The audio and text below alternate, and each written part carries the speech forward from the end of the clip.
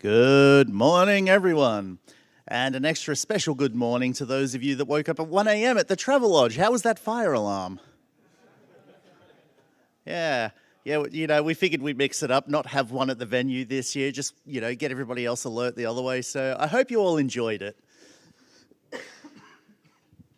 Okay, so this is the third and final day of the conference part of DConf 2022. You've all made it so far. How does it feel?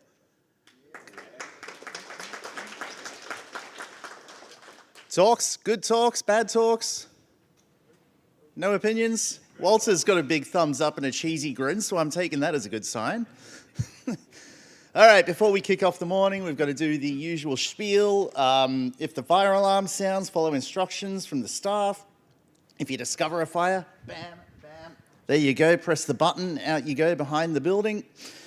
Take care not to obstruct fire routes or exits, and report any injuries, accidents, or damage to the team. I've also got soft drinks, can be purchased from the bar downstairs, water stations, one there, one behind the pillar there if you haven't seen it, and the Wi-Fi is code node with the password enter space, capital E, capital S, no spaces in between. We also have, as you might have noticed coming in, a ton of t-shirts and cups out there. Mike has told me that everybody can please take an extra one. So if you want to take another one home, by all means, go and grab one. And I think that's about it from the setup, which means, well, should we even do this talk? Surely everybody has this memorized to heart by this point, given the amount of questions we've had this week. I should know. I'm not sure I should bother. Oh, well. Let's just do it anyway. Give it up for Attila. Thanks. I think I'm going to start off today with something that's going to be forever known as the Ali maneuver, just to check where I am. Well, hey, all right. So present and future, the deprogramming language. Those two words usually go in that order, but I'm going to do something different because I was going to do it in that order. I'm going to start with the future first. Then I'm going to go back to the present. No one's laughing at this slide. If you don't watch Doctor Who, it's on you. Right, so where we want to go, this is, the heavens part, the angels are singing, things are good. We have a minimal recompiling daemon. All you have to do is type a few things. Compiler already knows what's going on. You get your results back, sub 20 millisecond iteration cycles. Because, as we know, I hate waiting even 20 milliseconds. A lot of views that are okay with 5 seconds are wrong. Fix the language without breaking users' code so we can move to the future without, forgetting the past. The second version of Phobos, and the third, and the fourth, and what have you. Phobos releases only a header, even though we don't have those for multiple reasons. More attribute inference, so we don't have to keep typing safe, pure, no GC, const, I don't know, whatever, pure, more stuff that may even come in the future, and things like that. So we want to go here. This sounds like a good future. I want to go there. I wish I was up here in a turtleneck describing one of these things, doing something sexy, and then going one more thing, and the crowd goes wild. But I don't get to, unfortunately. Because how do we get there? Well, we need to crawl before we can walk. And so we need to take care of the present first so that we can move into the future. And so where are we now? Well, we have a GC, so we tell people we're memory safe. That's one of our selling points. Except, when we're not. Because you can pass pointers to the stack, and things blow up, and that's not good. And why that's not good? Because we're trying to convince people to use D instead of whatever they're using now. And if we're not safe, they could just go to Java or Go. And if we have a GC and some people think that they can't afford a GC, they might go to something else. So we need to tighten this down. And we tell people, well, it's fine. D has a GC, but it's optional. You don't have to use it, except it's hard. And if we make it hard for people to not use GC, they're not going to do it, and they're going to do something else, especially if they're already having to do hard work themselves. Why would they subject themselves to that? And very justified complaints, I think, about unfinished features. Just keeps coming up in the forums. People keep mentioning it. When are we going to finish, X, Y, and Z? So let's tackle that. I think that needs to be the priority. So what is our unfinished business? We have a lot of preview switches that we turned on, well, introduced anyway, to enable people to check out new features in the language, but they're all still there, basically. And that's not good. It's not good optics. Not for us, not for anyone else. We keep getting questions about shared, which I did a few days ago. So shared's up there as well. We have a bunch of code in Phobos under SED experimental, and it just keeps staying there. Again, this doesn't look good, it doesn't feel good. So what I think is important is to give a sense of momentum that we're moving forward, that things are happening, and that things are working. And whatever else anybody of you, can come up with, please let me know what else that is unfinished that we need to tend to, and I'll put it in a list of items that are to do. So the previews, what I need to do here is go through all of them, basically. And by we, I mean me. And I think that we haven't done a good enough job of checking, even after they get implemented, if the runtime or Phobos even compiles, because it turns out sometimes that's not true. So after implementing them, we need to check if those compile, if the projects end up compiled, because otherwise we can't turn them on. What's the point? Check also filed issues in these preview switches before we can move forward to them. What are the bugs that people are seeing so we can fix them first before we can move forward? And then go through each one of them, see if they have merit, especially if they've been there for a few years.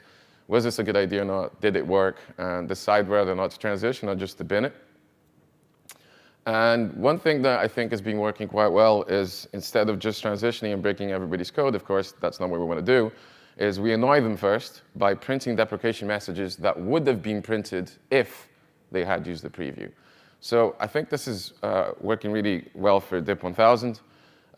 We're getting messages now that would be printed if it were a DIP 1000 violation, and it just annoys the user, but the code doesn't break. And they can get rid of those messages by using revert. So that way, they're preparing, either they fix the code so the messages disappear, or they use preview, they don't get annoyed anymore, and when we do the transition, nothing will break because the old behavior is going to be preserved. And then, of course, after some while, we switch the default.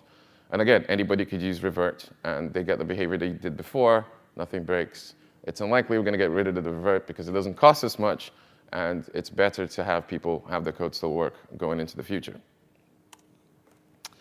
So what do we still have left of the preview switch? We have DIP 1008, and there's a bug that Matthias told me about where it still allocates for the stack trace. So we need to look into that before we can do anything with it. There's fieldwise, which has been there for a while, and I've already started doing the work to make that the default. And then all these other ones are value ref param. There's a bug stopping us from doing it. No shared access is important because of shared, and there's a bug stopping us from even printing the messages, which I filed as well, so those need to get fixed. And then those are the three there. Now, shorten methods isn't too big of a deal because it's very new. That's okay. The problem is when we have preview switches that have been there for years, and it seems that nothing's happening, so I am making sure that something will definitely happen. We can't just let them be there in limbo. So shared. Keeps coming up. And it's unclear to me exactly what the community means by unfinished. Because of the preview switch I just mentioned, which is no shared access, if we fix the bugs and we get that in, as far as I'm concerned, share's done.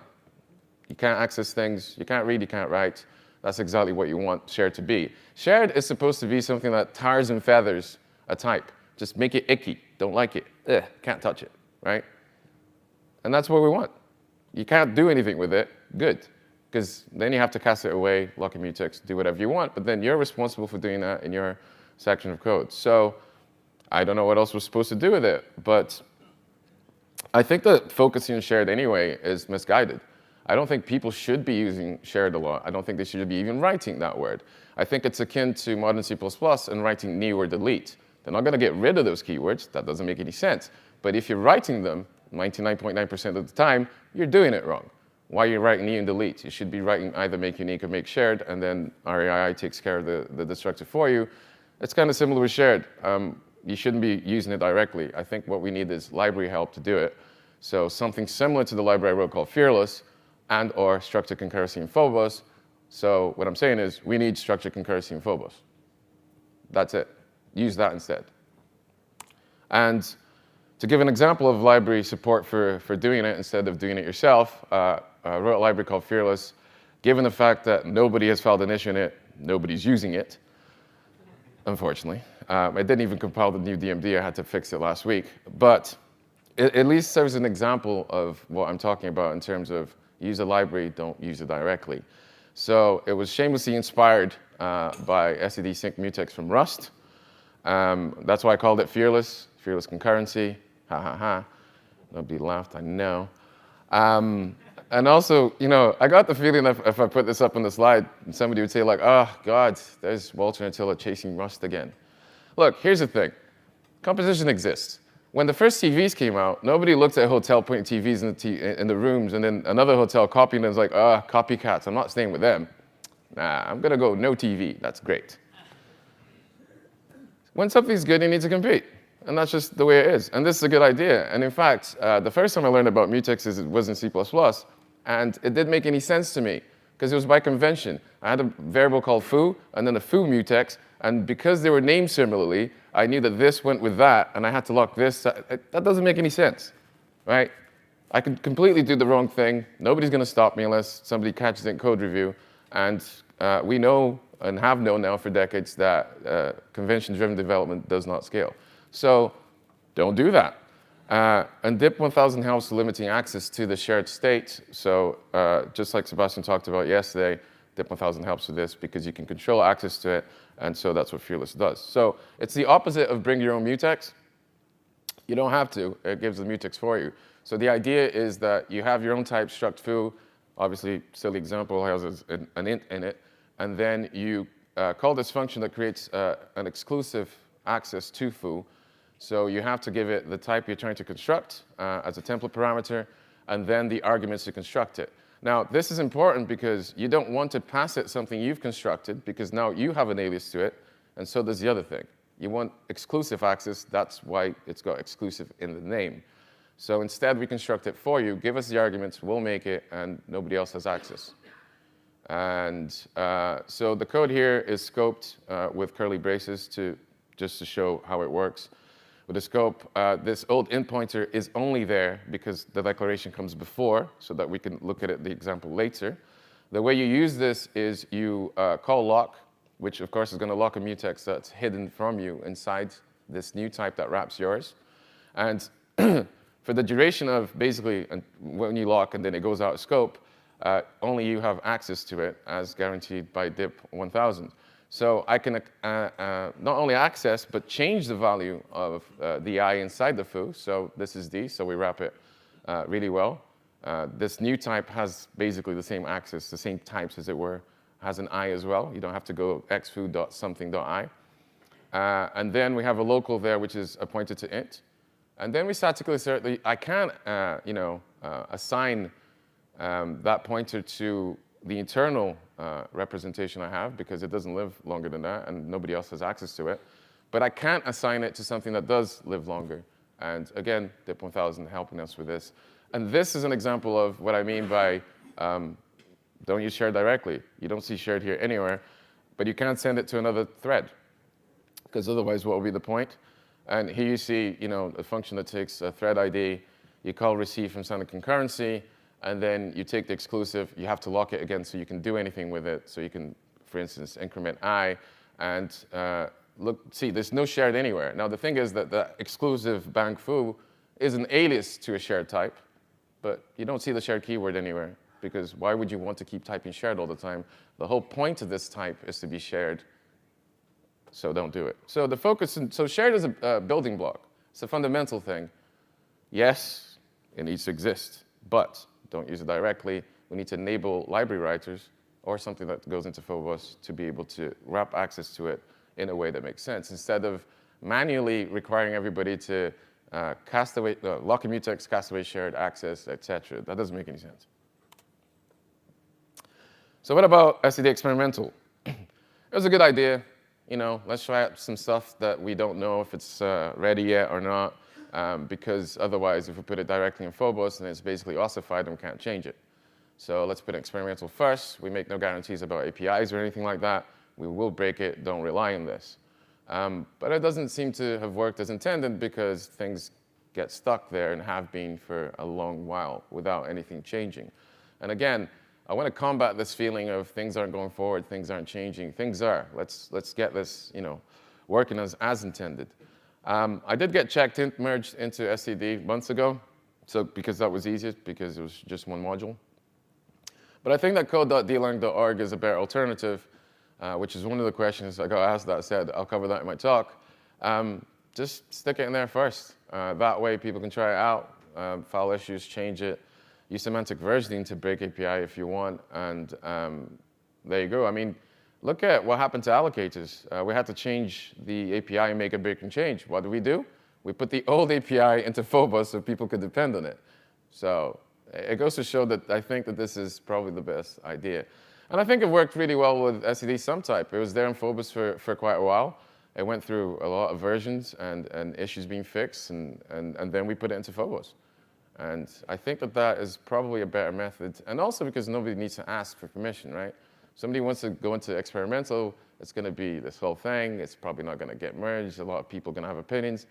You can just put things in dub. People like it, they'll use it. If they don't, they don't. And there you go. And maybe you could even put Phobos in dub and exploit this whole semantic versioning, right? Make breaking changes, stick it up there, and then people use whatever version they want. They can declare in their dub SDL or JSON which version they want, and things will work. So I think this is an idea worth exploring, and the more I think about it, the more I like it. And fortunately for me, I'm the one that gets to decide, so yay. And so going through the things we have in experimental, we've got typecons here. And unlike the other two that I'm going to talk about, it's tiny. It's got a tiny little module that I didn't even know existed until I basically went into the folder and went to see what's in there. And what I need to do is basically just go through all of it and see if it makes sense. And in all likelihood, it will, and just stick it into STD and call it a day. Because we already have typecons, so just stick it in the existing module. I'm not even sure when this got written. I think it's ancient. Logger. What happened is I talked to Robert because he wrote the library, and I asked him if anything needed doing. He said it did. Fortunately for me, he went and did it instead of myself. There were some comments. There was a bit of back and forth. I had to fix one of the issues. I looked at all the bugs in issues.dlang.org, and there was no showstoppers because the issue here would be if something required an API change, then that would be blocking to put it into SCD because we don't want to do that. Nothing was like that, so it's fine if we put it there and fix bugs later. And I managed to get it merged, I think, Friday or Saturday last week. So that's good. That's done. Now, there are open questions on Allocator, and the questions I have here was basically a similar process I did with Robert, in which I asked Andre, since he was the one that wrote it, what's stopping us from merging this as is. And so he had several things that he said needed to be decided or looked at, etc. One of them was, what should be the default go-to allocators? So I want to use allocators. I can't afford a GC because I've profiled, of course, right? Right. And what do I do? Like, what should I reach for? Is Allocator what I should do? Like, how do I use this? And we'll look at it in a little bit. And also, because of the design we have now, how do we synchronize access to the global allocator state? Two threads are trying to set the allocator. What do we do with that? Because right now, there's no protection whatsoever. And then how do we manage the allocators themselves? You know, who allocates the allocators? Who watches the watchman? And that could get meta quite quickly. So is reference counting a way to get around this? Do we do it in an ad hoc fashion? That's a very good question. I don't know. But we also have this showcase module in which we have basically, because allocators is a bunch of building blocks. So it's like Lego, right? You're supposed to take these building blocks and put them together, and then you have your allocator based on that, which I don't know if everybody's understood, because in the wild, they keep writing their own allocators, and it's not how you're supposed to use it at all. So in Showcase, we have a few examples of this is what you're supposed to. Here's one I made earlier for anybody that watched Blue Pizza growing up in the UK. Or maybe I'm too old and nobody remembers. Okay. Anyway, here's one I made earlier. Here's an example. This is the kind of thing you're supposed to be doing. And Andrew said that we should have more examples of classic high-performance allocators in there. The thing is, I don't know what he means. And I'm just going to read some papers and see, you know, what examples exist out there. So for particular kinds of use cases, here's some allocators. So basically more examples in there, which is easily fixable. I don't think this is a showstopper to merge. It's an addition anyway. And what's the relationship between allocators and the GC? How far can the allocator interface, where it be the runtime or the compile time one, affect or be able to model the garbage collector as we have it? And what is the porcelain of allocators? Like, what should the API for a regular user look like? How do I use this? How, what's the high-level usage? So, going through them. The go-to allocators. After thinking for a little bit, I realized that it cannot be the allocator or process allocator. For those of you who do not know, the allocator is a function that returns the allocator for the current thread, and the process allocator returns the allocator for the whole process. Both of those default to the GC as is now. Now, here's the issue.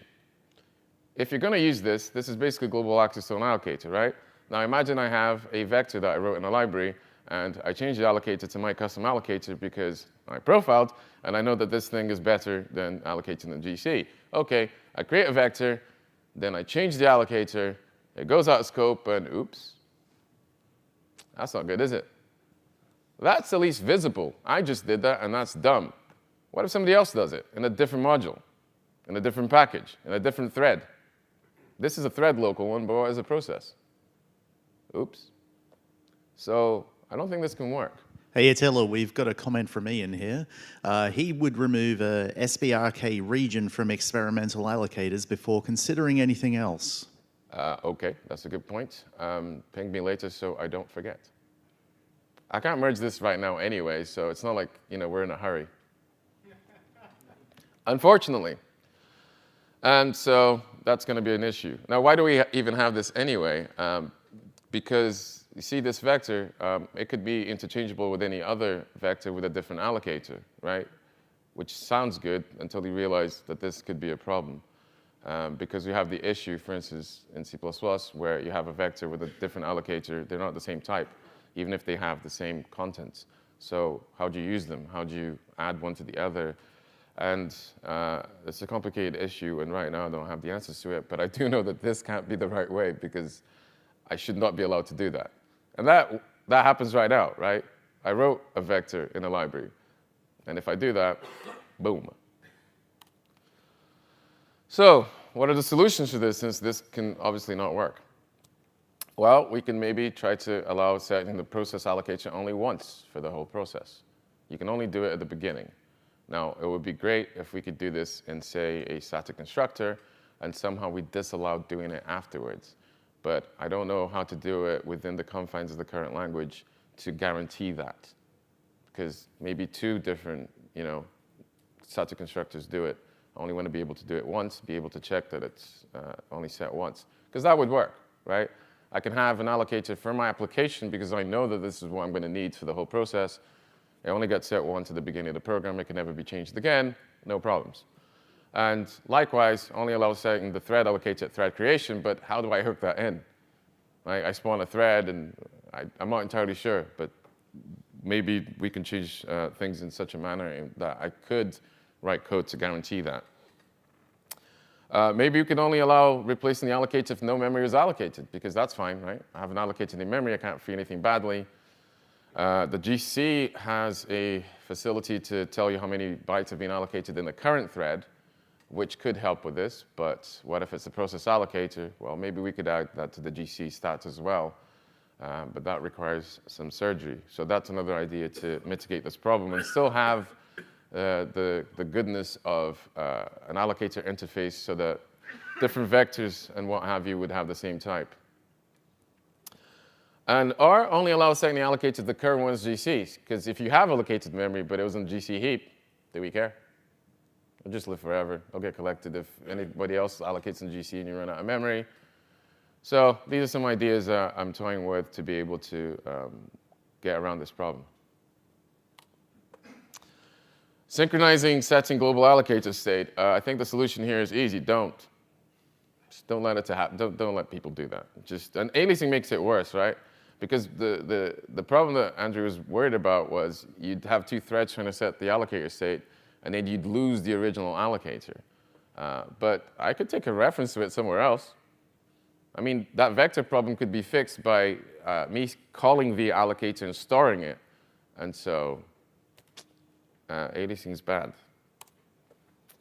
And for the classic allocators, all I need is really examples and, again, additive features, so not a big deal. But yeah, it would be nice.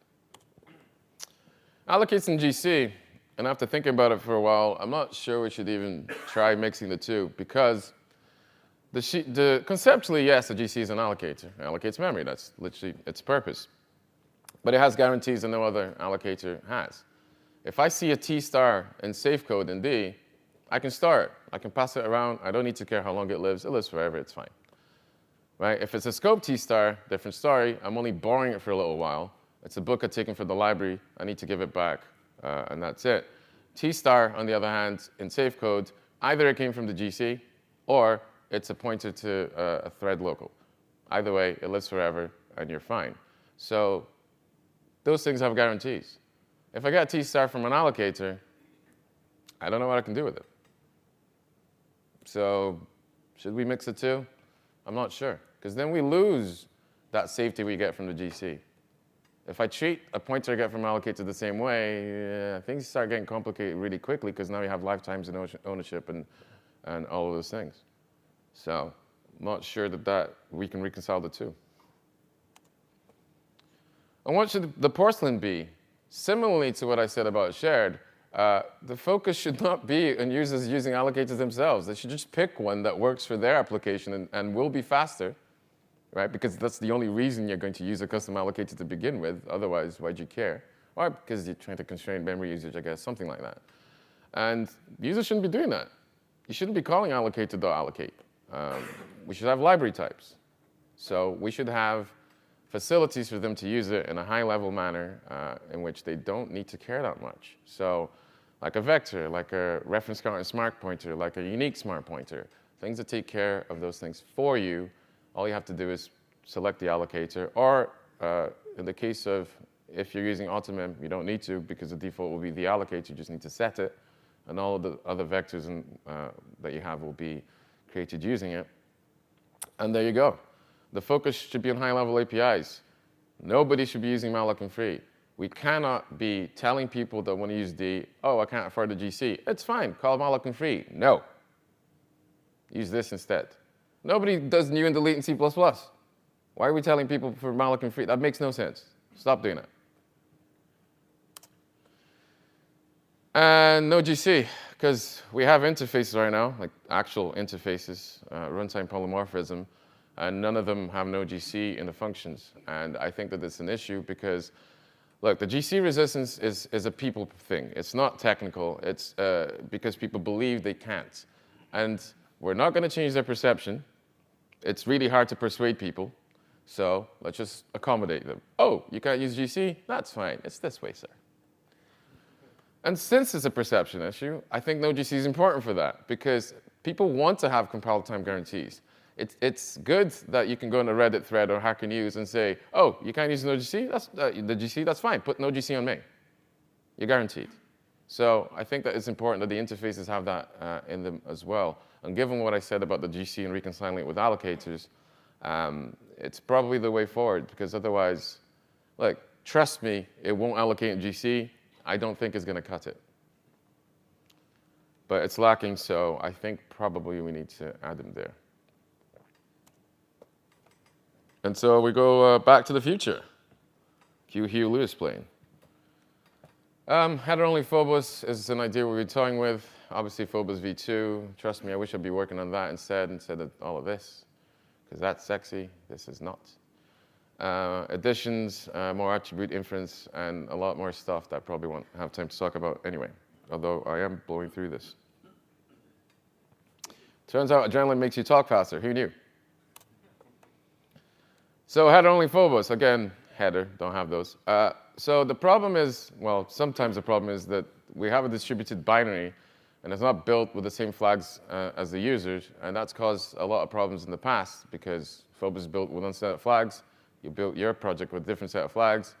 Oops. For instance, we had a lot of times when people were using -unit test because they were testing their code, they would see Phobos in a different light, as it were, because all the version unit test blocks would be now triggered, and then template emission happened, and there were linker errors, because obviously Phobos wasn't built in unit test mode. And we ended up with a hack in the compiler that's only being recently removed.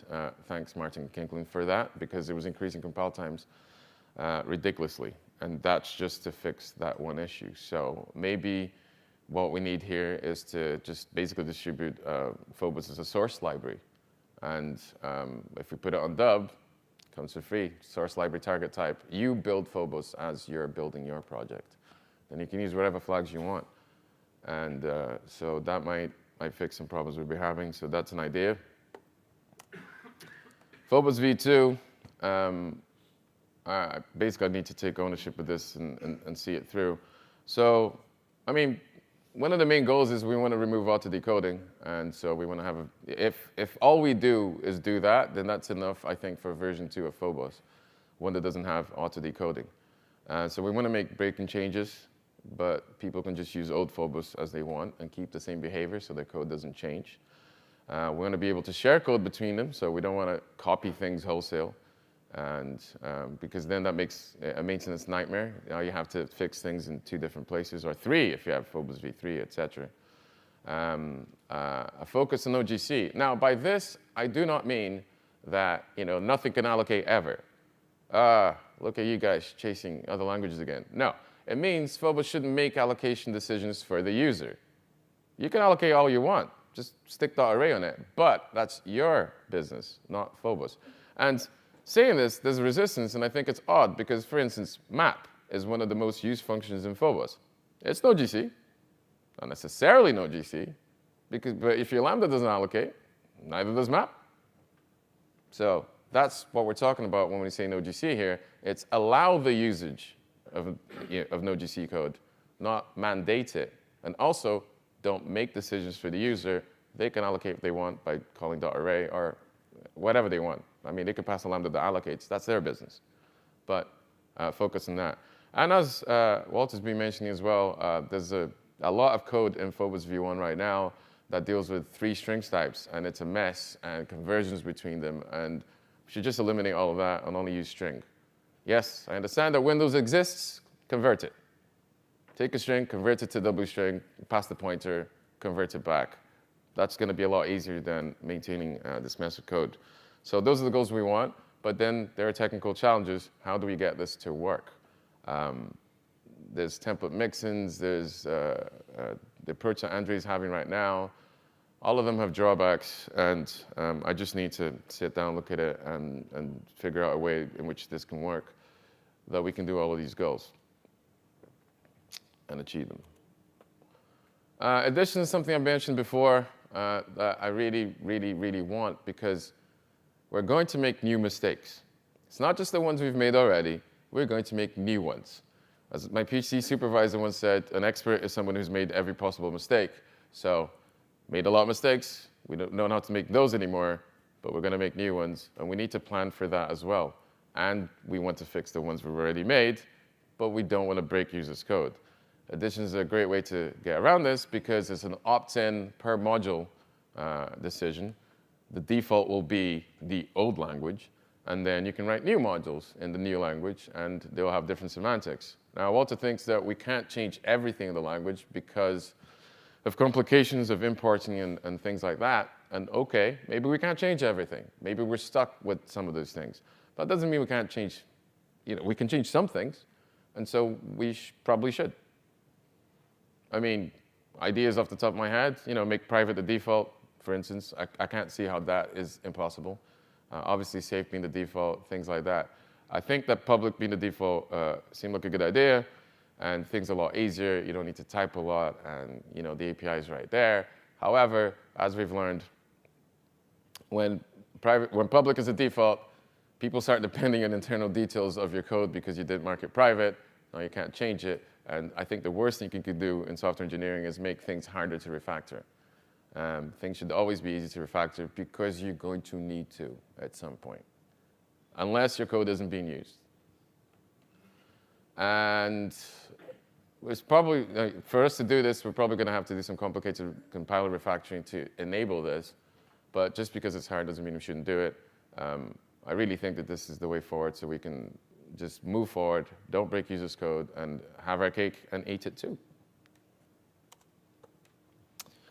Attribute inference. I mean, I don't like writing safe no GC pure no throw const as much as anybody else. It's not nice, and it does clutter things visually, and I can't make everything a template. So, given that in practice, most D code seems to be open source in the sense that hardly anybody uses DI files and distributes that with a binary, as used to be the case back in the 90s. People would sell software, give you the headers, give you the precompiled binaries, and it was closed source. But in practice, it seems that that doesn't happen too much in our community. That doesn't mean we won't support that, but given that, a lot of the time, you're depending on a dub package, and the source is right there. Infer, no? That'd be good. And I did say that, you know, like, oh, the other day I wrote C++, and it was great not to have to write all those stuff. It's not quite like that in C++ either. That's an example of, you know, modern C++ code. There's a lot of noise there, too. And at least we don't have to write constexpr and everything, because everything is implicitly constexpr. And so, the summary and my run-through talk is that the priority right now, much to my chagrin, should be in fixing bugs and finishing the features. You know, whatever it is that we have loose strands, tie them up, cut them, burn them, something. Just don't leave them there. And that should be the priority right now. That should be what I should be looking at and fixing so that then we can move forward. After we've cleaned house, then we can look to expand. I think this is really good for the community as a whole as well. You know, give it a bit of oomph and show them that we're fixing this and we're doing this the right way, I think. And that the focus should be in high-level usage instead of low-level building blocks that nobody should be using in the first place. Again, we're not going to get rid of them. D is still a systems programming language. We need the low-level details to be in there because somebody needs to write those libraries, and they need those building blocks to be able to do that. But the focus should be on enabling high-level usage for the users and having experts write these libraries so that you don't have to, right? Don't spawn a thread, use Sebastian's code. And to be able to do that, because I only work on D part-time, and even if I did work on D full-time, I can't fix all of the bugs myself. And sometimes I'm not even, you know, familiar with the code base enough to be able to fix that bug in particular. And if I have 1 day per week, by the time I've loaded the context in my head, it's gone, and now I have to wait 7 days. And So I'm asking for help fixing these bugs, especially the ones that are preventing us from, for instance, turning the preview switches on. Anything that's gating that, please help out if you can. There's a hackathon tomorrow, so there you go. And question time, which we have more time for. Well, applause first, I'm sure.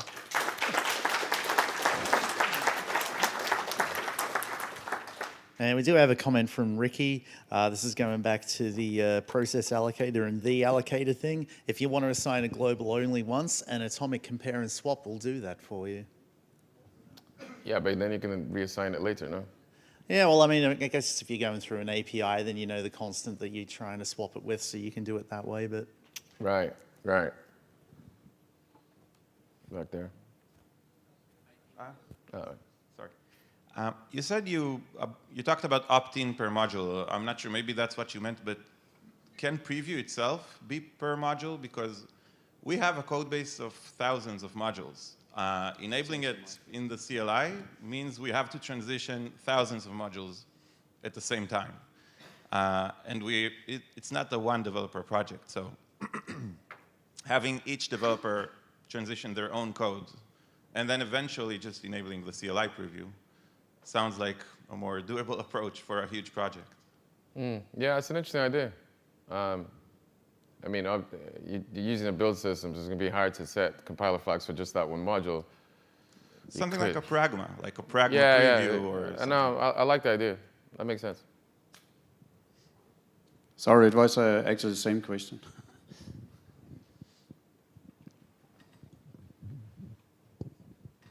Like how many unnecessary non-node GC functions are there actually in Phobos? You always say to measure first, is that actually a problem to be solved?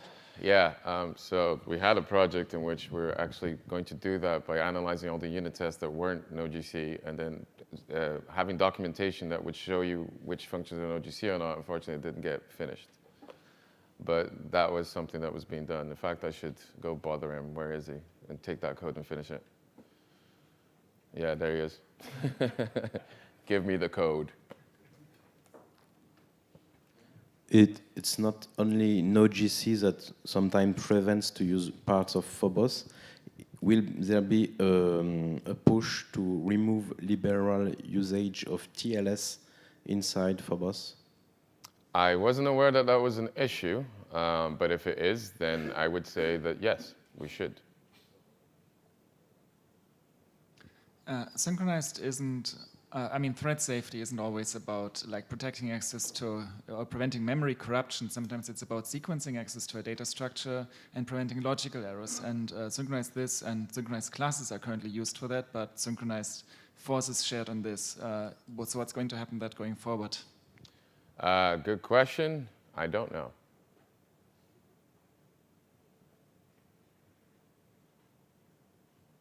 But yeah, that needs to be thought about.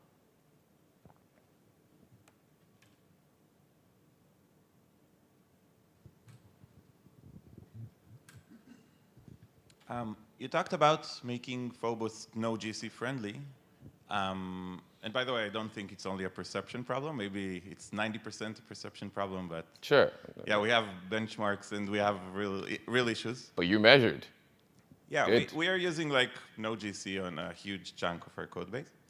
But one thing I noticed about Phobos is that a lot of the GC preventing NoGC in there is just the edge cases checking and then throwing an exception.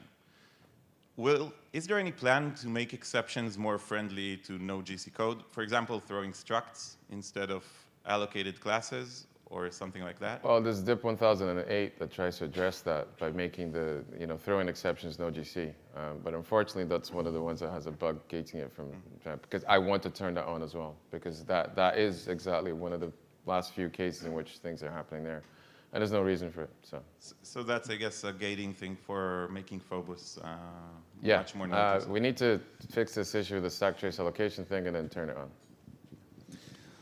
Yeah, we got a quick comment from the chat. It's not only no GC, Phobos using a thread local storage liberally prevents it to be used in more situations without a D runtime. So. As we got the comment from Guillaume Sorry? earlier. Great minds. What I think should be done with the allocation is you pass the allocator in as a parameter to when you use it, and there should be no global allocator setting. That's the first thing. And the other thing is, in my talk, I talked about using chain to do things like defer allocation and push it up the stack. So instead of passing an allocator down and then concatenating your arrays, you return a chain or a range. Then up at the top level, there you decide what allocator you're going to use to convert the chain to an array. And you have an extra parameter, but it solves the problem. Well, the vectors I have there do actually have the ability of taking an extra parameter in which you pass the allocator in. The reason why that API exists is because of the whole problem of different vectors or different allocators not having the same type. That's what that's trying to solve. Okay. I'd have to think about that. So I think we were the first and probably only company to use preview switches in production. We implemented preview in. And when we did so, we added that to our dub JSON, and we had weird bugs.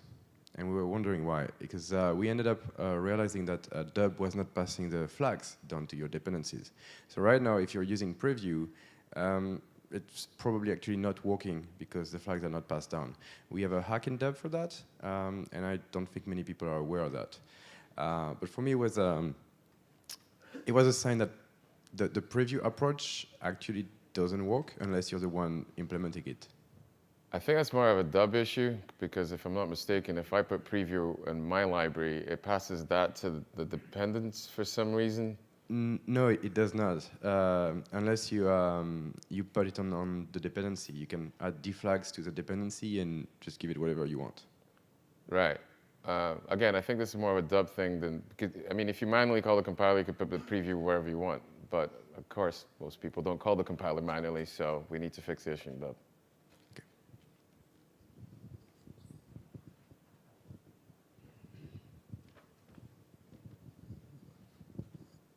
Hello. If Phobos were in dub, then it would have a version, right? And probably every library would end up depending on some version of Phobos, right? And then you end up, I think Haskell sort of has this, their own special version of dependency hell where they end up having, you know, it becomes really hard to import libraries because they depend the last time the author used that version or updated their version, it's an older version. And even though there's not an incompatibility functionally, just because the version numbers haven't changed and someone specified a specific version, things are become very difficult to sort of Yeah, that's a good point. I think if we did that, because we haven't done it yet and I haven't decided if it's a good idea yet or not, especially because there might be issues I haven't thought about. If we did that, I think that we should tell people that the default should be version equals star and just use whatever, unless you actually care what version of the standard library you want. But yeah, thinking about multiple standard library versions in the project is already making me go, Right, it would have to be, because essentially when you have the standard library just come with the compiler, you get sort of you get the star, right? It's essentially just a star, right? Like, and it basically works except when it doesn't, and you figure it out and move on, right? But you don't have problems that are specifically just fake problems because they're just numbers. Yeah, no, I understand what you mean. Good point. Need to add that to a list of possible issues.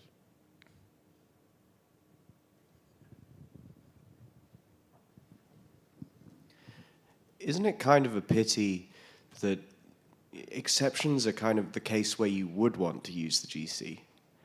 Like, you don't want to structure your code. You structure your code around ownership or resources to some degree, right? It constrains how you build your code base. And the exception path is not the thing you want to structure your code base around. And therefore, it's a perfect case for just give it to the GC. And most people are like, oh, I can't use the GC. You can't use the GC on an exception path? Really?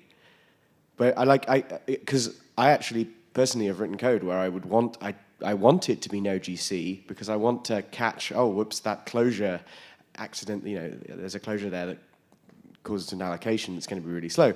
But like, I definitely want that weird edge case where, like a file handle disappears or something, like some OS problem. I still want to throw an exception there. I don't care about performance in that case. Somebody came up with the idea a few weeks ago of considering throwing exceptions as no GC, because who cares? But there is some precedent with the debug and pure, is it? Or right, one of those, yeah. Well, the problem with that is people might be catching them and logging them, and then you will generate garbage. Imagine you're running a server, and if the program's going to terminate, yeah, who cares? But what if it's not? And you can't tell because it could be caught somewhere else. Yeah, I think in the end it's probably not very interesting as a compile time thing, no GC in the end. It's more the sort of thing that you, like looking at the GC profile of your program and seeing, oh, there's no entries in the GC profile. I'm doing it right. I understand that, but you're at DConf. I don't need to convert you. Fair. Right? I need to proselytize to the other people. Like, your soul will be saved. No GC. All right, we can do one more question. Who's got one more question?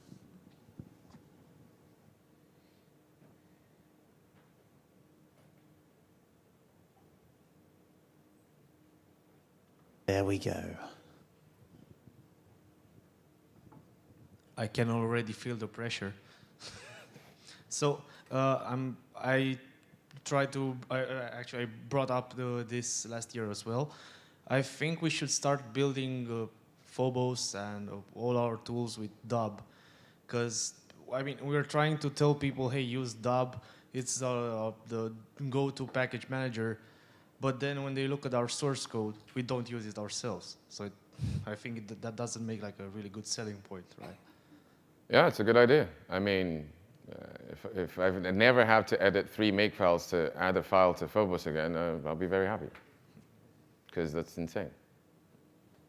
Build all of the things. The thing is there, build it. If it weren't to be built, then don't put it there. Yeah, and I know, so I think like there were some comments that it has some performance issues or something, but I don't see this as a showstopper.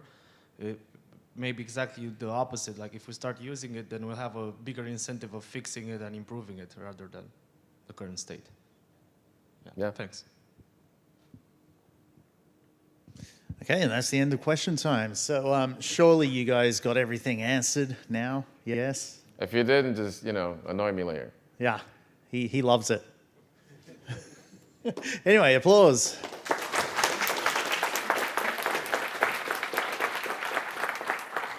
And break, 10 minutes.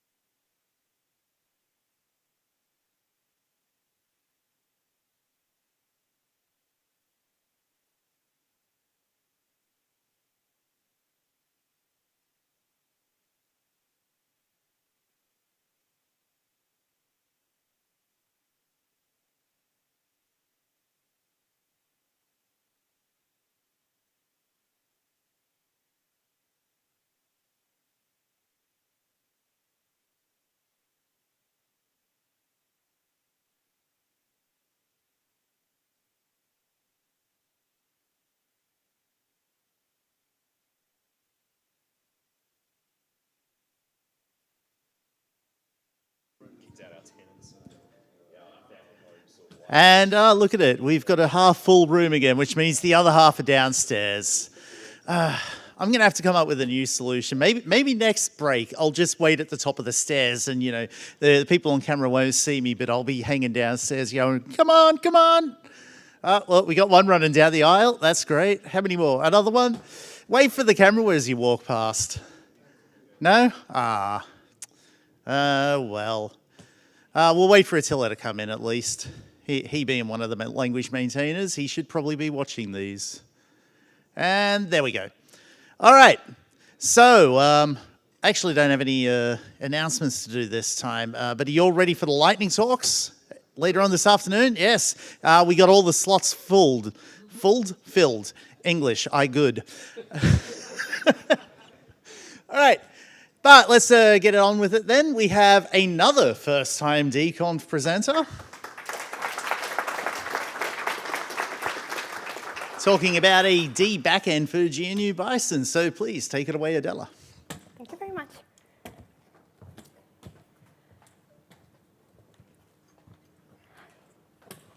So hi, my name is Adela Weiss, and I am here to present my work on the D backend for GNU Bison. I'm currently a master's student at the Technical University of Munich, but I did most of this project while I was still a student at the Polytechnic University of Bucharest. And I also participated with this project in Symmetry Autumn of Code 2020. As most of you might know, GNU Bison is a parser generator. But let's first make sure that we all agree what a parser is. A parser is a tool. It analyzes a symbol set based on some grammar rules. And it is used in all sorts of contexts: compilers, interpreters, command line tools, and nowadays in domain-specific languages, especially in behavior-driven development. Now, Bison was used in all of these examples, so GCC, Bash, Shell, CMake. Some of this project decided to move on from it, but it's important to note that they decided to move on to a handwritten parser for their problem, so they didn't move away to another general-purpose solution. Now, about Bison itself. Bison, as I said, is a general-purpose parser generator. Through abuse of terminology, most people refer to it as just a parser, but it is somewhat incorrect because it needs a grammar to generate the parsing rules. Bison is also the de facto LR parser generator, LR standing for left to right, rightmost derivation. Bison implements two such algorithms. The first one is deterministic, and it's called LALR1. So it needs one token look ahead in order to figure out the rule it parses. The other one is non-deterministic, and it's called GLR, or generalized LR. Bison supports chronologically the languages C, C++, Java, and the last edition, D. The D language backend is available since last September and since version 3.8. Right now, the D language only supports the LLR1 algorithm. The GLR will come in time. As you might know if you're familiar with this conference, I'm not the first person to come here and present a parsing solution for the D language. So let's see what's the state of the parser generators in this ecosystem. For Antler, the latest version, Antler 4, supports the language, but in an unofficial fork. And the reason for this is because the tests are written separately and are not introduced in Antler's test suite. The previous version, Antler 3, had active support for the D language, but it's not supported anymore. There are all sorts of parser generators across time, but most of them lost support. And in the case of LL2, which was also presented at this conference, the problem is that there is a single point of failure. It's maintained by only one person, so any addition depends on this person's time. So I identified this need of having an established official parser with active support. And of course, it's nothing bad in adding more variety for parsers. Outside of Goldie, all of these parsers implement LL algorithms, so left to right, leftmost derivation. And if we also want to think from the point of view of attracting new D users, it is easier to convince someone to try one new technology rather than two. It's easier to convince them to try D when they can still use the parser of their choice. Now, you might notice that I didn't say anything about what is probably the most popular parser generator in the D language, pegged. So let's see the case of pegged. Pegged stands for parsing expression grammar. And this parsing solution is written only for the D language. So let's compare pegged and Bison. Both pegged and Bison use memoization. And in the case of pegged, it's proportional with the input size. For Bison, it only needs the depth of the parsing tree. So pegged is more likely to crash with an out-of-memory error, especially for very big inputs. But from the time complexity point of view, pegged is faster when it deals with ambiguous grammars. For pegged, it parses the grammar in linear time, while Bison, in worst case, will parse it in a big annotation of polynomial of degree 3. So in this case, pegged is faster. Also, pegged doesn't need a lexer. Bison doesn't have an associated lexer, so you, as the user, are supposed to introduce it in the program. So from the point of view of the development, pegged might be faster. But let's look what happens when we are parsing an arithmetic calculator grammar with both pegged and Bison. So in this case, I am doing the following calculation, 1 plus 1 divided by 1 minus 0, and I choose to parse this 1 million times. The reason why I chose this size of the input is because Bison was so fast that up until this input size, I couldn't actually measure anything consistently. So it's a simple enough grammar that Bison can parse it with LLR1. So Bison will parse it in 5 seconds and pegged in 6 minutes. And it gets worse, because for Bison, this is the real time. For pegged, it's just an estimation. Because of this input size, it crashes with an out-of-memory error. At the end of the day, you're choosing the parser that suits your project. But for big inputs, and especially for grammars that can be parsed with LLR1, I recommend to use Bison.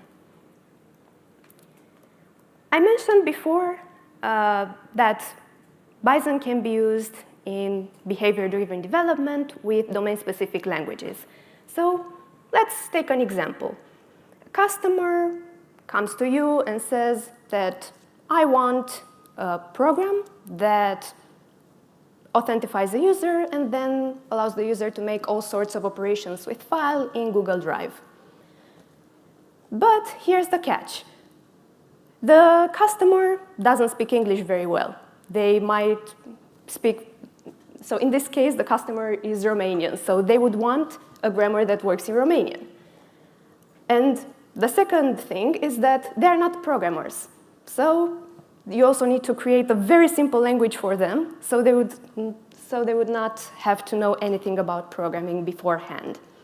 So in this case, you can create a grammar that looks like this. Has very simple operations, login, create, write in, and then the parameters for those operations. Now, we are going to look at what Bison does with this so-called tokens. The token kind is the visible token that is actually visible in your input. In this case, these are our keywords: login, logout, create, and so on. In the case of EOL, it stands for end of line, and it's a Bison internal, so you don't actually need to specify it. Then we have the last token, which is the parameter. So in our earlier case, those parameters are basically everything that is not a keyword. So the user, the password, the file, the input, all of these are parameters. Now let's look how Bison creates the output. The code comes from 3 main sources. The first one is the user input.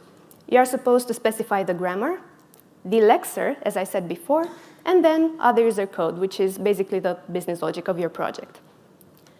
Then Bison source will take the information from the grammar and lexer, will interpret the grammar rules, and will transform the lexers with some internal token data. Then all of this will be put together by the language backend.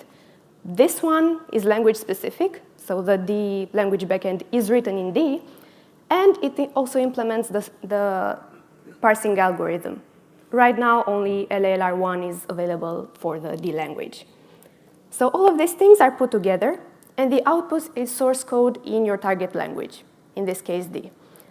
You can compile and run this code however you want. There is no restriction.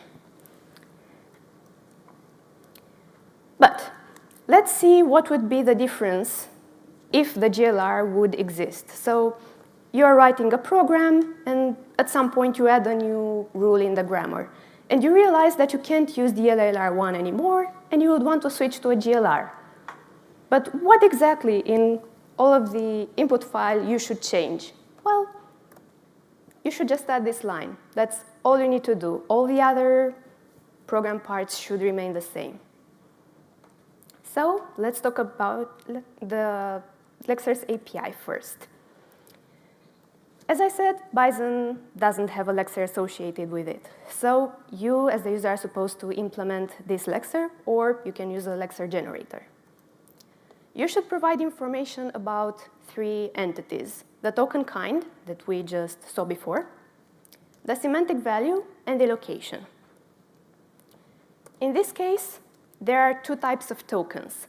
There are tokens with invariant values, for example, this one, that will always have the value login. Or you can have tokens that have variant values. So in this case, the parameter can be anything. So in this case, the semantic value should contain that variant value. Now, in the other backends, what happens is that the return value of the Lexer is the token kind. The semantic value and the location are returned in different ways. They're either variables or class attributes. The reason why this happens is historical. So Bison wanted to be backward compatible with its first version, Yak, but it was written in a language called B, which didn't provide any sort of encapsulation. For D language, we decided that we don't want to be backward compatible with the language B, so we are not doing this at all. Instead, we are returning a complete symbol that holds together all of these values. But now, this way of returning things can have some problems. Behind the scenes, the D backend will create symbol constructors for all of the data types that a semantic value can take. Our example only has a semantic value of type string, but there could be parsers that also need ints or a custom class. So what happens is that at compile time, the following instructions would be accepted. So I have a token kind of type int, and the semantic value is an int. Everything is great. A token kind of type string, and I'm returning a string. Again, this is fine. But this would also be fine. There is no correlation between the token kind and the semantic value at this stage. So in order to have compile time errors, you can use this directive called API token constructor, which basically, instead of calling the constructor directly, it will call a method with the same name of the token, and that method will await for the correct semantic value. So for our example, in the case of the token that has an invariant value like login, you are supposed to just return the location. But in the case of the symbol that has a variant value, you are supposed to return that value and then the location. And now you will have compile time errors if they are not correlated. Another thing I introduced in the D language backend were the custom error messages. When I inherited the project, there were already workflows for the simple error messages. And in this case, it will output the location and just syntax error. Again, it's there for backward compatibility reasons. I don't see why in 2022 you would want to use this. For the detailed ones, Bison's backend will create an error string that contains the token that created the error and the expected tokens. We basically want the user, in the case of the customer messages, to have access to an API of this context. So we want the user to be able to know the location in which an error occurred, the token that created it, and the expected tokens in that case. So I had to create this class that will now be available to the user and provides this API for the custom error messages. Another feature of the backend is the error recovery counter reset. What happens when Bison encounters an error is that it outputs the error message, but most probably the next tokens will also produce error, and most probably it will be because of this earlier error. In order to not pollute the error log with all of these messages, Bison will skip outputting error messages for the next 3 tokens. But sometimes we don't want this to happen. In this case, we have our earlier grammar with 2 of the rules for login and logout. And we also have part of the Bison grammar that we wrote in our program. So in this case, the instruction delimiter is the end of line. So we would have the following input. We want to log in a user, but we forgot to give the password. So we have login, user, and then new line. Bison will notice that it's an error, and it will give us the location, the unexpected token, end of line, and instead of it, it was expecting a parameter. But for the next line, we get nothing, even though it's clearly another error. Again, we forget to give the parameter. The reason why this happened is the one from before, as in the token that created the error is the new line, and then we start counting. The first token is a keyword, it's correct. Then the second token creates the error, but we still didn't await 3 tokens up until the moment we got the earlier error. So because of this, there will be no error outputted by Bison. So in these particular cases, we know that after an instruction is done, we want to know if an error exists on the next instruction. So what we do is just call this method. And now the error recovery counter will be reset, and we will have an error on the next line too.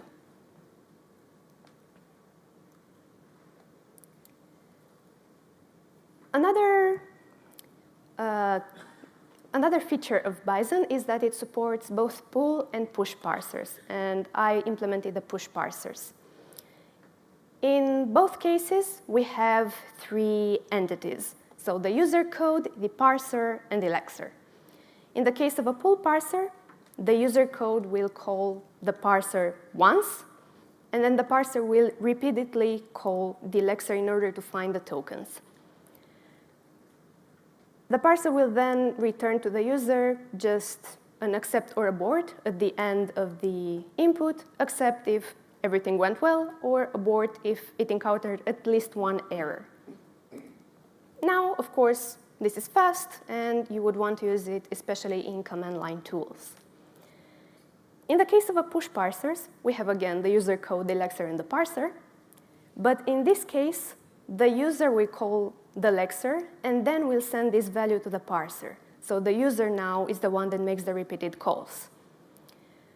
Now the parser will also return accept and abort, like before, at the end of the input. But if the input is not fully processed, it will also return push more, so that the user would know that it should call the lexer again for other tokens. This offers, of course, more granular control over the parsing process. So especially in graphical interface programs, you would want to use this type of parsers. Another thing I added was the internationalization. So this basically means that we wanted to have translated error messages. Behind the scenes, I am using getText, which is also used by C and C++. In this case, I choose to do this, one, because the D language doesn't have a specific way of providing internationalization, and two, because by using getText, I had access to the already existing catalogs of translations that were available in Bison. And, of course, I use this by using the extern C directive. As I said before, it's your choice as the user how you would want to compile the code that Bison creates for you. In the case that you would want to use dub, and you would also want to translate your own error messages, you might want to also use getText, because it's already used by Bison. But I found that it was kind of difficult to import it in your project, and I also find it hard to work with the catalogs. So what I did, I created a D library, which you can use with dub to import getText in your project, and it also has example on how to use the translation catalogs. Now, I actually have a demo with the earlier example of the Google Drive interactions, and the Google Drive code is made by my colleague Robert Taron, also participated with his project in Symmetry Autumn of Code 2020. So, Bison has 4 parts. The first one is called the prologue, and it's supposed to have all sorts of imports, defines, global variables. I always ignore it in the case of the D language.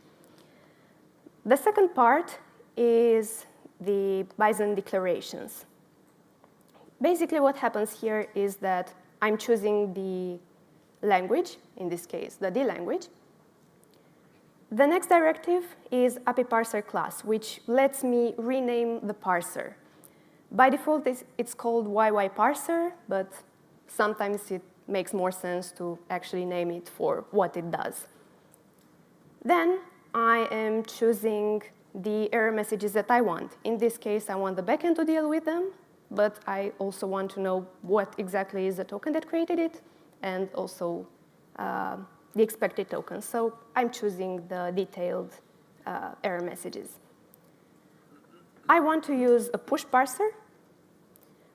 I want to have compile time errors when I'm dealing with the complete symbols. And another thing that I didn't mention before is that all of the tokens that have variant values are going to be held together by a union. It's, again, your choice if you want to write it yourself or you want to let the backend write it for you. If you want to write the backend to write it for you, you should use this directive. And of course, we also want to use locations because we want to know where the error actually is created. We already saw the token constructors. So it's the same grammar, the first part having the invariant tokens, and the second part having the variant tokens with the data type it creates. And then we have the grammar itself. So we read basically line by line. We accept both valid instructions and errors, and also empty lines. In the case of the expressions, the grammar kind of looks like this. So the name of the token, and then between these brackets, valid decode. So in my case, login file, logout file, all of these are helper functions that are part of my business logic. Now, in order to have access to the actual values of the parameters, you should use this syntax. Of course, it's basically counting the the token inside a rule. This can be easy if you have a small grammar like this, but it can get complicated, especially when you have a lot of tokens inside a single rule. So what you can do is you can actually name these parameters. So the first one would be the user. The second one would be the password. And now you can use this name inside the rules. And it will also help when you are developing the project, because maybe you would want to have a lot of changes while you're writing your grammar. And you wouldn't stay to count each and every token each time you change a little thing in your grammar. Then the last part is basically the user code. And we are going to focus on the lexer.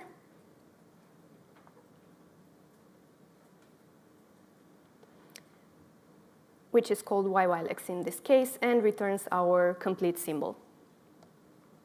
Of course, the parsing, you just do it through this, so you can skip initial white spaces, and so on. What is of interest for us is the return value. So in this case, we check for each keyword, and as we saw before, we return the method with the same name as the keyword. And at the very end, I decided that everything that is not a keyword, in my case, is a parameter, and I'm providing it the value and the location. And let's also look at how our main looks like. So the first two lines are just business logic. Then when I have to call the parser, I provide to it the token that is parsed through the lexer. And then if the status is still push more, if the parser still asks for other tokens, I just repeat this process. In our case, we have the following inputs. So we want to log in a user with a very strong password. We want to create a test to write in it, and then delete the file and disconnect the user. So I also have this script. Basically, the way to call Bison is just this, Bison in the file. And then I decided to run my project through DAB. So in this case,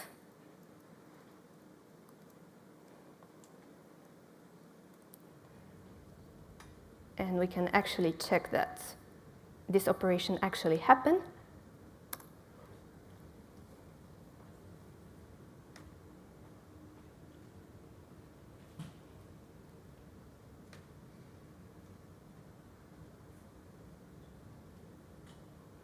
So I was logged in. I created the file.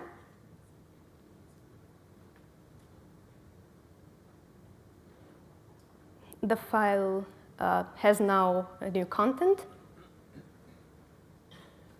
It was overridden. It has a new content.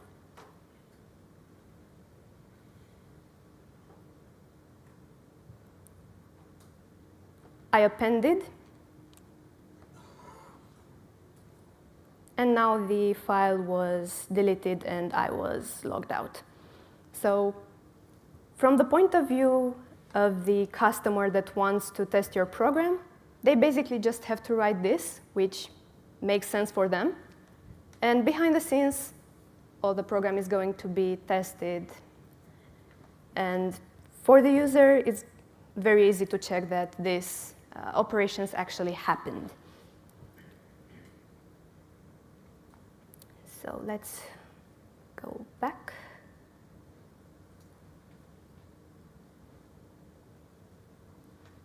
As a bit of history, for the D backend, it all started when Oliver Mangle decided to port the Java skeleton to the D language. And later, HSTOH made improvements, especially regarding using D language features. This was called the experimental backend, which was part of the Bison backend for a while, but it wasn't officially supported. this is what I inherited. And I added a lot of user customization, I tested it, and I also added documentation in Bison's manual. So after all of these steps were taken, now the LLR1 is officially supported. As challenges for me, when I started the project, I had a total coding experience in D of 10 minutes. I knew what Bison was, and I've never heard of GNU M4 or Autotest. So, so I had to basically learn all of these things. So I had a ramp-up period during the summer. And M4 is its own thing. I think I said earlier that the language backend is written in the target language. It's not. It's written in M4. It all looks like this. So M4 is a macro language. From its point of view, it's language agnostic. So it just receives strings, it outputs strings. That those strings, in some particular cases, happen to be decode, it's totally irrelevant for M4. Now, you might not believe me that this is decode, but you have a static auto there. You have a type of. And you have some return symbol. That's kind of everything that is pure D code that is going on in there. Everything else is provided by Bison's backend. But yeah, especially if you have nested ifs, it gets funny writing M4. The most challenging task for me was, funnily enough, the internationalization. So it didn't have actually anything to do with parsing, and especially because of the language catalogs. And I also misjudged the number of missing features for the D backend, because when I first proposed the project in Symmetry Atom of Code, I said that I was going to write the GLR. But after I realized that there are so many missing features, I decided to first finish those and have a completely functional LLR1, and then go on to writing the GLR. As mentors, I worked a lot with Achim Demey, who is a Bison commentator, but I also had a lot of help from Edward Staniloiu, Razvan Nitsu, and AHS Kioch. And of course, from the D community. And I really enjoyed those interactions on the forum. As contributions, I sent patches to Bison's mailing list because Bison uses its own Git called GNU Savannah. But I use GitHub for reviews or as a way to structure my own work. As I said, I participated with this project in Symmetry Atom of Code 2020, and for me it was a very positive experience. And I especially like that outside of the weekly and monthly updates, I could manage my own time. I actually participated to it alongside full-time studies. I was in my 4th year of bachelor's. And I think I grew a lot during this project because before I had no experience in writing APIs. I also learned how to use D. And during this project, I used a lot of compile time features and garbage collector. And while I was working on Bison, I realized that some things can be improved. So I made PRs to both DMD and Phobos in order to do that. Of course, I also learned more about LR parsing, and I enjoyed interacting with all of you. And as conclusions, the D language backend is now fully supported since version 3.8 for the LLR1 algorithm. And it implements all the customization features of the other parsers. And I also want to continue the work on the GLR. And I might have some news about that real soon, like midnight soon, unless my university doesn't want another extension like last semester. But yeah, I'll keep you updated. And that is all from me.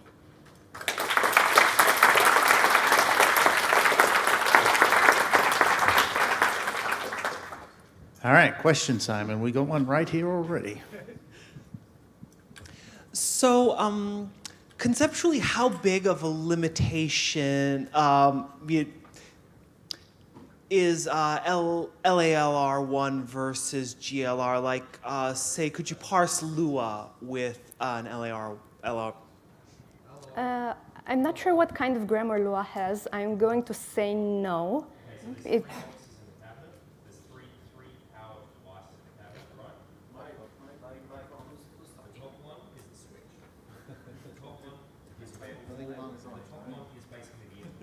okay.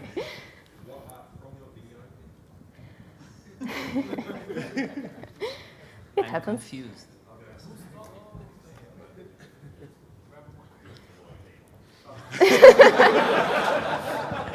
Ladies and gentlemen, Manu Evans. Yeah, I'm curious because like I have a possible use for this, and this is exciting. Yeah, basically it all stands if you need only one token look ahead, then everything is fine. Depends on your grammar. All right, anybody that's not Manu?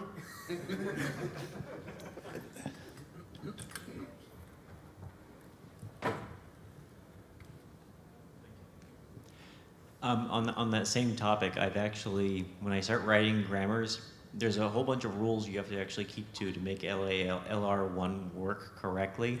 And it requires, at least in my experience, I had to read quite a bit just to understand those rules. But that's kind of when I started discovering pegged, because the flexibility of the parsing expression grammar was pretty high. And just, instead of banging my head against the table, I wanted to use a more flexible parser. It's tricky though. You have to understand, like, there's how you place rules, how you recurse, how rules can refer to each other. That's where most of the limitations come from when you're using LAR1, at least in my experience, but you probably know much better than me. Sure.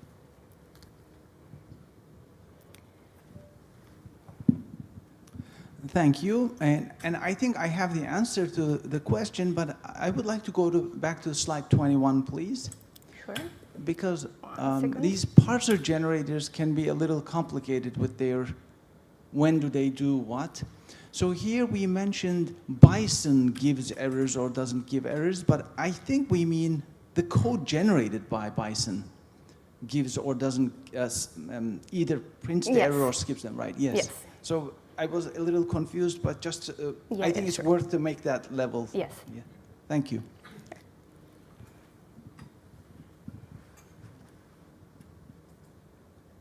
I have a question. So you said the advantage of Bison was that it can handle very complex expressions, but the example you showed seemed very simple, like something you could almost do with just a string split on spaces. So I wondered if that was just a experiment, or does Bison actually have advantages even in those cases? Like, I wanted to have a simple demo for this presentation, but of course that you can do more complicated things. For example, Bison was used in the first C compiler, so you can parse entire languages with it.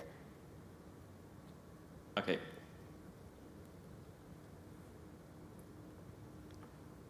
All right, who's got more questions? More questions, come on. Yeah, Ali has questions. I like Ali. So we like pegged, and we know it's being used in the industry. Why is it so slow? Can we make it faster as well? Is it worth it? I'm not sure about pegged internals, but I'm assuming that because the lexer is integrated in pegged, maybe in the case of my program, I handwritten my lexer, so even from that point, it should be way faster. So I'm assuming it's a combination of both the algorithms themselves, but also the lexer.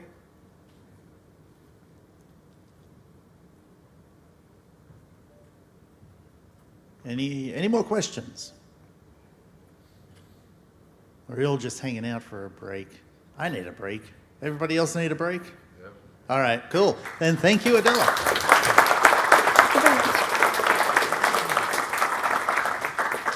Again, we've got, it looks like 20 minutes until we kick off the next talk, so have a longer break.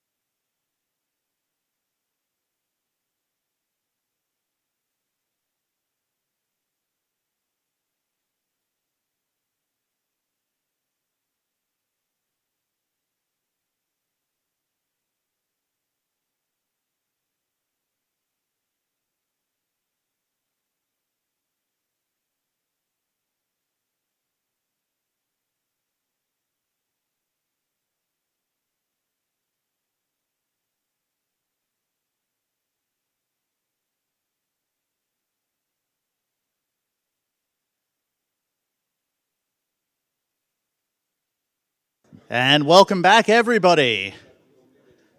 Now, I did stick my head out downstairs and yell that was 2 minutes left until the next talk, and most people have come back, so that's pretty good. Yeah, that was always going to happen. Thanks, man. Here, just hook it over my arm. Brilliant, perfect, thank you. See, things go wrong on stage. It's easy to adapt. Yeah, hey, check it out. Like we said, you can just go and get another coffee cup. And you know what's more sustainable than a recyclable coffee cup? One that you won't throw out. All right, so over here we have yet another first-time DConference presenter. Hey.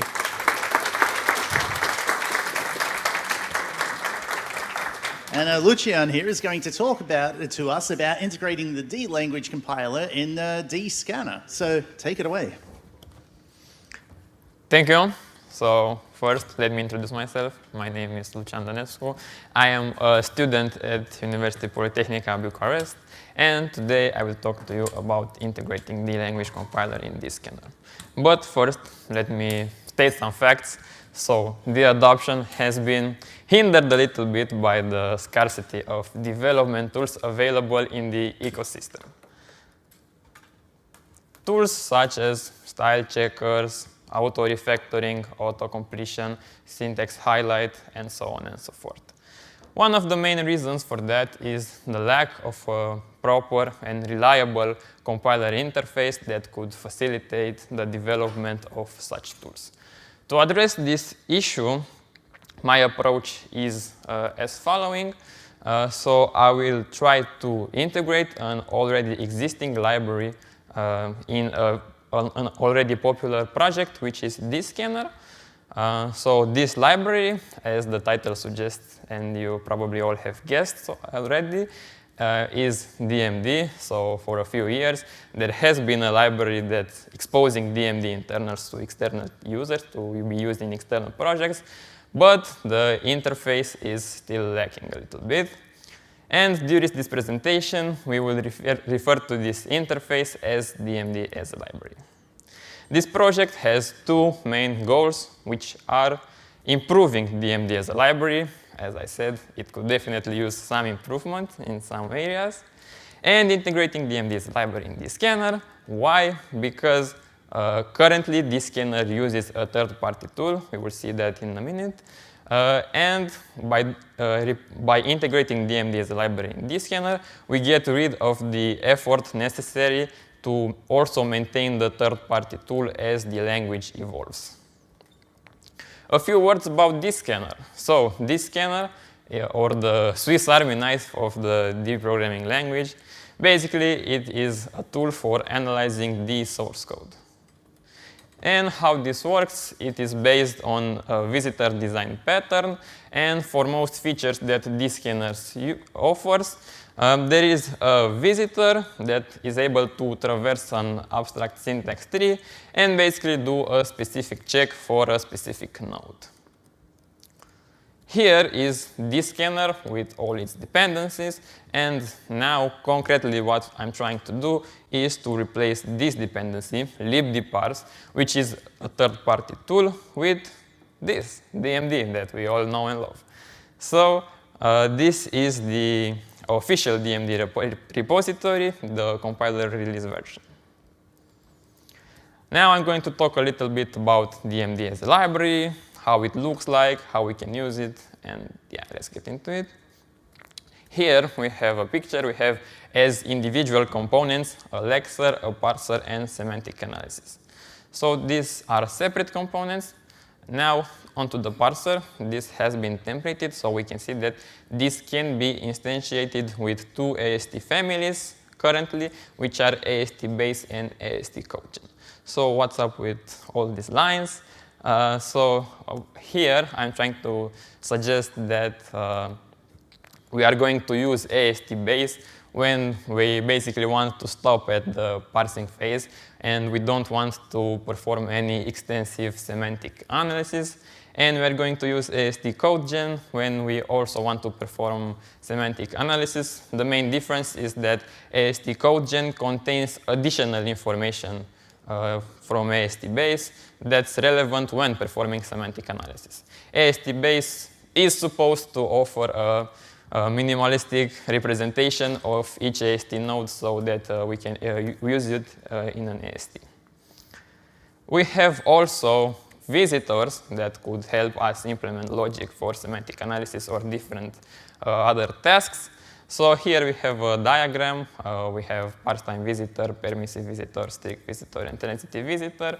So here is just the scheme of the classes, but we're going to take a look more in depth at each one of those a bit later on and to see how we can use them and why we would want to use them.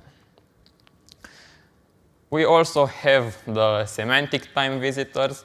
So what these guys bring to the table is that they must be used with AST CodeGen because, as I said, AST CodeGen shall be used when you want to perform semantic analysis. Now, a little comparison between AST base and AST CodeGen families. So AST base shall be used when we want to parse without performing extensive semantic analysis. This was already mentioned. Same for AST CodeGen. This shall be used when we also want to perform semantic analysis. But there is a big but. However, there are people that might argue that AST base is only a bunch of duplicated code without serving a specific purpose. And we will see why some people would be tempted to say that in just a bit. Here we have a representation that basically tells us that AST base is included in AST CodeGen, so every node implemented in both AST base and AST CodeGen will have the same information that is found in both, and AST CodeGen comes with additional information. Now, I think we shall address the elephant in the room, which is duplicated code. And not only duplicated code, but lots of it. So here we have a piece of code. Doesn't matter what that says. The idea is that this class and this particular code exists in two files, in AST base and attrib. And yeah, this shouldn't be a problem. There are only around 10 lines, so who cares? But yeah, this actually happens for every other available class in an AST, and they kind of tend to add up to a big number. So for that, I'm proposing a solution, so mixing templates to the rescue. Basically, with a mixing template, we could get out the duplicated code, replace with a mixing template, and in classes declaration, we would only have one line. So this is a potential solution, and why I say potential is because this has been tried in the past. It didn't go through, but unfortunately, I don't have a lot of relevant information on why it did not go through. Still, I see this as a viable solution, and I would really like to know what you think about it. Now, on to the visitors. So here we are going to go through each single visitor and see a little detail about every one of them. So let's start with the parse-time visitor. So this is a basic and dummy visitor which implements a visit method for each AST node. Here we have only a small snippet with the declaration and how these visit methods look like. So for the methods, for the classes that are parent classes and won't be instantiated, this can't be found in an abstract syntax tree. We assert 0. And for all the child classes, we basically visit this as the parent class. But keep in mind that these are only placeholders. This does not implement any AST traversal logic. And also this serves as a parent class for the visitors that will come. Strict visitor. So the strict visitor will assert 0 on all visiting functions. And why so? So when this is employed, it makes sure that the user actually implements overrides the visit method for each possible AST node, so that it wants to make sure that we have logic for every possible AST node. Permissive visitor, on the other hand, overrides all the visit methods that assert 0 in order to let the user choose what visit methods he wants to override, so he can add logic only to the classes that he considers necessary for his use case. Transitive visitor. So this visitor is the first visitor on our list that actually implements AST traversal logic. This is obviously it will be a pretty simple, pretty basic visitor. So every node in this, or what it does, it only just accepts its children. Let's take a look on how this looks like for a while statement, for example. Pretty simple.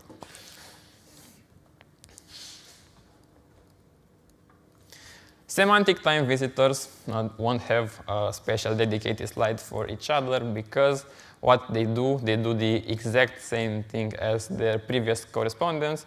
The only thing is that they are to be used with AST codegen, and here we have a representation with the inheritance, with the classes declarations. And I want to point out again that the only difference is that we have this parse time visitor instantiated with AST codegen. These visitors also have a limitation, or maybe not limitation, but all these declarations, in case you noticed, are declared as extern C++. The reason for that is because they are to be used in the front end, or that is common for DMD, GDC, LDC, and this should be compatible with C++ backend. Okay. Why this should be a limitation? Because in an extern C++ class, we actually are not able to use these specific types. So how I noticed that is that I wanted to use a string inside of such class, but yeah, I was not able because dynamic arrays are not compatible with C++. But here, there is a pretty easy bypass for that. So every time we use a type that is not compatible with C++, we can add extern D, and this basically solves our issue. Now, before moving forward, probably some of you that were paying attention noticed where this is going. So for DScanner's particular use case, there is a visitor that seems to be a good fit. Probably some of you noticed. And if don't worry, I paid attention because I kind of had to, not that I wanted. So we have the transitive visitor that will be used in DScanner. This is the visitor that's relevant for DScanner. Now I'm going to go again over the advantages. So we don't need to update third-party software as the compiler evolves. So we will have, if we have DMD in DScanner.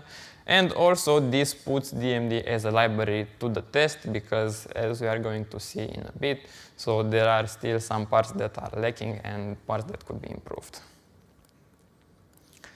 So what has been done so far? We will go through this list briefly and then check out a few examples. So these are only a few checks, that a few functionalities that DScanner offers.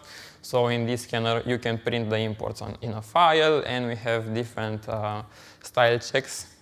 Here they are enumerated, but we are going to see how they actually are implemented and what they are doing in just a bit. And in DMD, so we added a range interface for the DMD lexer and the ability to tokenize whitespace. Why we did that? So basically, DScanner uses the lexer as a range, and this was the behavior. And also, this was the behavior available in libdparse. So folks that were using this tool could have an easier time switching to the DMD lexer. And also for DMD, we made small adjustments, added functions in classes where you would expect to find them, but they were probably just omitted. So these additions are pretty trivial. But now let's see how this looks like, how this works, and to see that DMD as a library is actually pretty easy to use. So we are going to first look at how we would check that we are using in a file the delete keyword and add a warning for that. So this is the code, but let me start by saying that so a delete expression would be translated by the DMD parser to a class named delete expression. So here we have the declaration. As I mentioned, we are going to use the transitive visitor. We need to be able to traverse the AST in order to be able to visit nodes and perform our checks. We are going to override only the method that we are interested in. In this case, we want to add some logic for the delete expression. And here we don't actually have to do any checks at all. So we are going only to add an error message. What this function does, it just collects the error messages so they could be sorted before printed to the user.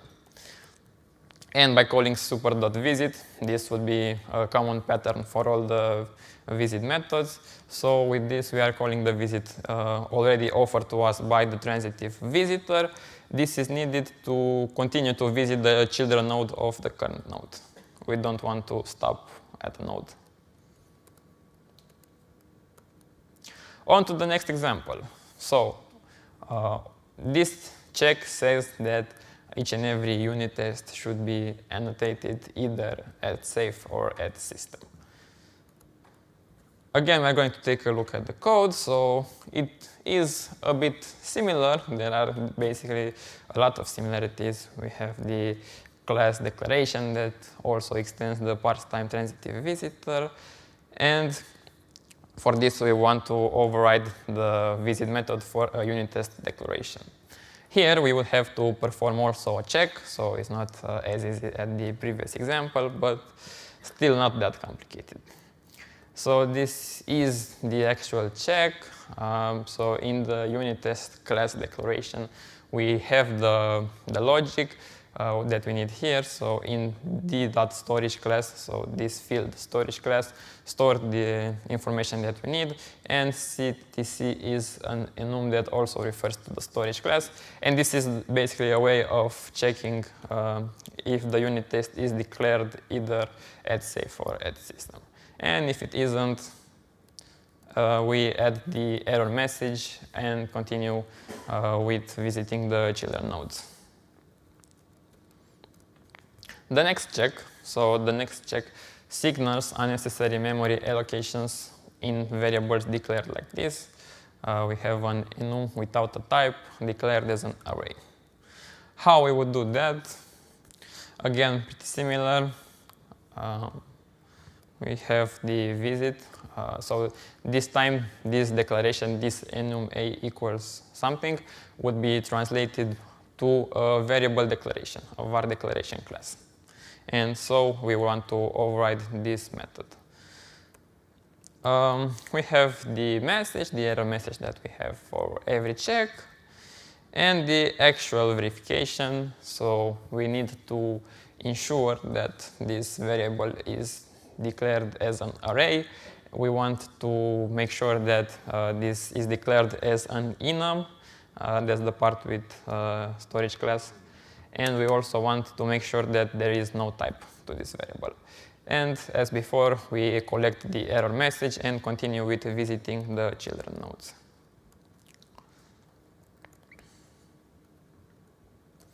Now on to some difficulties encountered. So this is what we expected to find in the wild, and this is why this project is important and improves DMD as a library. First, a pretty minor inconvenience, let's say. So DMD parser makes no difference between the old alias syntax and new alias syntax. But for this particular use case in DScanner, I need to be able to somehow differentiate between these two. Next, so this is only an example, but as I said, there were methods that were lacking where you would expect them to be. Probably they were just omitted when the classes were implemented, and these are pretty trivial to add. But This is the most important, in my opinion, the last point, which is the expressions in AST base lack a to-char method. What I'm saying by that, so let's imagine an example. We have a function call, okay? So we call function foo. This would translate to a call expression that we would probably want to work with in an AST tree. So for that particular node in AST tree, for the call expression, there is virtually no way to get the name of the function that was called. So we know that the function was called, but we have no way to know what the name of the function was. This is pretty fundamental in my opinion. And for that, I took a look on how it is done in AST CodeGen, because obviously in the compiler you can see what method was invoked. And this is the code. Yeah, pretty simple, 4 lines of code. I thought that maybe we could do the same for AST base. But there is this little guy right here, header gen state. So why this could be problematic is because in order to use this, we would need to import header gen, and this shouldn't be a problem, but header gen also imports other methods, other modules, and if you want to use header gen, you would end up importing the entire compiler, and this is not what we want. We want a way to be able to import only the parser in this case. So the next steps for this project are to continue in the same manner by implementing the rest of the visitors in DScanner and fill in the gaps of DMD as a library as they appear. But most importantly, I think we as a community should reach a consensus on how this DMD interface should ideally look like, because so every time I'm trying to make a contribution to DMD regarding that matter, I can see that the opinions are a little bit divided, and currently there isn't a very clear and certain path to what the goal, what the final goal would be, how this library would look like. And in conclusion, what I want to say is that we are using GitHub for development. We have a fork of DScanner. This is where we are adding all our modifications, all our code. As always, contributions are welcomed, but I would say that not only contributions, also suggestions, because during this presentation, I showed you some problems and no solution for them, not yet, hopefully in the future. And this is where you can find us and our repository. And that was me.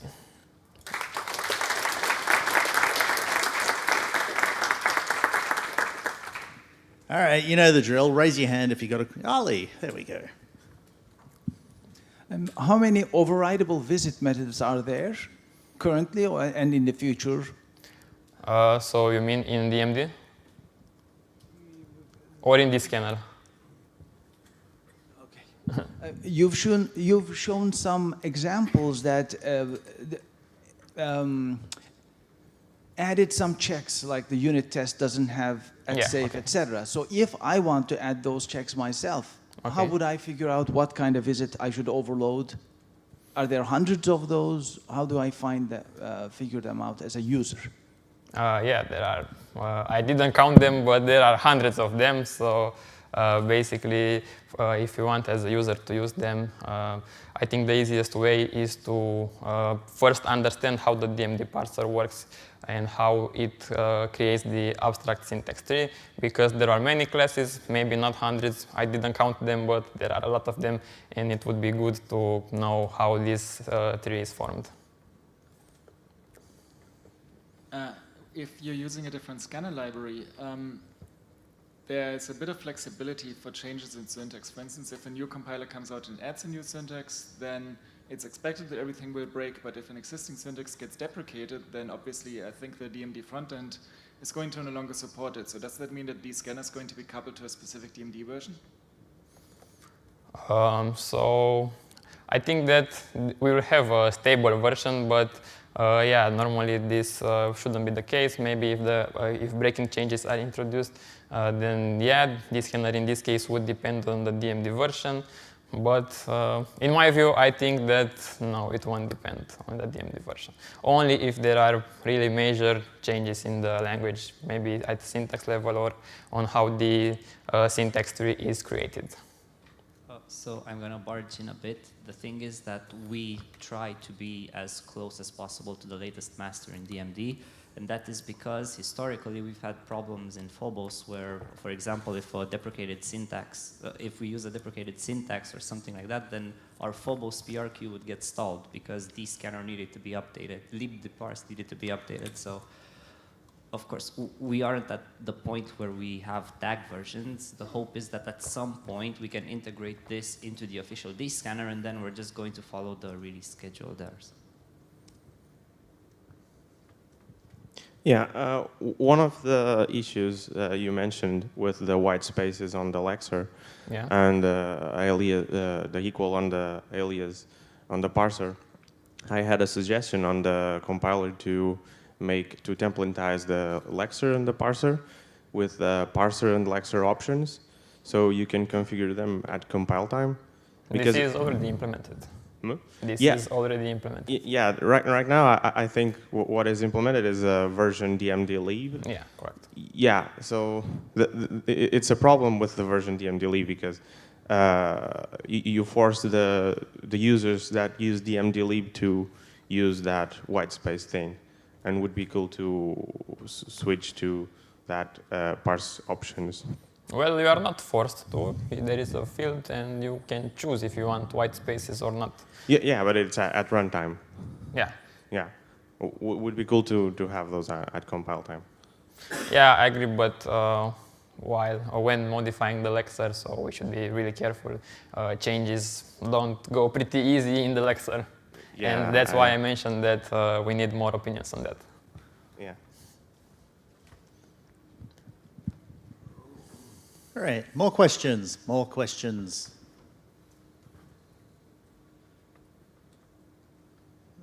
No one? Do you have anything you'd like to add, Manu? Yeah, sorry. I thought, see that? Sorry. See that? It looks like a wall, looks like I figured there's a wall there too, but it's just a curtain. All right, so if nobody else has any questions, I think we're done here. Thank you. Thank you as well.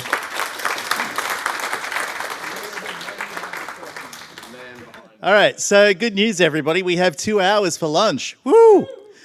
We do have the lightning talks immediately after lunch. If you have a lightning talk, please talk to Mike to work out what your order is, because I want the first person up there and ready to go at 1:30. All right, have fun.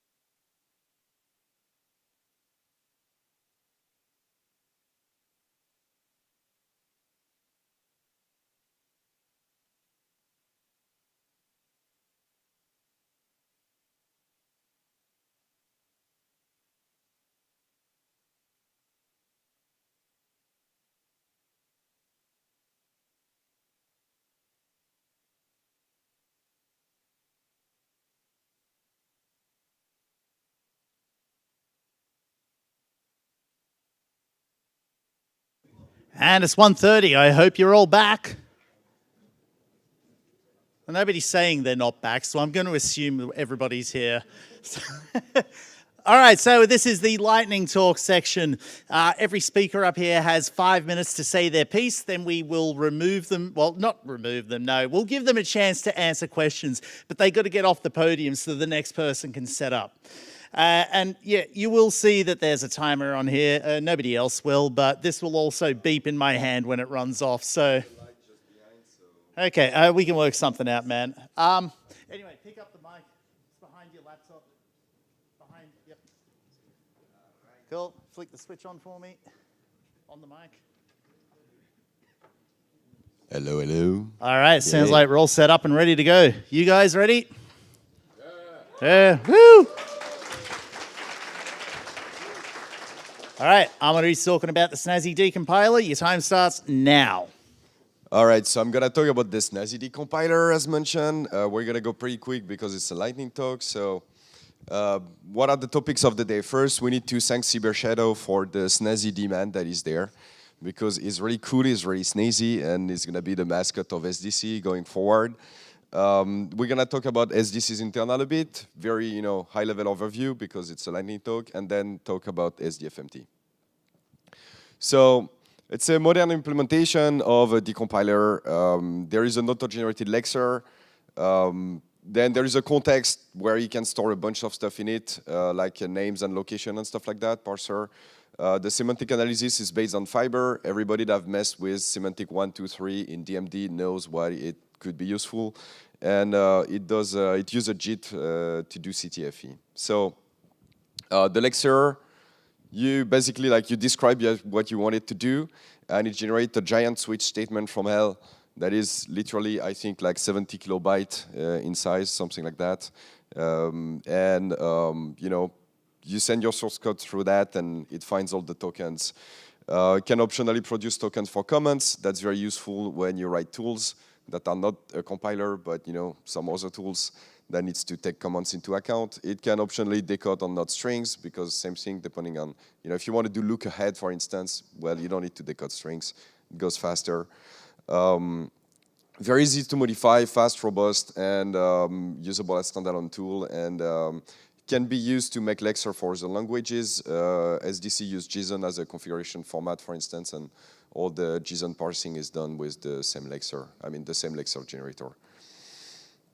So then you have a context that's like a magic God object where you put stuff in it so that you can get handles that you use all over the place. It's especially useful for names.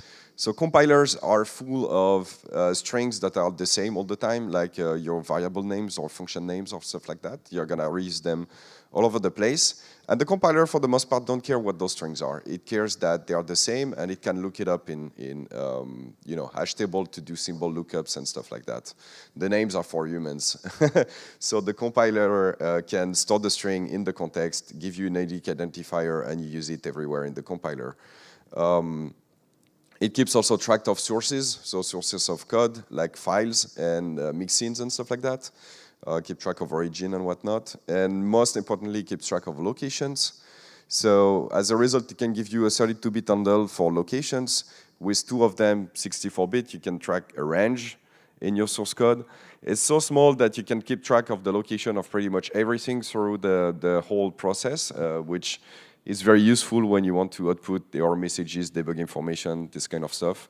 And yeah, it does so, well, there are a few details on the algorithm, but it doesn't really matter for lightning talk. Okay, so then semantic analysis is done in a way fairly different of most compiler, because D has fairly unique features, mostly compile time features, stuff like CTFE. If you do enum something equals some function call, then the function needs to be completely semantically analyzed so that you can run it at compile time for the enum to be analyzed. And as a result, you have an implicit dependency graph in your source code between all your symbols. It's not explicit, you cannot discover it ahead of time, so you can build giant complex machinery, or you can have a fiber per symbol and have the scheduler schedule the fiber, and if you need another symbol to be resolved, you ask the scheduler, hey, I need that other symbol, and the scheduler schedule the other fibers.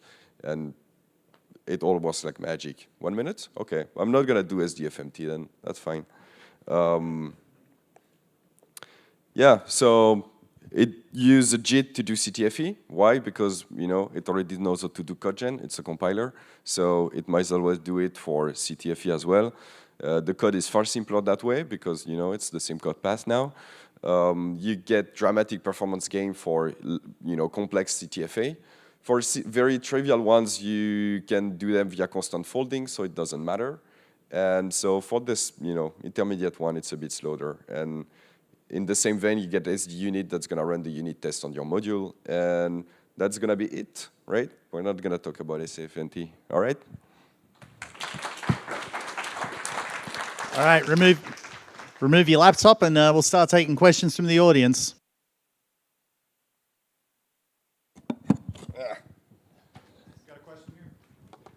So in what state is SDC? When are we going to be able to use it? And then I have a follow-up question. So there are already tools that come out of FDC, like SDFMT, that you can use today. It's used in production at Symmetry, for instance. For SDC itself, it's a bit of a difficult situation because for any program that basically uses Phobos, you need to use like every single D feature under the sun. So you need to be like 99% compatible, and it's not quite there. Most of the difficult features are done, but there is just a long tail of small stuff that needs to be nailed as well. But it can already compile non-trivial stuff. It compiles its own runtime, and there is a garbage collector in there, and a synchronization library and all of that. There is also a crypto library that I wrote that it can compile. There are non-trivial piece of code that it can compile, but it's just not like the 99% there that it needs to be to compile anything that uses Phobos. And how close are you? Sorry, how close are you following the release schedule for DMD, for example? Because DMD gets a lot of features every now and then. So. Yeah, nowhere close to following DMD. All right, that's all time for questions. Thank you, Amaury. Next, we have Walter here talking about how to call C# from D, and your time starts now. So good afternoon, everyone. The whole point of this is just to give you an idea of where to look, and basically, since this is only 5 minutes long, don't expect me to go into any detail. I will not. So, bloody hell, this thing isn't...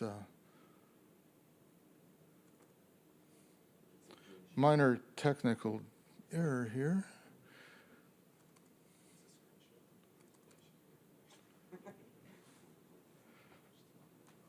All right, I'll restart your timer when you're ready. Oh.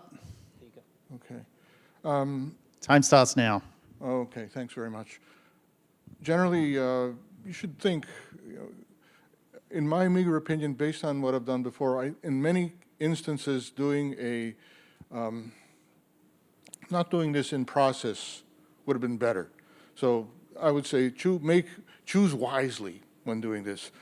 With .NET DLLs are just DLLs in name only. They're not DLLs as we know them from C# or from C++ and D and so on. So be careful mixing them. This also kind of requires use of Visual Studio, legacy Visual Studio, and so on. So let's move on quickly. Just calling C# is pretty simple. I'll show 3 ways that I've done it. One is there's a add-in to Visual Studio called unmanaged exports. Basically, that tampers with the IL and makes the thing callable by pretty much anything. Suddenly, you can have your C# code consumed by Visual Basic in Excel if you want. Another way to do this is to use a C++ shim with C++ CLI. The nice thing about this method is that you can sit in Visual D and debug through 3 different languages, if that sort of thing turns you on. So that's kind of nice. Now, unlike the other one, this is completely official. There's no code tampering going on here. So there's nothing monkeyed with, so everything here is basically stock. There's nothing here that'll void the warranty. And then last and certainly least, mono. So you can get into mono using derelict. Okay, you got to watch it. Derelict sometimes gets a little stale with newer versions, but I found that a derelict generally works reasonably well. I heard that mono isn't as fast, and I can't tell. So my mental picture of the .NET garbage collector is just like the snake room from Raiders of the Lost Ark. Everything's always moving around and so on. So basically that's the problem here. So once you've called the function, you still need to bring your, anything but a simple scalar argument is easily called. If you want to bring your string or array or something better over, you need to basically do some kind of marshalling. And then you have to deal with the .NET garbage collector here. So needless to say, dueling garbage collectors. Does anybody here remember dueling banjos? Okay, dueling garbage collectors is not a pretty melody. So my approach has always been to let the Wookiee win, meaning, so I'll ask the .NET garbage collector to keep a little bit of memory kind of stationary so I can copy in and out of it at my leisure. So that's really the second point here. So once you've been able to call C#, you need to now move your data back and forth. So marshalling is I don't know, I never liked that word somehow. It reminds me too much of police. So, but, casual function calls, no problem. The second you need to bring over anything of any complexity, you need to marshal that. Now, the C# to C++ marshalling has been pretty straightforward, but nothing's moving around, so that works. Not so true with D. So the marshalling strategy I tried, which of course can go for some improvement, is simply to do a bit of a tango. So you first have your thing you want to move from D to C#. You basically serialize that with the serialization of your choice. I used JSON. It's called .NET with the length and of what you want. You copy it over once it's allocated, and then basically call the function, get the result back, same sort of serialization, but you use the .NET garbage collector to keep a little bit of your result, however big or small it can be, reserved so nothing happens to it. So in summary, use one of 3 different methods to call the function, pin the variables you need, and do the tango. Have a look at my my project here. I will eventually copy all the stuff over, all bits of information. So thanks for listening.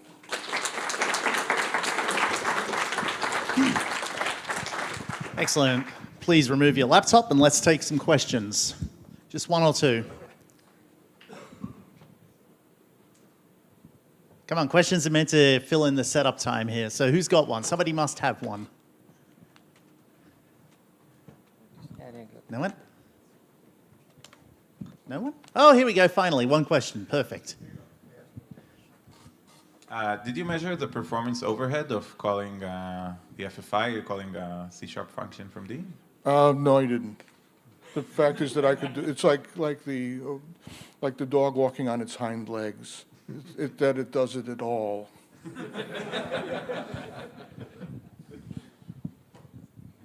All right, looks like it was set up. So if we don't have any other questions, I expect to see Zelda this time, not Mario, okay? So anyway, Dennis it's not going to happen, but okay. Okay, well, question we have a here. question.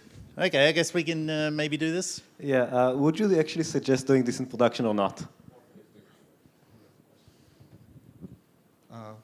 Would you suggest using this binding in production, calling C# from D? I would suggest think carefully. It depends on really the size of the thing, the number of DLLs. If you have 1 or 2 DLLs you're dealing with, I would say yes, no problem. It's a question of complexity, because one thing, if you're trying to copy something over that has a lot of DLLs, that'll cause a lot of name pollution. You need to have those DLLs present wherever your executable is. That executable may need a configuration file for .NET, and there are all sorts of complications that go with it. You got to try it. In general, we found this to work pretty well under production. But on the other hand, we had some fairly nightmarish conditions. Having said that, if you have a small number of DLLs you have to deal with, I think I would say yes, but your mileage may vary. Give it a try. Thank you. Yeah, I personally run .NET executable and DDLLs. It's a lot less friction that way. Anyway, we need to move on. Dennis, you're talking about return. Tell us all about that. You got 5 minutes. Go. All right. So when I was learning D, I was kind of surprised by the fact that there are some keywords in magic positions. I'm used to case and default opening a statement and struct and class opening a declaration, but in some locations you had like go to case and go to default, or object equals class, and it kind of looked wrong, but it's kind of something that D does sometimes, and yeah, you can do it. So let's talk about return, which is another one of those statements. We're all familiar with it as the return statement, but in D you also have return scope, a lifetime annotation that says that if the input string is stack allocated, then the compiler needs to know for safe code that the return value is also stack allocated.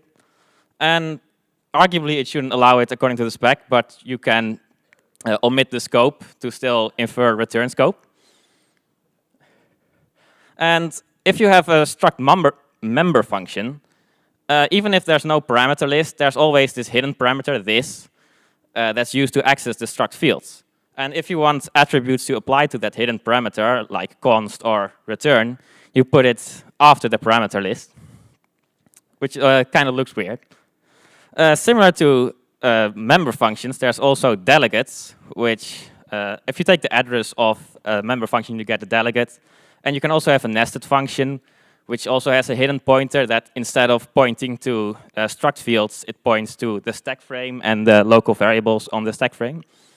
And that can also, you can omit the delegate keyword for shorter literals and also add return to there. Let's go back to our identity function. Did you know you can call a parameter string? That's because string is not actually a type or a basic, a built-in keyword in D, but an alias that's automatically imported in all your code. And so after you declare the variable, string will from now on shadow that type and refer to the variable instead. Return isn't a keyword, unfortunately, but it is a keyword, so you cannot do the same trick. But identifiers in D allow universal alphas, and Unicode has this nice list of confusables where letters from other alphabets look very similar to Latin letters. Do you know where I'm going with this? This compiles. Thank you.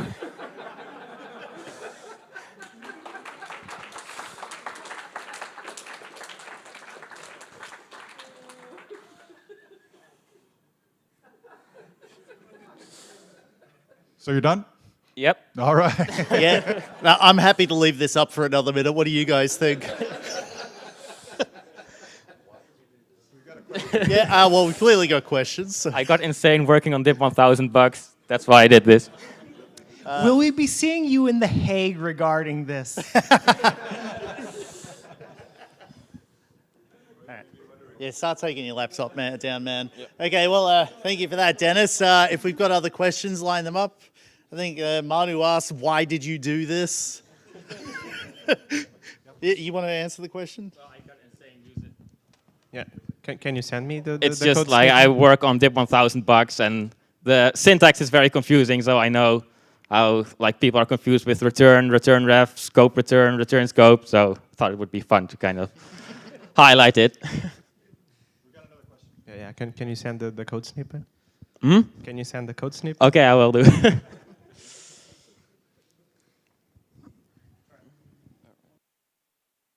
More questions? Well, no, I'm asking if we got more because we don't have a picture yet. Oh, now we do. All right. Dennis, here. What does your code do? The return. Nothing. It just declares some kind of nested function with a parameter and returns it. Yeah. All right. Well, that was certainly fun. Can you match this, Jan? Yeah. No, I don't think I can quite match that function, but I will introduce to you the recent improvements, useful features, and things you might want to know about DAP. Okay. It's basically a short walkthrough. Cool. Well, thanks for that introduction. Your time starts now. Okay, I only have 5 minutes, and we have a bunch of slides to go through, so let's just go through. Basically, next release, we will have first an aesthetic change, colored output. We now have warnings properly displaying, so you can like quickly see what's broken, and you can quickly differentiate all your log lines. This also especially helps with the included compiler errors like deprecations. You now know where they actually come from, because you can actually see which package is building before that with a nice green building thing. Error improvements. We've got improvements to the JSON parsing for dub-selections.json, dub.json, still upcoming, and dub-settings.json. It will now show you if you're using keys which are not actually valid. Like they wouldn't actually do anything, and you may have just typoed. Right now we just dump a list of all the possible keys, but we're still working on making this error message better and more readable. Performance improvements. We are working right now on reducing file system access, because the more packages you get right now, the more packages you have on your PC, the slower dub gets, and we definitely want to avoid that. So first of all, fewer reads to the file system. Right now it goes through all the packages, reading all of them 3 times on every dub command you run. And we want to change that so it actually only reads the dependencies you need. Consistency improvements. Some commands have now a little bit changed. We now have just dub : sub package, which is now equal to dub run sub package. So much for consistency. You could just run dub before. Now you can also dub sub package. And dub build config unit test, dub build with config unit test is the same now as dub test. So you can actually like define your own configuration thingies and make it work the same as dub test. We have dub upgrade -s now. It's recursive upgrading. In case you have worked with submodules in your dub packages and sometimes had like broken dependencies because they weren't updating, now we have dub upgrade -s, which does it recursively for all the things. I would just recommend you always use dub upgrade -s when you have sub packages. There will also be a warning now when you have sub packages and are not using -s, because it's the thing you always want to use actually. There's a new sub command basically in development. It's dub select. It shows you a full dependency tree of all your dependencies in your project. It's not yet merged, so we don't know if it will be in the next release, but it will definitely come in somewhere in the future. And it shows you, for example, mismatching dependencies, so you actually know where these dependency errors come from. You can also use this tool to force a specific selection. So this is what you would use then to edit your dub-selections.json file instead of like manually editing it, because we're also planning to add hashes to the selections file soon. We have CTFE coverage now, so built with CAF CTFE and unit test covered CTFE, and it will actually like show the functions that would have previously been completely empty because they were never called. This new build type now inserts the coverage equals CTFE flag to the compiler, so you actually know what CTFE is calling. We have DLL support, which you might not know, but using target type dynamic library, you can create DLLs, which you can just pack with your dependency, and this basically works now also on Linux and on Windows, but on Windows only with LDC. If you use DMD, it's still broken. So Walter, if you could fix that, it's not emitting like module info and stuff. We've got inject source files. You can basically now create files that inject custom code into your dependee. So you can make a package that registers, that runs code in the context of your dependee. So in the dependency, you have this file, this hook file, which can import the variables thing, which is actually in another module. Copy files. You can copy files into the dependees scope. So basically, if you have like a dependency with files in it, you can use copy files and it will appear in the actual caller. And also dpath configuration things for installation. You can now choose 10 seconds. You can now choose where it's stored. And last thing, Git dependencies. You might not have known about those, but they have been in for a while. You can use Git URLs with the exact commit hash to actually. The alarm's gone off, but it hasn't sounded. That's your time, man.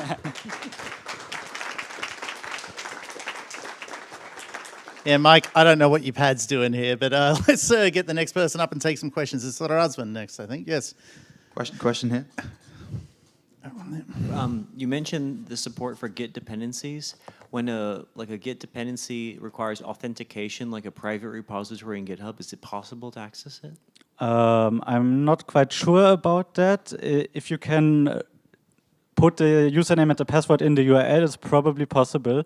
It's basically just running the git clone command. So basically, if that works, then it should work everywhere. Why do you say? Didn't you set the -s as default if that's what you should use all the time for the upgrade path? For the dub upgrade -s, it's like also upgrading the selections file in all the submodules. And we had like a discussion on the pull request. We maybe would have wanted to make it the default, but it could have broken backwards compatibility on some packages actually expecting special selections. So we did not do that yet.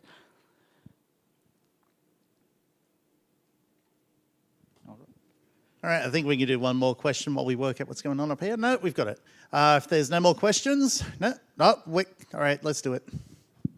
Sorry, very quick. But dub.stl or dub.json? I prefer dub.stl. JSON. All right, thank you again.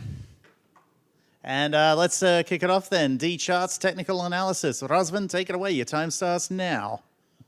Okay, so I'm just going to present some charts which kind of show like the overall activity that has been on the DMD repos and bug fixes. I'm not going to go into details on why the charts are like this. I'm just going to show them and just do some maybe technical analysis on the charts. So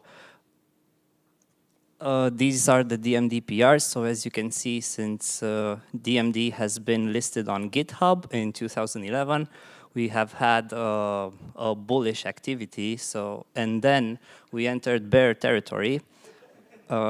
Also, you can see what's interesting that, so we have like with blue the number of PRs that were created. With red, if the PRs that were created in a specific year were closed, then you can see that like for most of the points, it matches exactly, so most of the PRs have been closed. And with yellow, we have the total number of closed PRs. So for example, in this year, we didn't close all of the bugs that have been created in that certain year. And maybe here, we've fixed more bugs from the past.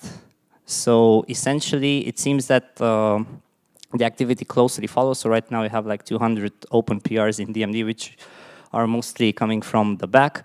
Now we can see that the trend line is up, so we don't take into account 2022 because it's still an ongoing year, and I expect that will be somewhere around here at the end of the year.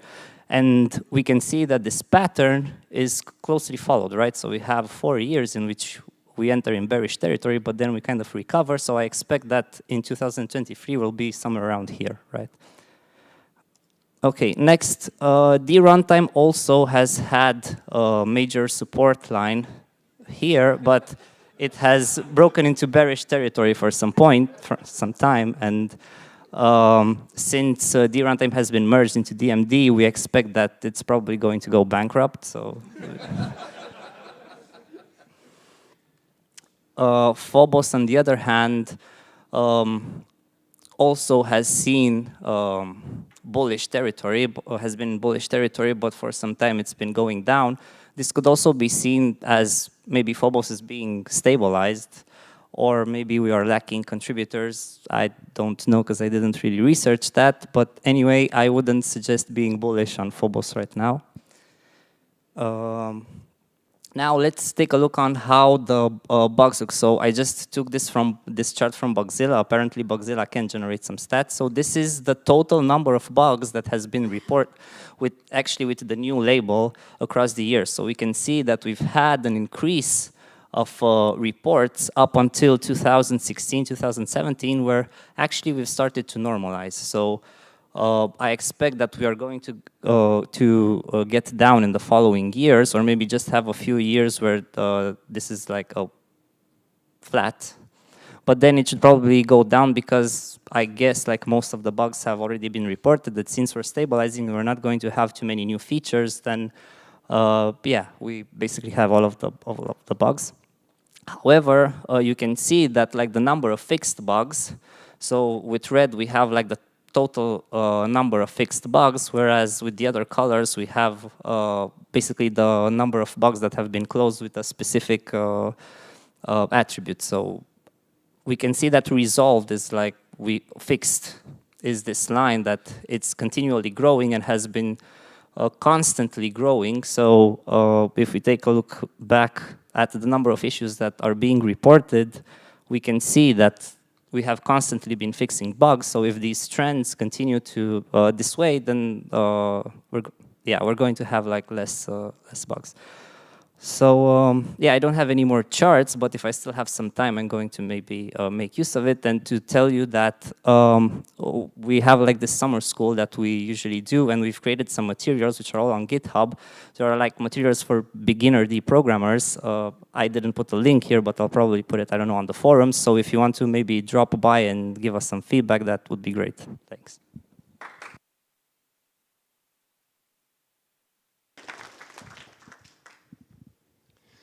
So I see on that graph that, you know, the fixed bug line is trading up, and on the previous one, the number of bugs is tapering off. So do you think that if this trends continue in the future, we're going to see a negative number of bugs? That would be great. That means that the language writes itself somehow, right? Can I trade options in the number of bugs? You can try. Should I sell all my new bugs or buy new ones? You should probably buy some puts.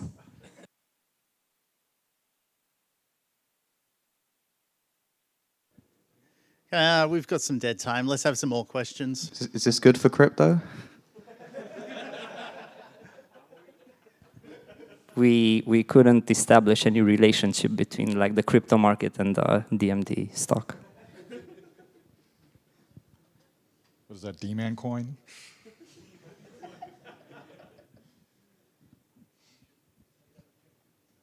Yeah, if we have Phobos coin, do we get Tango coin? All right. Is there any serious questions, or should we just move on? Let's move. Let's move on. All right. You set up, man? All right. What's the name of your talk? I don't have it here. Best of Bugzilla. Best of Bugzilla. All right. Take it away. You got 5 minutes. Start now. At Funkwerk, I'm responsible for filing debugs, and as a result, when my colleagues see me coming in the room with, hey, look at this cool thing, they know to go for cover. But I don't think of them as bugs. I think of them as magic tricks. Let's see some magic.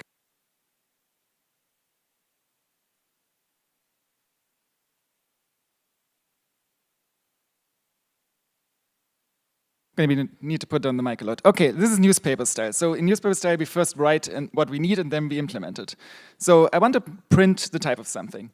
What is the thing? It's something that has an identity template. Okay, what's the identity template? It's just TST. What's the type? It's just bar.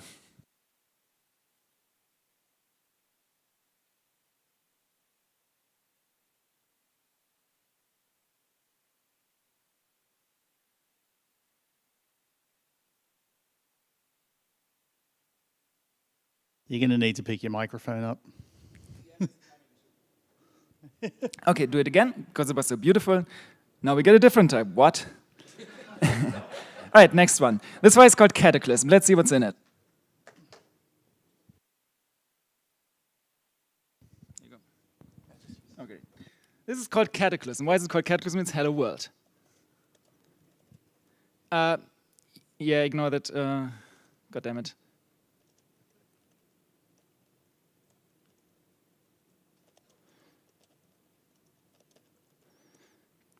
Hello world, it's very harmless. It's very, very harmless. Let's add 2 very basic flags to print dependencies. Let's use an older compiler because it's maybe a bit less crashy, and let's see what happens with that. By the way, the graph on the right is the memory usage of my computer. It's currently at 16 gigabytes free. It's going to go very far down. Let's leave that running because I don't have that much time. Let's just keep that in mind. All right, next one. Magic JSON value. We have a function that sets a field in the JSON value to 2. All right, that's very sensible. Now we have a constant JSON value. Const means we cannot modify it, right?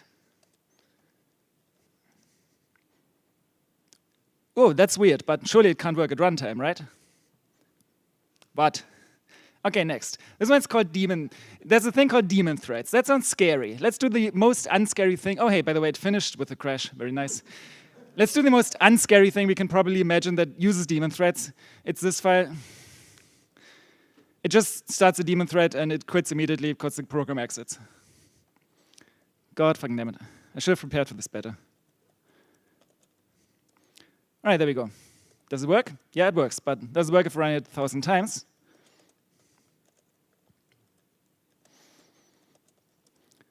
Let's leave it running for a bit and let's look at the last one. Oh yeah, is it finished? Yeah, it's exported. No, wait, this is a different one. Hang on. Where the fuck am I? I've lost track of everything. Oh, clear. Hang on. While true. Oh, because I was doing exit. Yeah, I was doing exit instead of break, so it closed the shell. Yeah, just trust me that that crashed. We're going to see it again in a bit. All right, so this is the first. This one is already fixed. So we have true, and we repeat true infinitely often, and this should all be true, right? It's infinity. Now in the current compiler this will work, so I'm going to use a slightly older one. Hang on, that's weird. What? Oh, by the way, that crashes. Daemon threads crashes, and repeatedly, like after about 1,000 times. This is why we never exit a program without calling exit anymore. Thank you.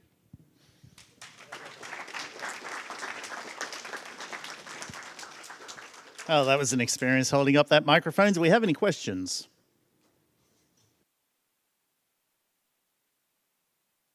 Well, I have a comment in that possibly one of the best bugs on the Bugzilla is you can actually mutably modify a template declaration by instantiating it. So that's fun. More questions?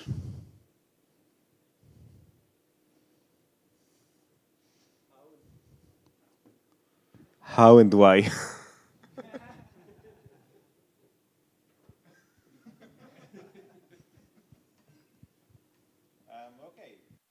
Yeah, before we continue, I've got a bit of a mea culpa. I did in fact get Jan's pronouns wrong. They are in fact a they and them, so apologies for that. Yeah, don't make the same mistake I did. Anyway, Lamdu, okay. Hold on, let me hit your timer, man. You're on. Your mic's off, I think. It's not really related to D in any way. It's a personal project, but I think it's fun. Basically, what is it? We believe it's the IDE of the future. Not yet, but in the future. It's also a language. It's statically typed. It's purely functional. It's kind of inspired by Haskell. And a passion project that we founded, me and Yair, about 10 years ago. What's new in Lamdu? It's structural and projectional. What does it all mean? So I'll show with the demo. So this is Lamdu. Is this too small? I can zoom in a bit. I can hold this mic up for you. Yeah, great.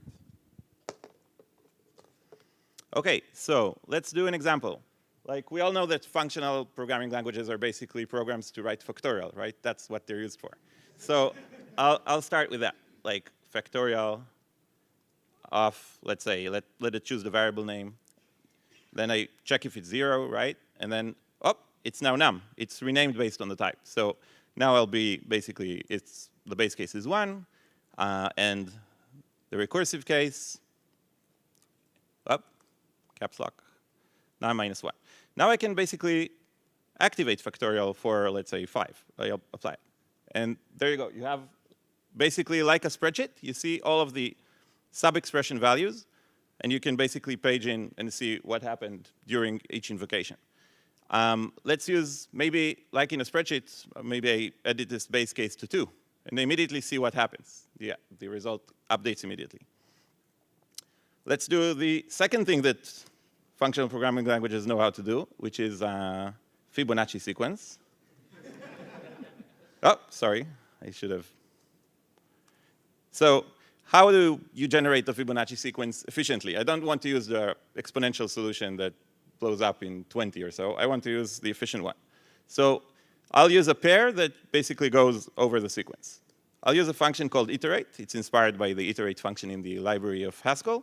You take an initial value and the function, this is the initial value, and this is a function to generate the next value, and you can generate an infinite sequence of values. So we'll generate the infinite Fibonacci sequence. So my value will be, my value will be a tuple, but a named one, car0 next 1. Now notice that type inference that's going on all the time understood that the type of the function takes the pair as a parameter. So it unpacks the pair for me here. It also notices that the result, the hole that represents the result, requires, it's supposed to be the same kind of tuple. So I can just press enter to complete the tuple. Car is next. Let's n, c plus n. And I've got the infinite list of the Fibonacci sequence. Now let's say I want to take 10 elements. Notice how everything realigned because the screen is much smaller than I expected, but it realigns automatically. And then I do a 2 array so I can actually see the result. So you see, this is indeed the Fibonacci sequence, but it's a bunch of pairs. And I don't want a pair. I want to have just the numbers themselves. So I can just highlight the expression generating the sequence, add a dot map to it, and now I can see the map takes a lambda that also unpacks. I choose car, and as you see now, I have the actual Fibonacci sequence. Now to make this reusable, I can highlight the sequence, press extract. It goes one scope higher, another extract goes another scope higher. 1 minute left. Another extract, and now I can call this is the real Fibonacci sequence. And notice how it collides, so it generated suffixes for the names. This is just a Fibonacci test.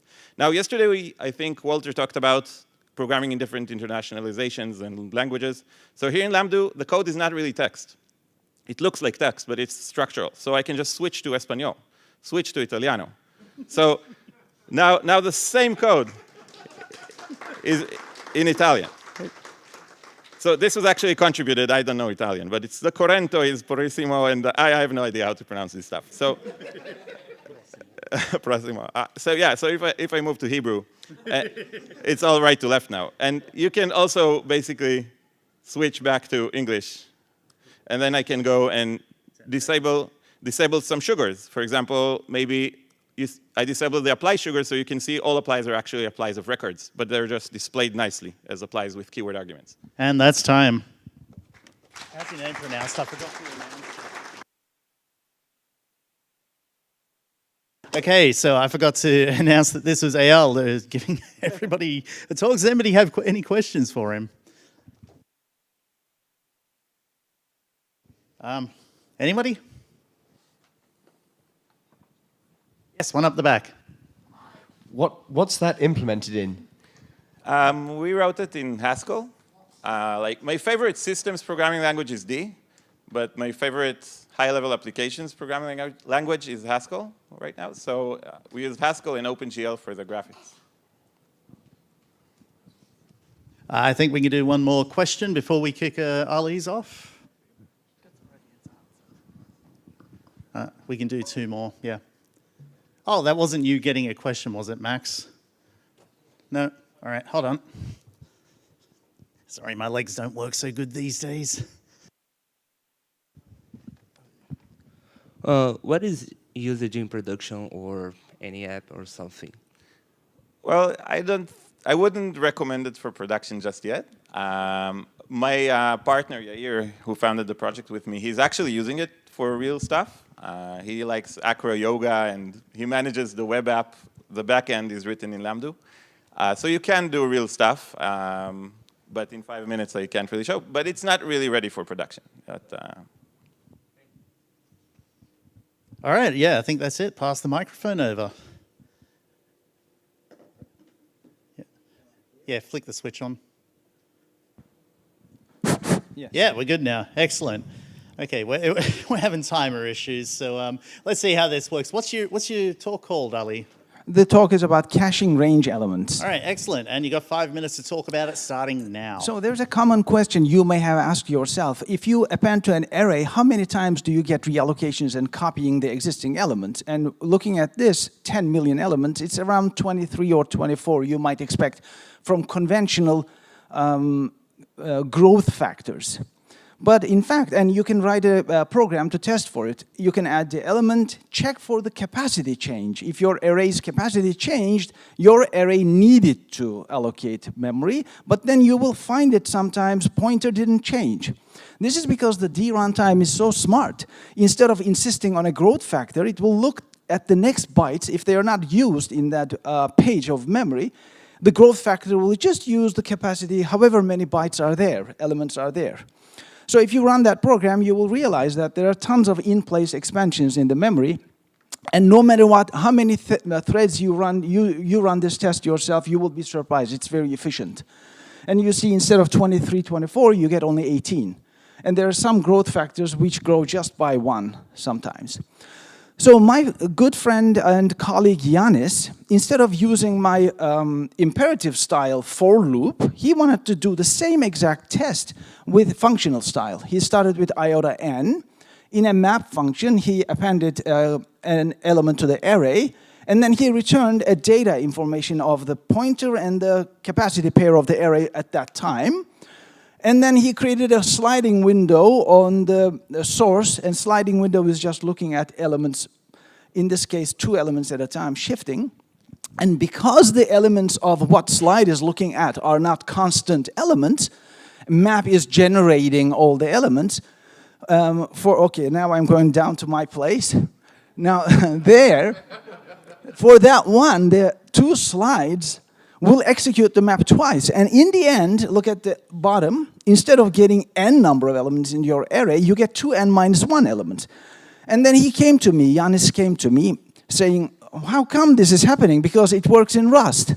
So we looked at Rust implementation. They have a tuple window, which uses a hard-coded 4-element cache in there, which I know has been increased to the hard-coded 12 today. And Yannis was lucky to have 2 being less than 4. So I don't know how Rust works, whether they can support more than 4. I decided to come up with a cache design for elements, because this is not the only case this happened. In the past, I know people complained about map executing functions multiple times. So imagine we have a source range where the source is some elements. We can copy the elements, pop them out of the source, and put them into a cache. And these 0, 1, 2 are not really values. They are talking about the index of the element. And then we can have some ranges, logical ranges, looking into the cache instead of the source. So the sliding window of 2 will not repeat the execution anymore, because the execution happens bringing the source down to the cache. Now, you may have some empty ranges here, and you may attempt to make a dot front on an empty range, which is not an error. You can, these guys can support front on an empty range. What will happen is, it will just say, wait a minute, do I have a front element? I look empty, cache looks empty, but the original source is not. So it will go ahead and pop one more element, and now both the empty range and all its friends sharing gain one more element. So they're sharing the original cache altogether. So this is the idea. There's a single cache owned by many ranges. So this is what happens behind the scenes. When you call the cached range algorithm, it returns a dynamically allocated cached object, which calls a member function of it, make slice, and returns one range. And make slice itself returns a ref counted slice object, so that all the ranges are reference counted owning the cache. And going back to Yannis's code, if you add cached in there, everything works and everything is efficient. Now you get length equals n. The interesting part is now your cached is both a forward range, and that's exactly what slide needed, and it's also a random access range. It could be a bidirectional range, but I did not implement it. The end. And then you need to take care of some dropping the unused elements. If nobody is using them, there's some algorithm that drops it. Thank you. Going back.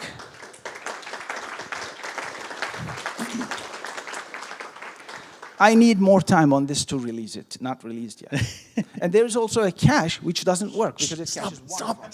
Stop. Let somebody ask you a question about that, lead them into a question, and then I don't care.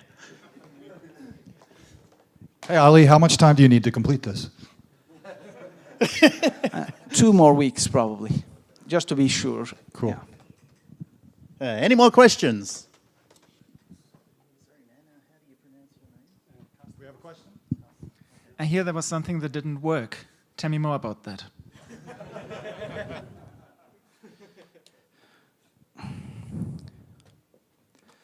Yes, so dropping the unused elements from the beginning of the cache is important, otherwise you will consume the entire memory for an infinite range, even though you don't care, right?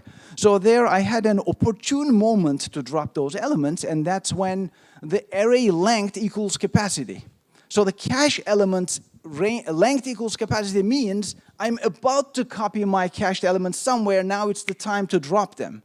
But it turns out with my algorithm, length and capacity would always be 1. So that's why I put a reserve there to change that behavior. Now I don't drop all the time, but more efficiently. And that's why I don't release this yet. There are such weird cases there I haven't thought it through. All right, we will actually have to cut you off there, Ali, so thank you. And we have Karsten up here talking maybe about... it's a little out of focus, but anyway. Yeah. I hope you can see it anyway. How I discovered D by the looks of things. Cool. You got 5 minutes. Off you go. Thank you. Yeah, I've just I decided to come out of the closet. I've actually been using D since 2008. So I'm originally I'm an ASIC designer. But I have programmed all my life. So the last 4 years I've just doing software. So and yeah, I like to do to solve my hardware problem with software. And in ASIC design, one of the problems is mask generation. And in the digital circuit, you have place and route tools. In analog circuits, you need mask generators.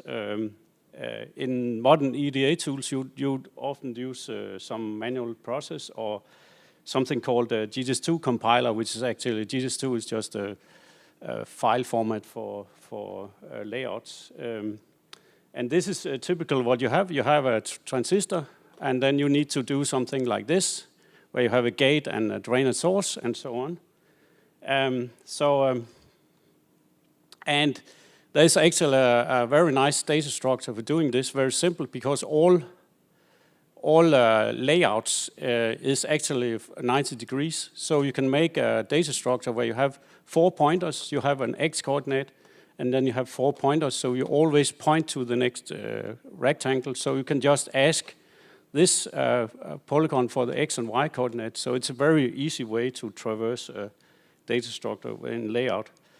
So, so this means you can do all what you need in with this algorithm called a corner stitching algorithm, and you can do and or XOR size and all this what you need, and device generators, DSC checks, ESC, and routers and so on. So, in 2002 we started to implement this algorithm in C++ and rendering netlist and parsers and so on, but it turns out to be very ugly and unstable. So yeah, we had to find a fix, and then we found D, and we started to port this to D1 and use the DMD script, and we actually also ported some of the DMD to partly support HTML5 or ECMAScript script. So, and we also ported AND-LR, whatever. And then, yeah, we also wrapped DMD script to run PSpice and some part of 6s. This is a parallel simulator. And in around 2012, we then ported to D2, and that's actually it. So.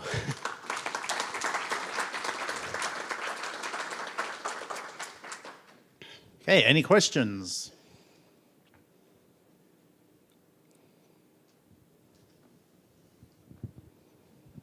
That's quite a long time using D. I mean, are you happy with how it turned out?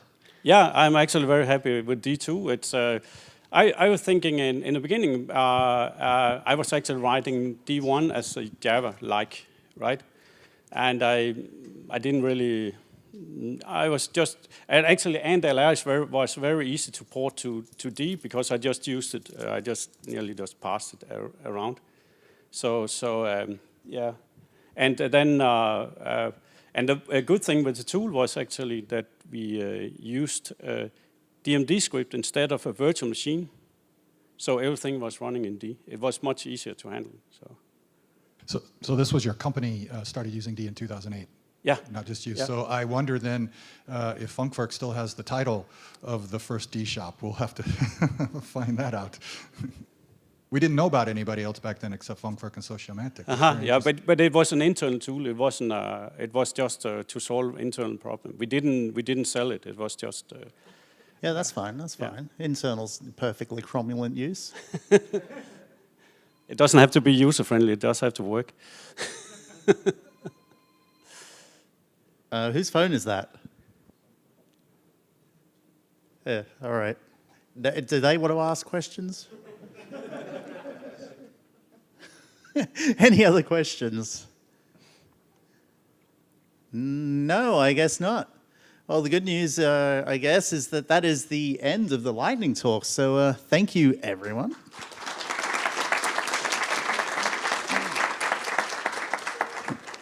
And that means we have another 10 minutes to enjoy yourselves, be merry, and be back up here before I have to yell out downstairs again. Oh, this one I don't need. Oh, yeah. Thanks, man.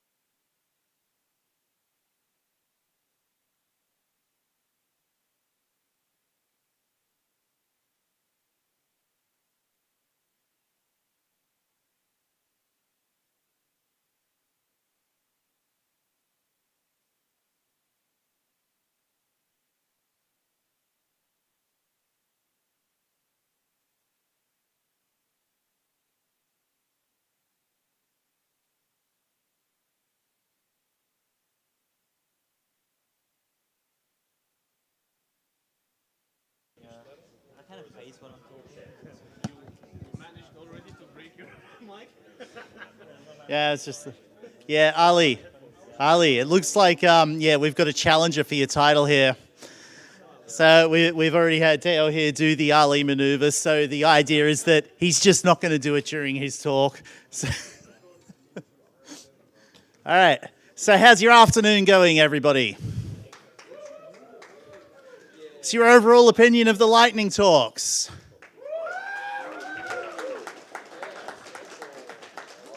More.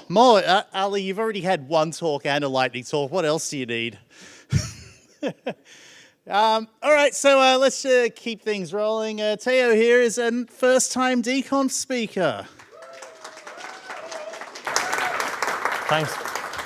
All right, now that he feels welcome, he's going to tell you all about replacing D runtime hooks with templates. Take it away. Hi. Thanks a lot. So, hello, my name is Teo. I'm a first-year master's student at the University Polytechnic of Bucharest. And together with my mentors, Edi Staniloiu and Răzvan Nițu, we're working to replace D runtime hooks with templates. I picked this project up in order to port the applications to embedded systems. Because what's preventing us from doing this currently is the fact that D runtime is currently large. It's about 16 megabytes on my system. And one of the reasons for this, in our opinion, is the fact that runtime hooks take up lots of space. And we believe that porting them to templates will allow us to have a smaller runtime, thus being able to use D for embedded applications. And just to put everyone into context, runtime hooks are functions with which the compiler replaces high-level expressions written by programmers. We'll have plenty of examples for this, don't worry about them. And the question that we're trying to answer is, do templates actually reduce executable size? And we'll talk about this towards the end a little bit. So as an example of the current workflow, you start with a regular high-level expression like this one, where you create a static array. And then what the compiler does is that when it's generating its intermediate representation, it replaces this its expression with a call to the array constructor, as you can see here. And then later, during linking, libd runtime is brought, which contains all the hooks, regardless of whether we're using them or not. And then these hooks are brought into the resulting executable, all of them. Which means that in this particular case, we also get, for example, the array append, which we don't use. This is where the bloatware comes from the fact that we're statically linking in this case. All right, but there are other disadvantages as well. Before that, you may think, well, if you want to run the application on embedded systems, that's fine. You can just use better C. But this is not really the case, because better C simply is very restrictive. We lose lots of these features, and we would like to keep them. And with our approach, we get to keep them. So moving on to the disadvantages, the first one is that if we look at this code, for example, this is one of the existing runtime hooks. It just appends array Y to array X. And for doing this, it requires some type information. And this type information, it gets by using this parameter of type info. Type info is an internal class used by the compiler and runtime, and it's used to obtain various type-related information at runtime, such as, in this case, the unqualified type and the size of the elements. But all this information is actually available at compile time, and we can get it at compile time. The advantage of doing so is that this highlighted code is expensive performance-wise, because type info is a hierarchy of classes that we need to search for in order to find these pieces of data that we need.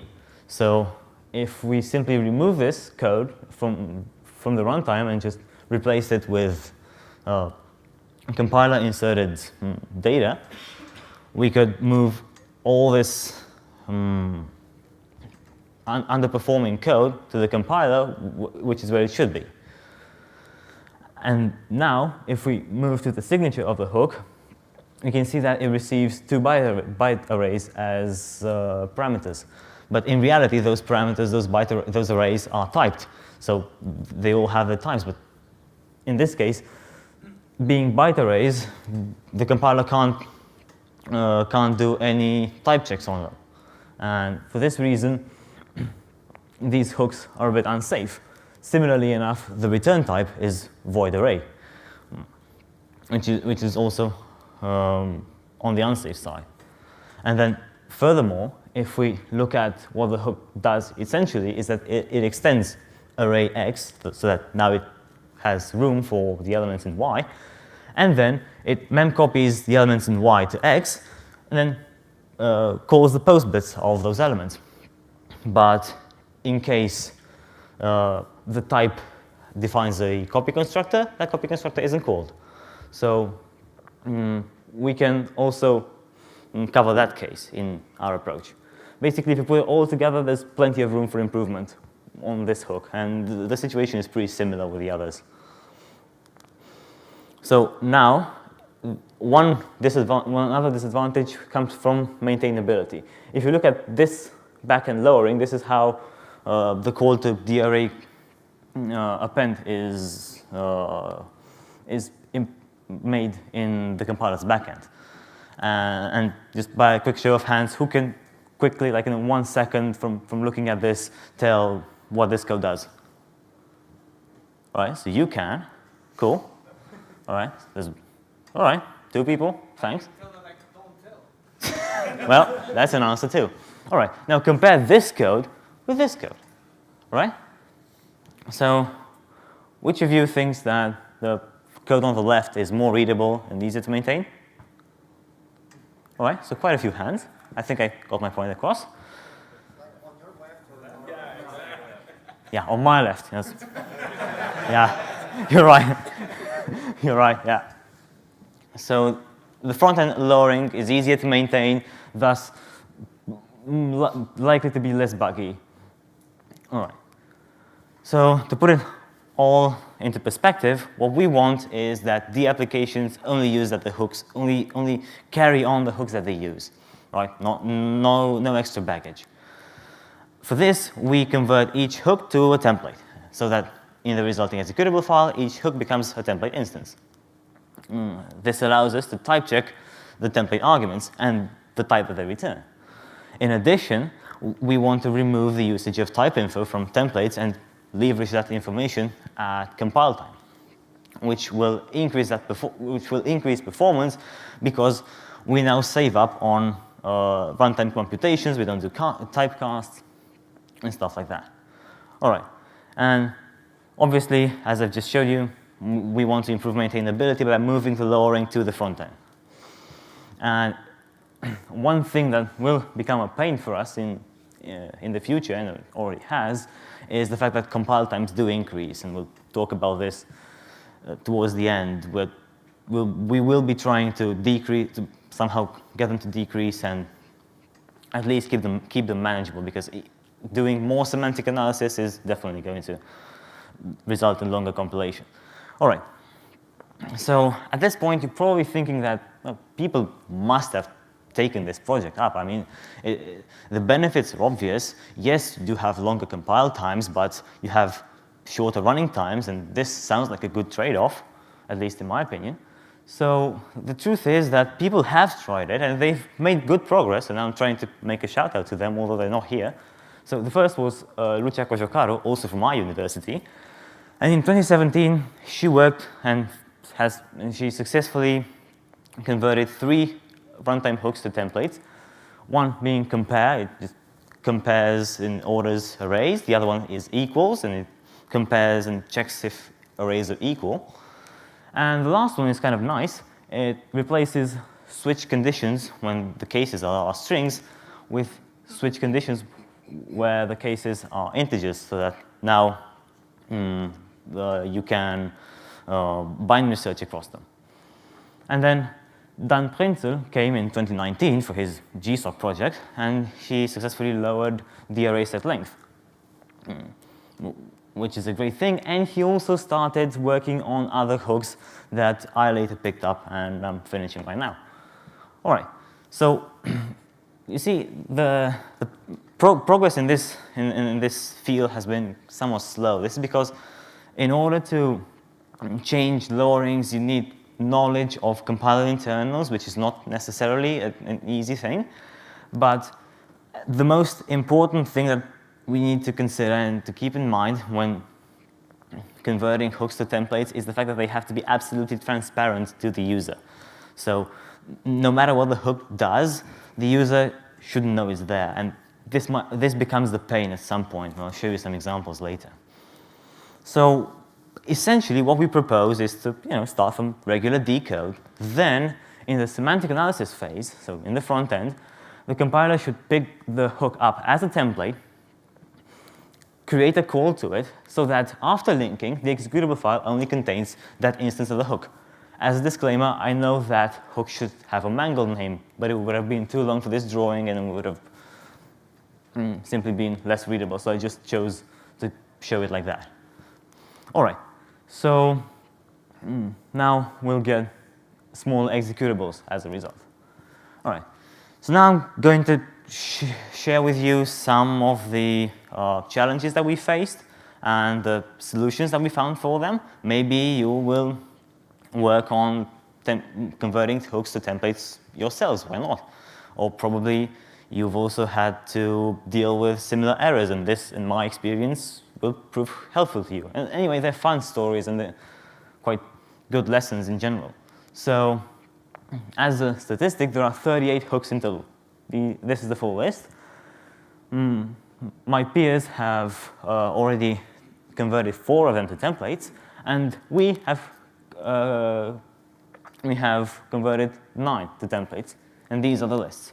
All right, so throughout these 9 conversions, we've learned quite a few stuff. The first one is related to CTFE. So we'll start with our same example, but first let's put it into some context. So what we want here is to evaluate the function foo at compile time. All right, this is fine. Foo creates a static array, which is a copy of B here. Great. So now the expression, you've already seen it, looks like that. Semantic analysis comes, replaces it with a call to the array constructor, and the question is, what should CTFE do? Well, it should interpret this, right? Not exactly, because S defines a post bit. And because it defines a post bit, what needs to happen is that the contents of B should first be memcopied into A, and then this post bit should be called. Good. But memcopy is a libc function, which means that CTFE has no idea how to interpret it. All right? So CTFE cannot interpret this hook as it is. So what we do is we feed CTFE the original expression. Right? We basically dig through the call, we reconstruct the original expression, and then we give the backend the lowered expression. Right? In this case, CTFE interprets the right thing, and the backend receives the lowered call, to the hook. This way, we kind of satisfy all needs. All right, so CTFE is fine. And then we used lots and lots and lots of comma expressions. Comma expressions are simply chains of the expressions that are basically just added together, and then you pass these to the code generator. All right. And we use these as sort of tricks to get our way across some of the pitfalls that we tend to fall into. So to start with one of them, we're trying to append elements and arrays here. So basically, what happens is we append 2 arrays, right? And the hook that we use is the array append t. Cool. Then we only append 1 element to an array.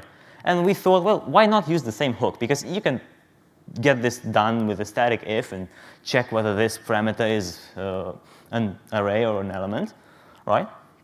But there's a problem with this lowering. right?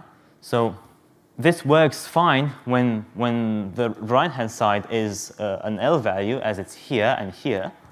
But this time, the right-hand side is an R value. And the problem with an R value is that the spec says that it should be constructed within this array, within array 1. So that when we pass it to the array append T, because it would be an R value reference, what the compiler does is it creates one, is it wants to create a copy of this R value, which then would generate an unnecessary call to the post bit of S, and this would basically be incorrect because we wouldn't be constructing S in place in array 1. It would be as if we had an already constructed element and then copying that. That's not what we wanted. All right. So the solution here is to use a temporary variable. All right. So first look at the difference, and now this is the lowering. So basically, now we use the array append CTX, which just extends array 1 with one element, right? So we make room for our S. Then we emplace it in this room that we've just made. This is a construction expression in the compiler, not an assignment. So it's the post bit of the copy constructor that's called, not the assignment operator. And then we return the array because this expression the return type of this expression should be the type of array 1, right? So now we've solved the issue, right? We just made a longer lowering, yes. We used a comma expression, but the functionality is correct. There's a problem with this, however. What if now we're trying to lower something more complex? This time, the expression contains an R value as a left-hand side, right? So if we did our previous lowering, what will happen is that first, if you take a look at this function, what it does is, it increases the global counter, and then it returns an array. For this reason, after appending this element, the counter should obviously be 1, right? Because we only call foo once, all right? But then, if you look at the lowering, foo is called 3 times, here, here, and here, right? So the counter would be 3. And in order to avoid this, we call foo once here. We save the result to a temporary variable, and then we pass that temporary variable instead of the call to foo. This way, the assertion stays true, because we only have 1 call as opposed to 3, right? So comma expressions are neat ways in which to sort of save the result of R values and not evaluate them more than you should. Right. OK. Then there was another problem, this time with forwarding arguments, and we also solved it via comma expressions. So with DIP 1008, Attila spoke about it earlier today, a little bit, we want to have no GC exception handling. So basically, we just want to ref count exceptions just like other types. All right. So in this context, what happens is that expressions such as throw new exception are lowered to calls to this hook, which you can see here. And what this hook does is pretty standard. You just allocate an exception, initialize it, ref count it, and then call its required copy constructor. All right? It's quite sensible, only that this doesn't work. Because DIP 1008 is still needs some work, and forwarding arguments doesn't work properly. And we couldn't just skip the forwarding part and just pass the arguments, because that way we would lose storage classes like reference or scope, and that might have ended up calling the wrong constructor, and all hell would have broken loose. So that was a no-go. For this reason, we needed to call the constructor anyway. We couldn't do without it. So what we had to do was to move this call somewhere else. Well, there are only 2 places here. You only have the hook or the lowering. So the result was to get the call to the constructor out of the hook and into the lowering, right? So now we only return a constructed, actually an allocated, not the constructed, an allocated throwable, and then the lowering deals with calling the constructor and also uses this temporary variable as I showed you previously, right? This is kind of a workaround until Deep 1008 is working properly, and then we'll happily move the call to the hook to the constructor inside the hook where it probably should be in the first place. Right. So common expressions are rather nice. Okay. And this one example was particularly interesting for us. So take a look at the test case, so to speak, right? So we are creating static array A as a copy of static array B. This is very similar to the examples that I showed you in the beginning. But this time they're immutable. It's important that they're immutable. But first, the lowering is just create the arrays as they are, and then call the required hook that initializes A from B. All right. It's pretty nice so far. And the hook more or less does this. This is a compact representation of the hook. It's somewhat more elaborate, but the main points are here. And what's important is on this slide. All right. So we're calling the hook, and the hook gets basically two arguments, two arrays, and then it returns the constructed array. Cool. But in this case, notice that the arrays are of type immutable S. All right. So basically, you're giving the hook two things that cannot be modified. You return a thing that cannot be modified, and in addition, the constructor of S is pure. So what you end up with in this case is that the call to this array gets unmodifiable things. It calls a pure constructor, and then it does nothing with the result. All right? And this triggered warnings just because to the compiler this looks like a useless call. You have a pure function, you give it immutable things, and you do nothing with the result. Why are you doing it in the first place? And the thing here was that we were actually doing initialization with it, but the compiler didn't know this. It couldn't have known because to the compiler, arrays A and B, or array A, which is what's of interest to us, was already initialized here. So to the compiler, it looked like we were typing nonsense here.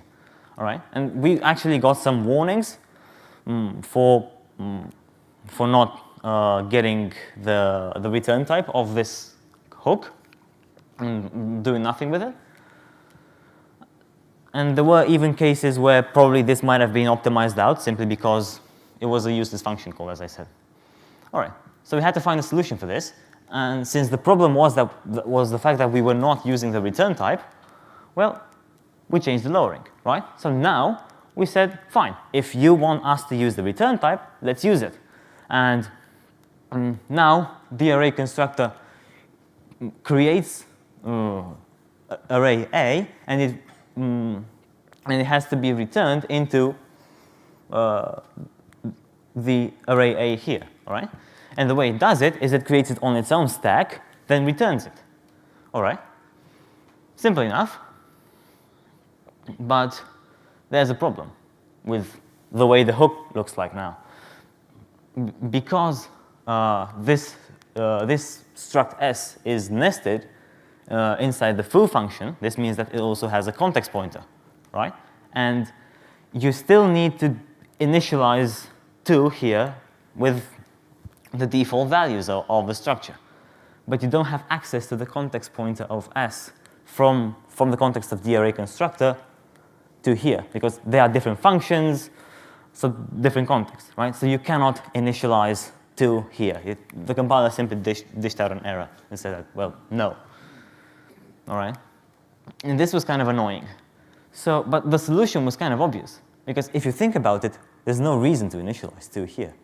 I mean, we're default initializing 2, right? But then we're replacing everything that we've initialized with, stuff from B. So the solution was, all right, fine, void initialize. Void initialization meant that now we had a non-initialized 2. We didn't have to worry about the context pointer. That was fine. But we also ran into some trouble with this. But first of all, this thing compiled. So we got some progress out of this. All right.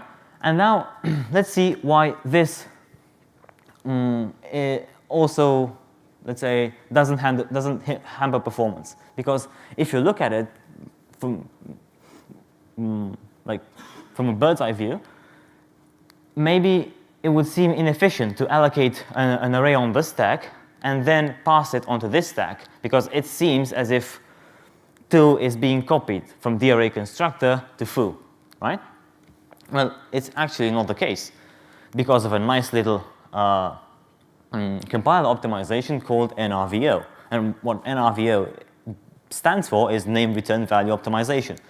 And basically, if you give NRVO a function like this, which creates an array or any sort of element, and then returns it, what actually happens is that the compiler changes somehow the signature of this function. This is all internal. Don't think that it changes the code. It's not that magical. But it treats the function. This is a better way of saying it. It treats the function as if it received the returned array as a parameter, right? And then it gets a pointer from the caller stack to the function, which then returns back to the caller stack. This way, initialization and the creation of 2 is not done in the array constructor, is done in the caller, in foo. So there's no need to copy it, right? There's no need to copy it from the array constructor when returning it from here to foo, right? This is a nice trick, and this is one of the many places the compiler has helped us to maintain performance. All right. So we're not losing anything at this point, right? So remember, NRVO means that 2 is simply moved from the stack of the array constructor to the caller stack to foo, and we simply get it as if it were a pointer, and we pass it back to foo. Good. But as I said in the beginning, this is still not good, and the error that we got was somehow hard to tackle at first. But it made sense once we figured out what it was. So if you look at it, 2 is created here, all right? But then what happens if, let's say, the constructor or the post bit of S throws an error? Well, it should be caught, right? And then we had logic in place that was destroying the elements. We were doing this right, so this was no problem necessarily on our side, at least at this point.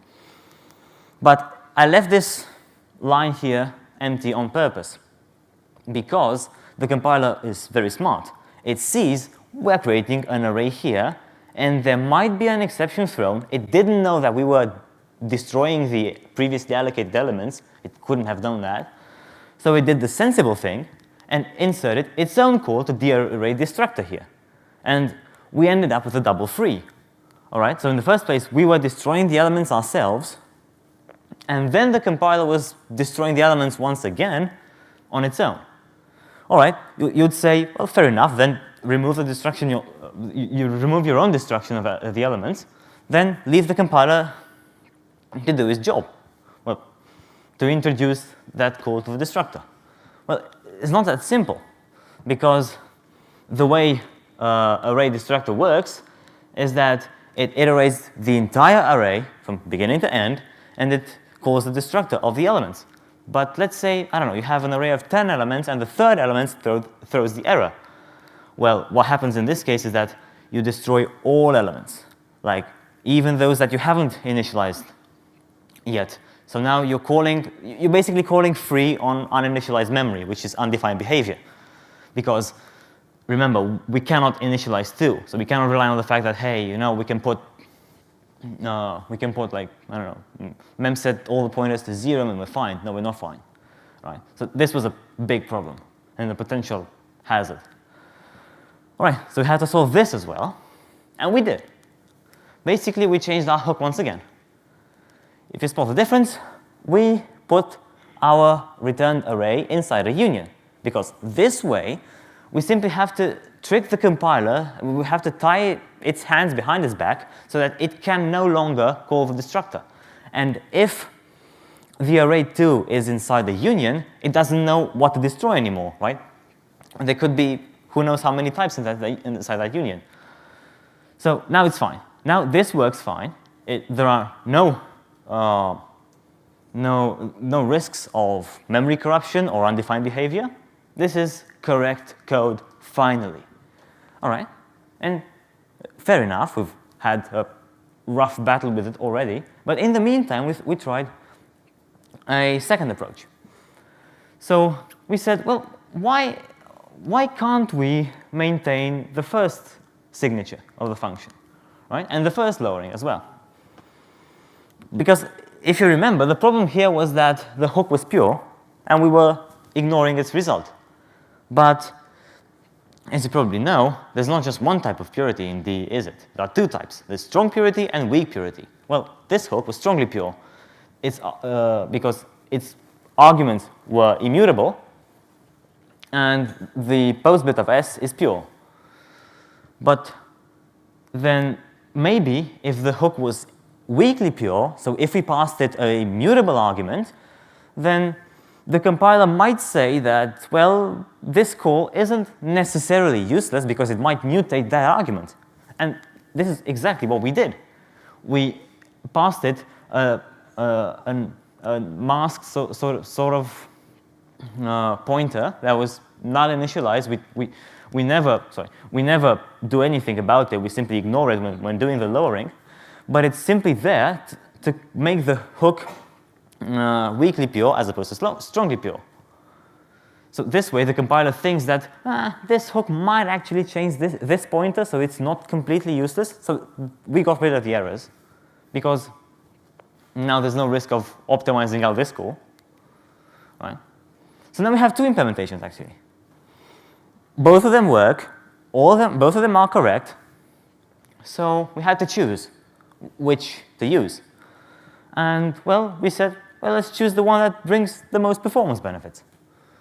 So basically, to recap, we have, let's call this the weakly pure approach, right? And this one is the union approach, right? The weakly pure approach uses this third argument, and the union declares the returned array inside the union. Cool.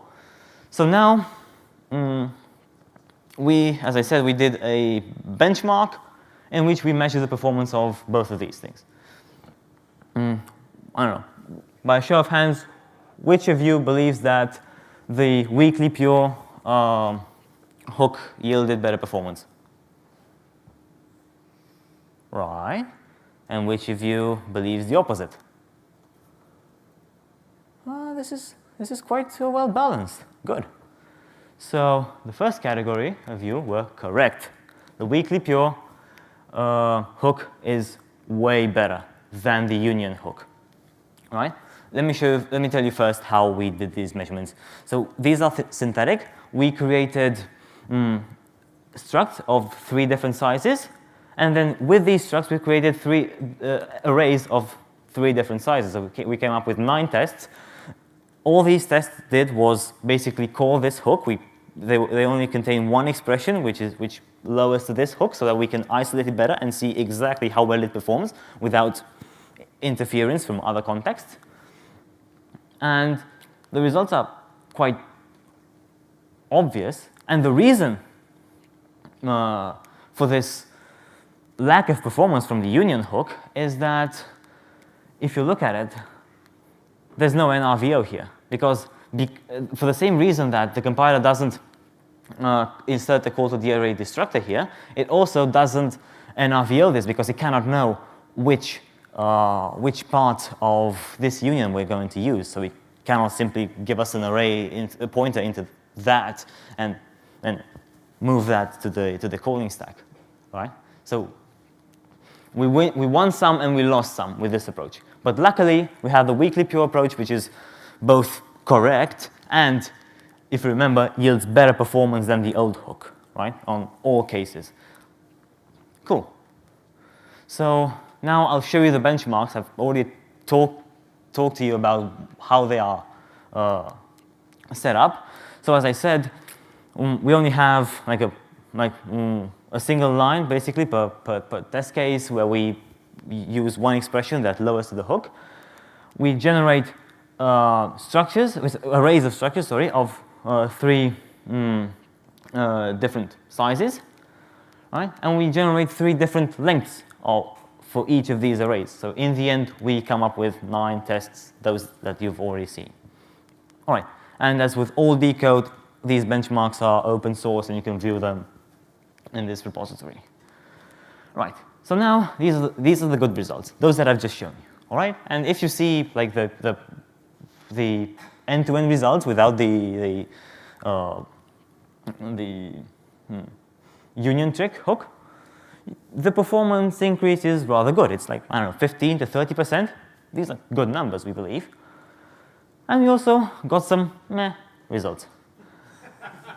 Because sometimes we don't get that much of a benefit from removing type info and from leveraging type information at compile time. So let's look at our hook for darray append t and the old hook. And if you look at it closely, the most important part of the hook is the same.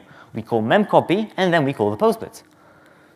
There's hardly any improvement there. Yes, we do no longer need this part, but this didn't yield that much of performance in this case. We only got like a 3 to 5% increase, which is still all right. I mean, we didn't go worse. And the takeaway from this is that at worst, we break even, or almost even. And at best, we get 15 to 30% improvement, which is fine by our standards. But there's also like a darker side about all this, and this is compilation time. As you were expecting, inserting templates, instantiating templates, doing more semantic analysis takes time. So we tested 3 dub projects, before and after our hooks. These are a rough estimate because we used we basically checked out DMD right before merging our first hook and the master branch as of now. So there might be other sources of overhead there except for our hooks, but our hooks are definitely one of the sources of overhead. And we get 14 to 25% of an increase. And if you look at MER, being an array-heavy package, we get quite a large increase. But luckily, it already compiled fast enough. It's not like DScanner. But we're going to work on lowering these times definitely in the future. We have this as a to-do for later. Right. So now back to embedded systems. What we're trying to see is, well, can the runtime library be pay-as-you-go? When we say it's pay-as-you-go, because the more hooks you use, the larger your resulting executable file will be. And what we're trying to see is, well, take new class, for instance. We haven't worked on this yet, but let's say we convert this to a template. New class is used for any new something construction. This means that for any type that you want to allocate and create one instance of, you will get a new instance of this template. This might actually be worse than having one druntime hook, albeit that uses type info and that's inefficient, but this might actually get larger because you might get tons and tons of instantiations of this. So there may be some hooks where it's not really beneficial to have them as templates. We don't know that yet. We're trying to find the answer to this. So we might come across a threshold for instantiations where we just stop creating new instances and maybe refer back to the older hooks. Who knows? And then we also want to somehow benchmark the embedded applications versus C to see how we stack up against the competition. We believe this would be a nice comparison point to push D as a worthwhile language for embedded development? Surely. Right. So some key points to take from this talk are the fact that we're now having this workflow, which inserts hooks at in the backend at the intermediate representation level, which means their parameters are not checked, which means they use type info, which is inefficient, and which means that we get larger executable files as a result. Then we want to change this approach, move the lowering to the front end. This will also be consistent across the other D compilers because they share the front end with DMD, whereas they use their own backends. Bless you. This will reduce the number of templates that we use in our executable files, and we also come across various challenges that we overcome, and I hope you found them interesting and perhaps useful in your projects. And in the end, we got some good results, and we're looking forward to see similar or hopefully better ones in the future. All right, this is it for my presentation. Thanks a lot, and go ahead and ask questions.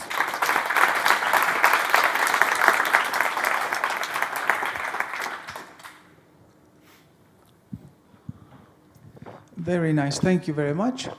On the D-array constructor, we're not calling destructors anymore. And you said correct. How correct is that behavior? Yes, because, let me get, actually, can you see it here? Oh, great. So the returned array is now going to be destroyed by the calling function. So, I don't know, let's say, let me go back to this real quick. But will it know to destruct correct number of elements from the beginning of the array? Oh, yes, we have logic for this. I didn't put it here just because it would have been like boilerplate code, not really relevant for this case. Yeah, this comment here is actually a while loop that iterates backwards. Yes. I apologize if I missed it, but what did you do to record the performance data, i.e. which compiler, etc., etc.? Right, so you mean these checks, right? All right, so we use LDC for this, yeah, because LDC has already integrated like these metrics and yeah. Okay. All right, thank you for your talk. You have gone through some trouble to emphasize that the weakly pure trick is correct, but I would like to point out that it is not.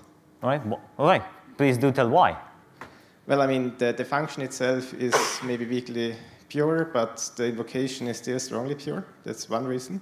Right. The other reason is that you're modifying immutable memory, and I have been telling people for years that you cannot modify immutable memory in D, and they still don't believe me. Right, but then this is within the context of initialization, right? Yes, I agree, but the language doesn't know that.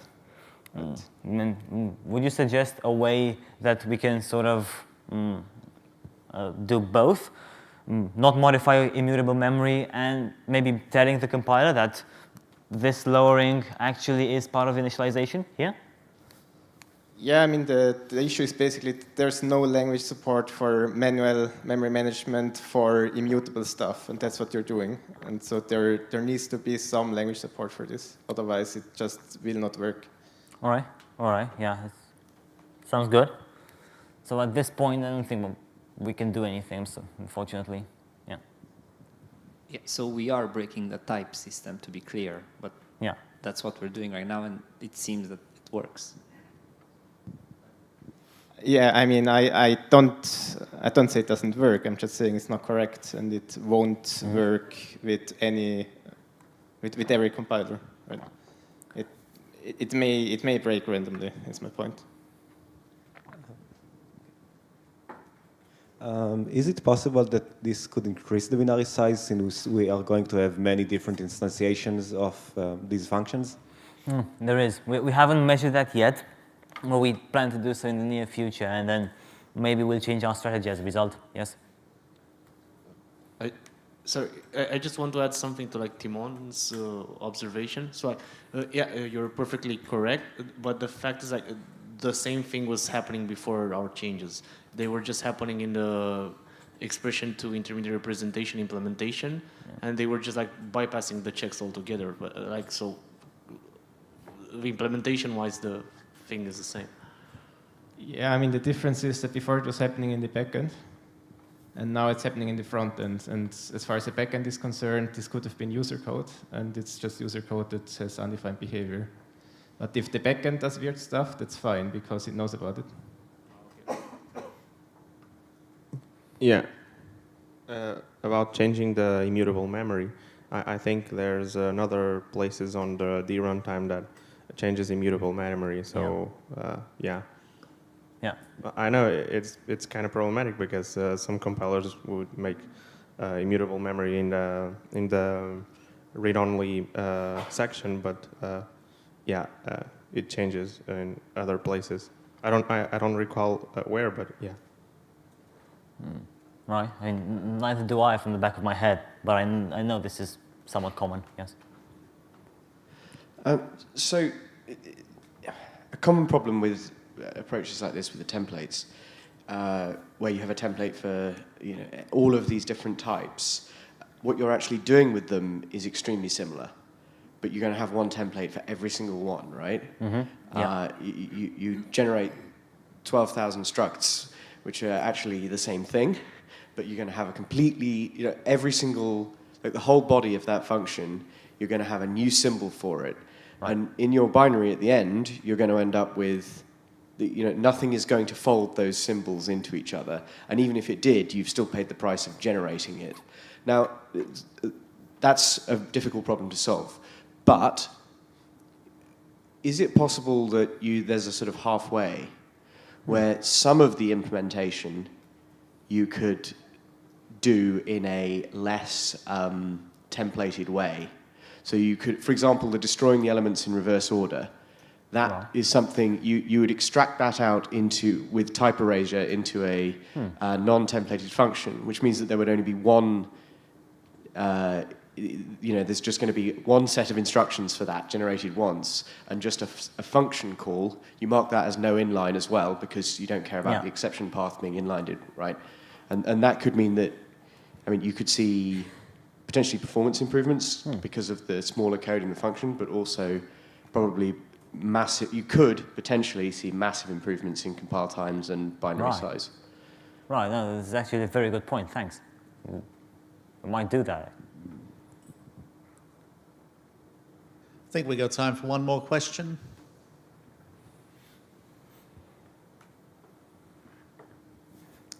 Sorry. Yeah, just to kind of further what John was saying, if you have these you have a huge amount of template instantiations, kind of the way to do it, as he's saying, is to find the behavior, and then if you still want everything to be pay as you go, you can still find the essence of what it's actually doing, and then try and abstract the behavior. Rather than doing it over and over again, because it's a common mistake people make. Where if you imagine you have a method that does the same thing every time inside a templated struct, you can move the method outside via your favorite technique, and then you can make enormous amounts of savings for just like copying and pasting something. Right. It's not really a question, sorry. It's all right. I'm open for feedback as well. Yeah, I just want to note that also you might not use the array constructor, right, on an embedded system, and then if you factor out some of that code, you're still going to end up having it in your executable. No arg template, then you won't. Okay. All right, then I think that wraps it up. Thank you. Thanks.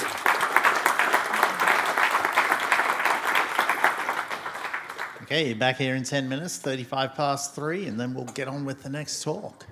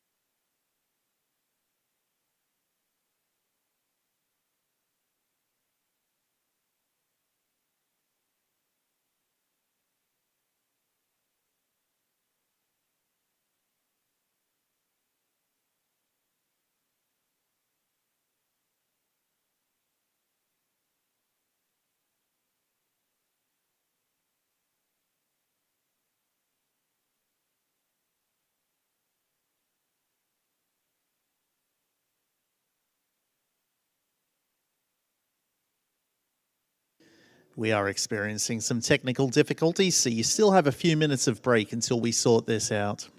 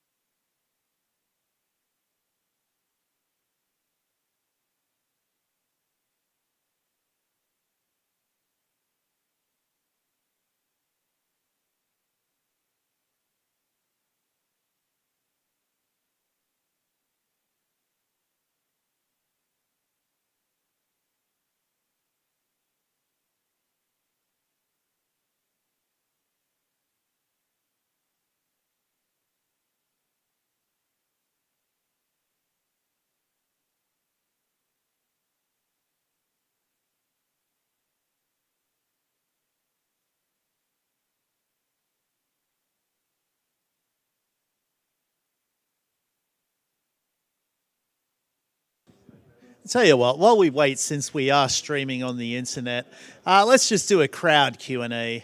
So, Ali, how are you enjoying DConf this year? I think this is one of the most technical, most awesome, highest quality DConf. I'm honest about this, except my presentation, of course. So if that's the case, what would you do to lift your game to bring up your technical quality?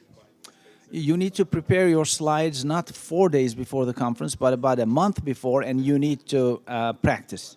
Practice, practice, practice. Yes, we actually have a lot of first-time presenters here this year, and I think they've done fairly well, don't you? I really think so. It was awesome. Thank you, everyone. This was a wonderful conference. Yeah. Cool. Thank you for your thoughts, Ali. Who else wants to be heard on the internet? Anybody?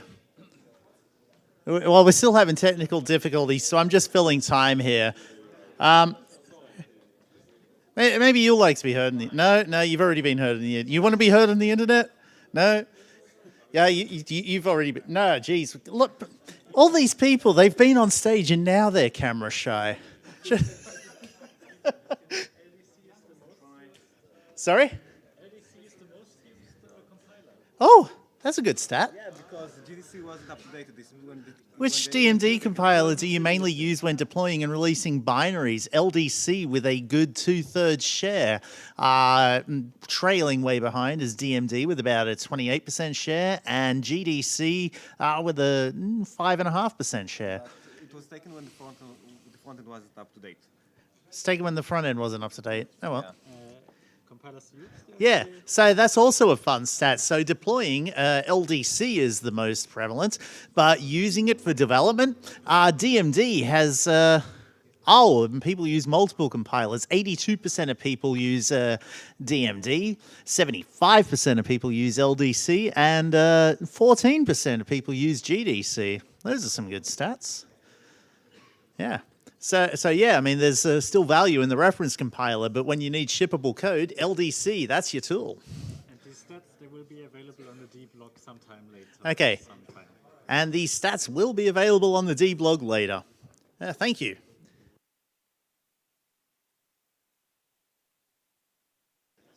Okay. Who else? No, we've still got technical issues, I think. Okay. We've got the students over here. How are you guys enjoying DConf?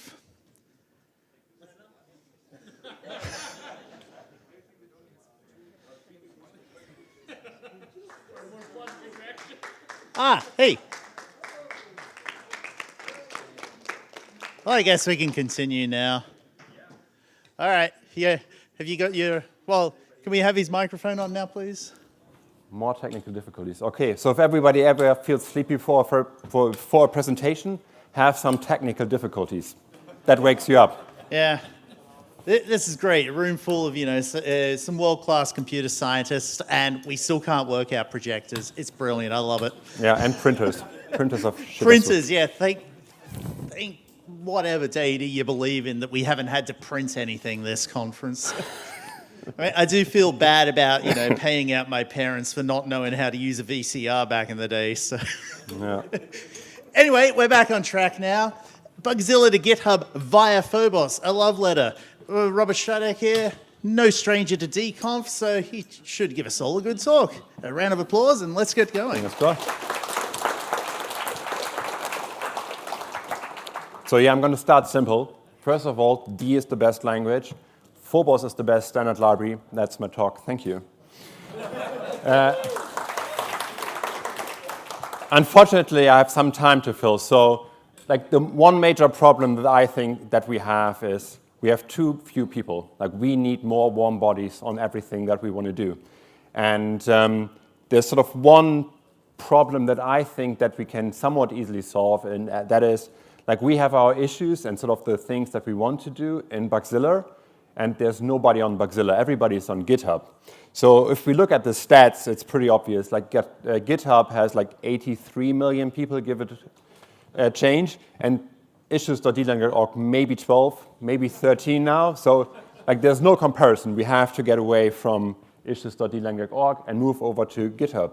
Because we not only want the high of the best and everybody's awesome people, we also want the regular JavaScript user that thinks, maybe I should try this.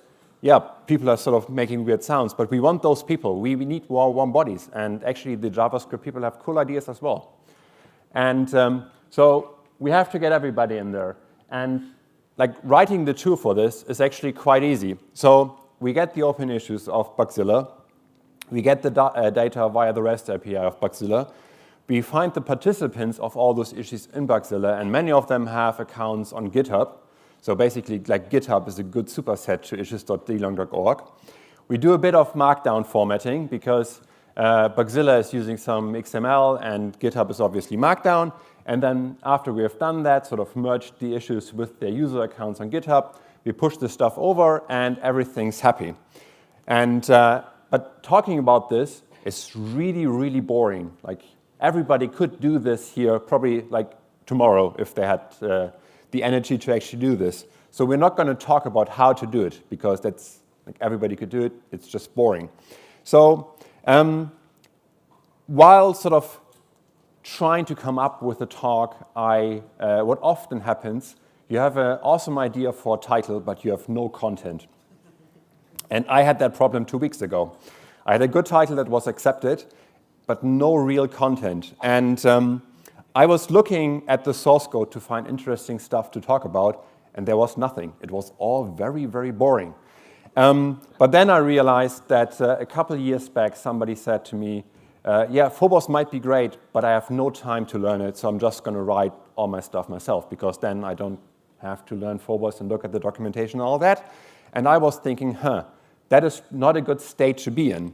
And sort of while scrolling through the files to desperately find something interesting, I realized something odd, maybe. So if I look at all the headers, so all the import statements of the 10 file making up this project, they all look the same. And it's all very boring. And I think that is the magic of D on Phobos. Like, everything becomes boring, and that is awesome. And I think it becomes boring, and thereby awesome, because of Phobos. And if we look sort of at a smaller example, we have stuff to basically do a bit of string formatting to create like a string that we can pass to a function to get data from an API, pass it into JSON, and return it. This is super boring, and it's awesome, and it just works. Thank you, Phobos. And then you get some JSON, you think, oh shit, I now have to, pardon my French, you now have to create a parser for that. And obviously, D doesn't have like a serializing, deserializing library, but I think the reason is not that nobody has done the work to do it. I think it's so easy to roll your own when you're doing it that there isn't really a need to do all that work, because there's always something a bit different, and there's some weird edge cases that the serialization library will not catch, so you just roll your own. And actually, we're going to do this. So when you run this request to get the bug, you get some JSON back. And there are a couple of other APIs you have to hit when you write code to transform Bugzilla issues to GitHub. And like the structure there is the same oddities exist between the different APIs. So maybe we can do a bit of like template metaprogramming to solve or to stop ourselves from rewriting stuff over and over again. So the first thing you usually do, you define your structure. So a simple bug structure, and maybe you can sort of see the first problem coming up. There's an alias underscore in there. And actually, in that data, Bugzilla allows you to have aliases for other bugs. So if like there's duplication, you can sort of assign an alias. But obviously, if you miss the underscore there, you will have a keyword used as an identifier, and that doesn't work. So you have to put in an underscore. This is like one of the corner cases I meant earlier. And then what you do, you write a simple function, t from JSON to t, basically. And I think here again, this code looks complicated, but actually is very boring. The interesting bits are basically the static ifs, identifying where something special has to happen, or where you want to treat the JSON that you have in a different way than like sort of the regular way. And here again, Phobos is helping. So we can simply test if the T that we are currently looking at is an array. And sort of one of the interesting sort of practicalities of D means that you also have to check that it's not a string. But it's already there. So import std traits. These are the traits that you need to know. And if you know them, those are like 99% of your use cases. And you don't have to do any type of is shenanigans to get the correct Boolean value. Know this and you're good. Like, I swear. If not, come next year to DConf and I'm going to buy you a beer, maybe. And going on from there, so obviously we have JSON, and then like one of my probably favorites, map. Map is basically this. And everybody has written this code. And if you write it again after this talk, I'm going to come to you, and you have to buy me something to drink at next year's DConf. Because if you write this over and over again, you're doing something wrong. Import std algorithm iteration, map. and you're there. Like this happens all over the place. And so basically the idea of map is you pass in an alias to something that you want to call on the elements of a range or an array. And I sort of abbreviated this here to an array because it's easier to understand as sort of somebody learning Phobos right now or learning D. So basically what you do, you first sort of have to do a bit of shenanigans to get the return type of the function, because that is basically the element type of the array that you're returning. And then you just iterate over your input, call the function with the current element, append that to your new range, and then return that. And obviously, if you do it with a map of Phobos, this is all lazy, and there's sort of always only one element in use. The other interesting thing that always goes together with map is filter. And here, basically, you pass in a predicate saying, if for this element it's true, keep the element, otherwise kick it to the curb. And everybody has written this code in this audience. Like, I bet 100% everybody has written this code. And now you don't, because you know there's a function called filter, and it does it for you. All you have to do is define your predicate, hopefully test your predicate, because sometimes you screw up defining your predicate, and it works, and it's done, and it's awesome. And it's also boring, and boring is good, as we have learned. Also, JSON parsing. This might not be the best JSON parser out there, but we don't have to care. Like if you have to parse terabytes and terabytes of JSON files, you have other problems than std.json. And I bet for 99% of your use cases, std.json is just perfect. It works, and you go on. So another thing that I think is extremely valuable, but I hardly see being used, is enforce. Enforce is an awesome function in std_exception. You pass in a Boolean, and if that Boolean is false, you throw an exception. So usually what happens, you have source code that looks a lot like this. If some condition is false, throw an exception because something is off. And you always have this nesting. And quite often what happens is, like you have an else case and your indentation sort of grows bigger and bigger and bigger. And with enforce, you just say enforce, is the type actually an object? If not, throw an exception and create a nice error message that actually might help the user. So std exception enforce, remember now.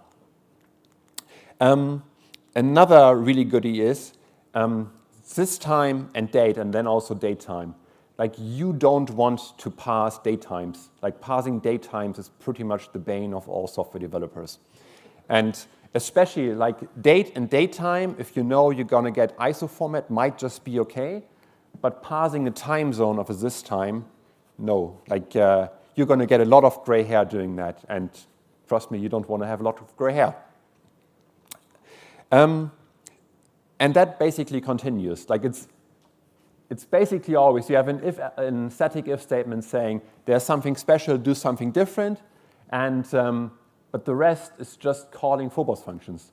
This time here, like calling it recursive, std traits, it's all very straightforward if you sort of learned a tiny bit of Phobos. And those are the functions that you need to do this. Like the rest is basically, yeah, fluff going around there. And suddenly, yeah, you can use JSON for the rest. If you actually have like, if you're down to the like basic types here, you can just sort of get a Boolean out, get an integer out, get a string out, whatever you need. So this basically is the function that does all the work in the library or in the program I wrote to do the transformation from Bugzilla to GitHub. The other unfortunate thing that I had to do is, like the idea is only to transfer the open issues, because you can't guarantee that when you move from Bugzilla to GitHub that the IDs stay the same. And that is obviously not good, because there are a lot of IDs in the source code saying this unit tests the bug for ID whatever, and we don't want to change those in a go when we transfer from when we transfer the issues. So I had to get the open issues, and unfortunately the XML returned by Bugzilla isn't actually valid XML, and I was like, oh god, this is going to be horrible.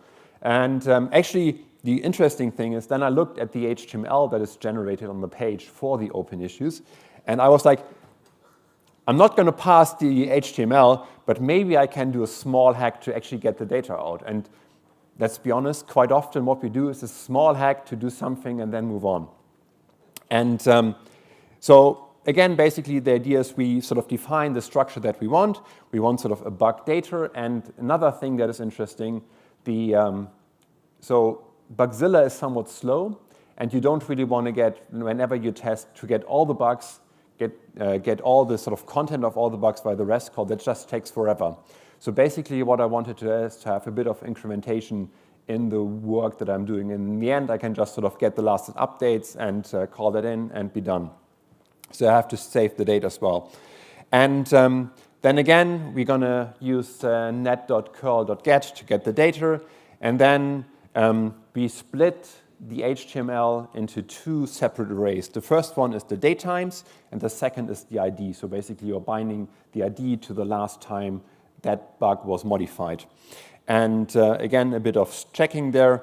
And there is another interesting function that is zip. So zip basically allows you to, you pass in 2 or more. So this is just sort of a abbreviation to show the example. You pass in 2 or more ranges, and you get something back that iterates them in lockstep.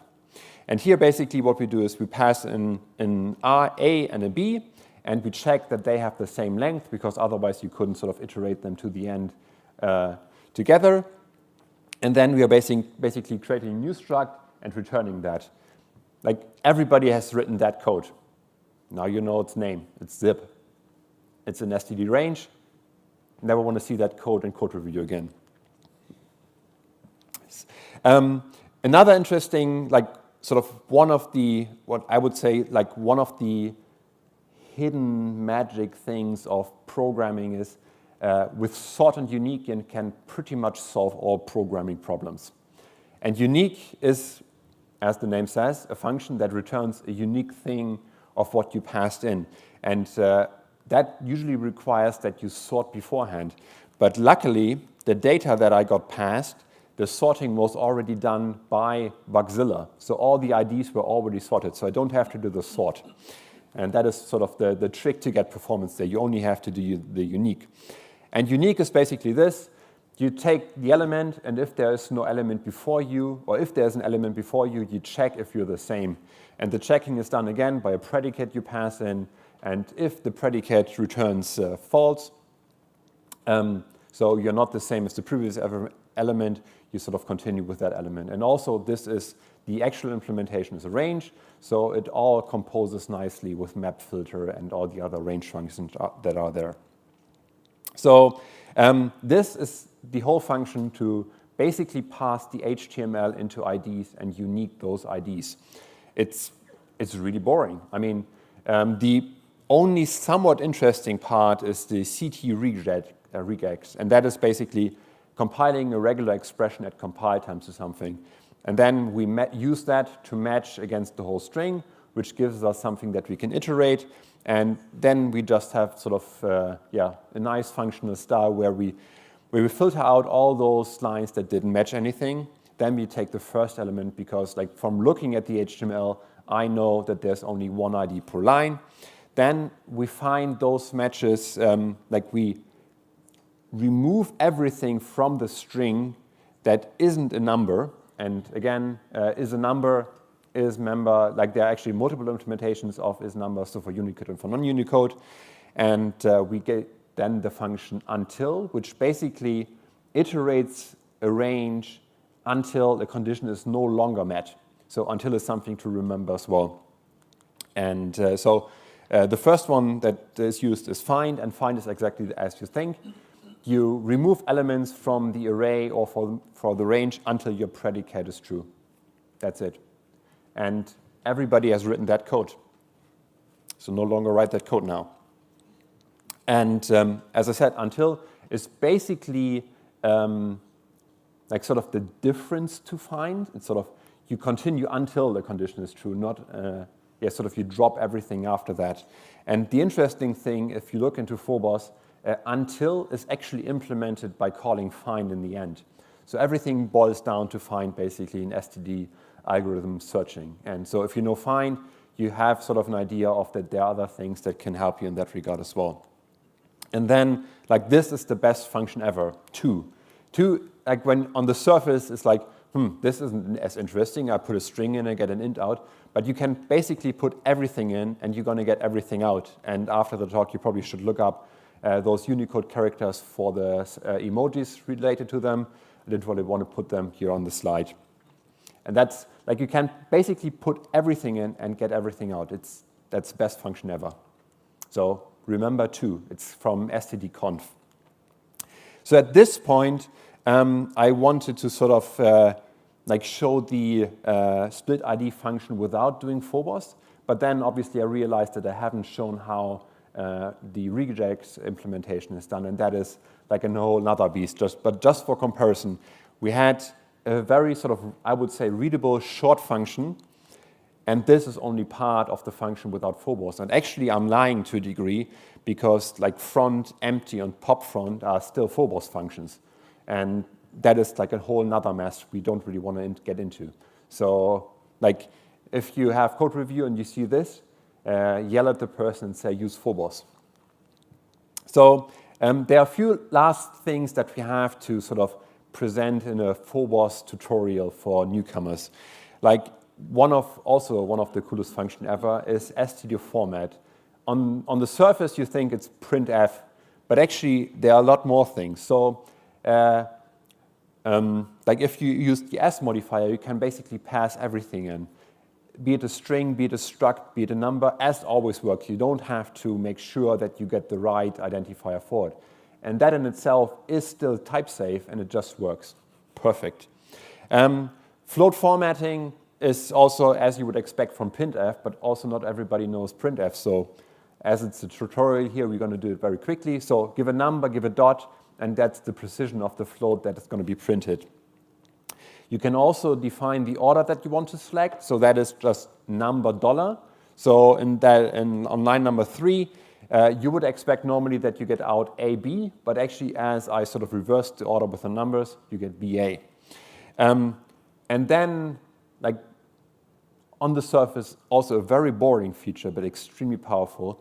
When you write decode and you want to have very long numbers, like very long constants that you have to write, you can separate them by underscores, and that still pass as a number.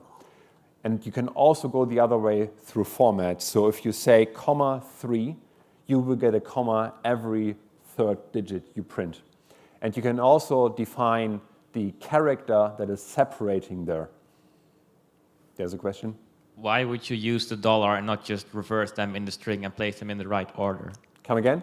Why would you use the $2 and $1 to swap them and not just have them in the right order to begin with? So sometimes, for instance, you find the situation that you have to use a parameter to the function to format multiple times. So for instance, if you want to print AAA, you don't want to pass AAA as parameters. You want to only pass A once. And then you can say, what is it, $1 multiple times in that string and get that as well. Okay. Yeah. One more, localization. Localization, yep. If you have translation, Yeah, exactly, that as well. So Ali just said localization there, that happens as well. And then probably like one of the features that is hardly known, yeah, I'm just going to come to you in a second, is so you can also nest format strings. So this is a tiny bit ugly, but basically here you're starting a nested printing of the elements here.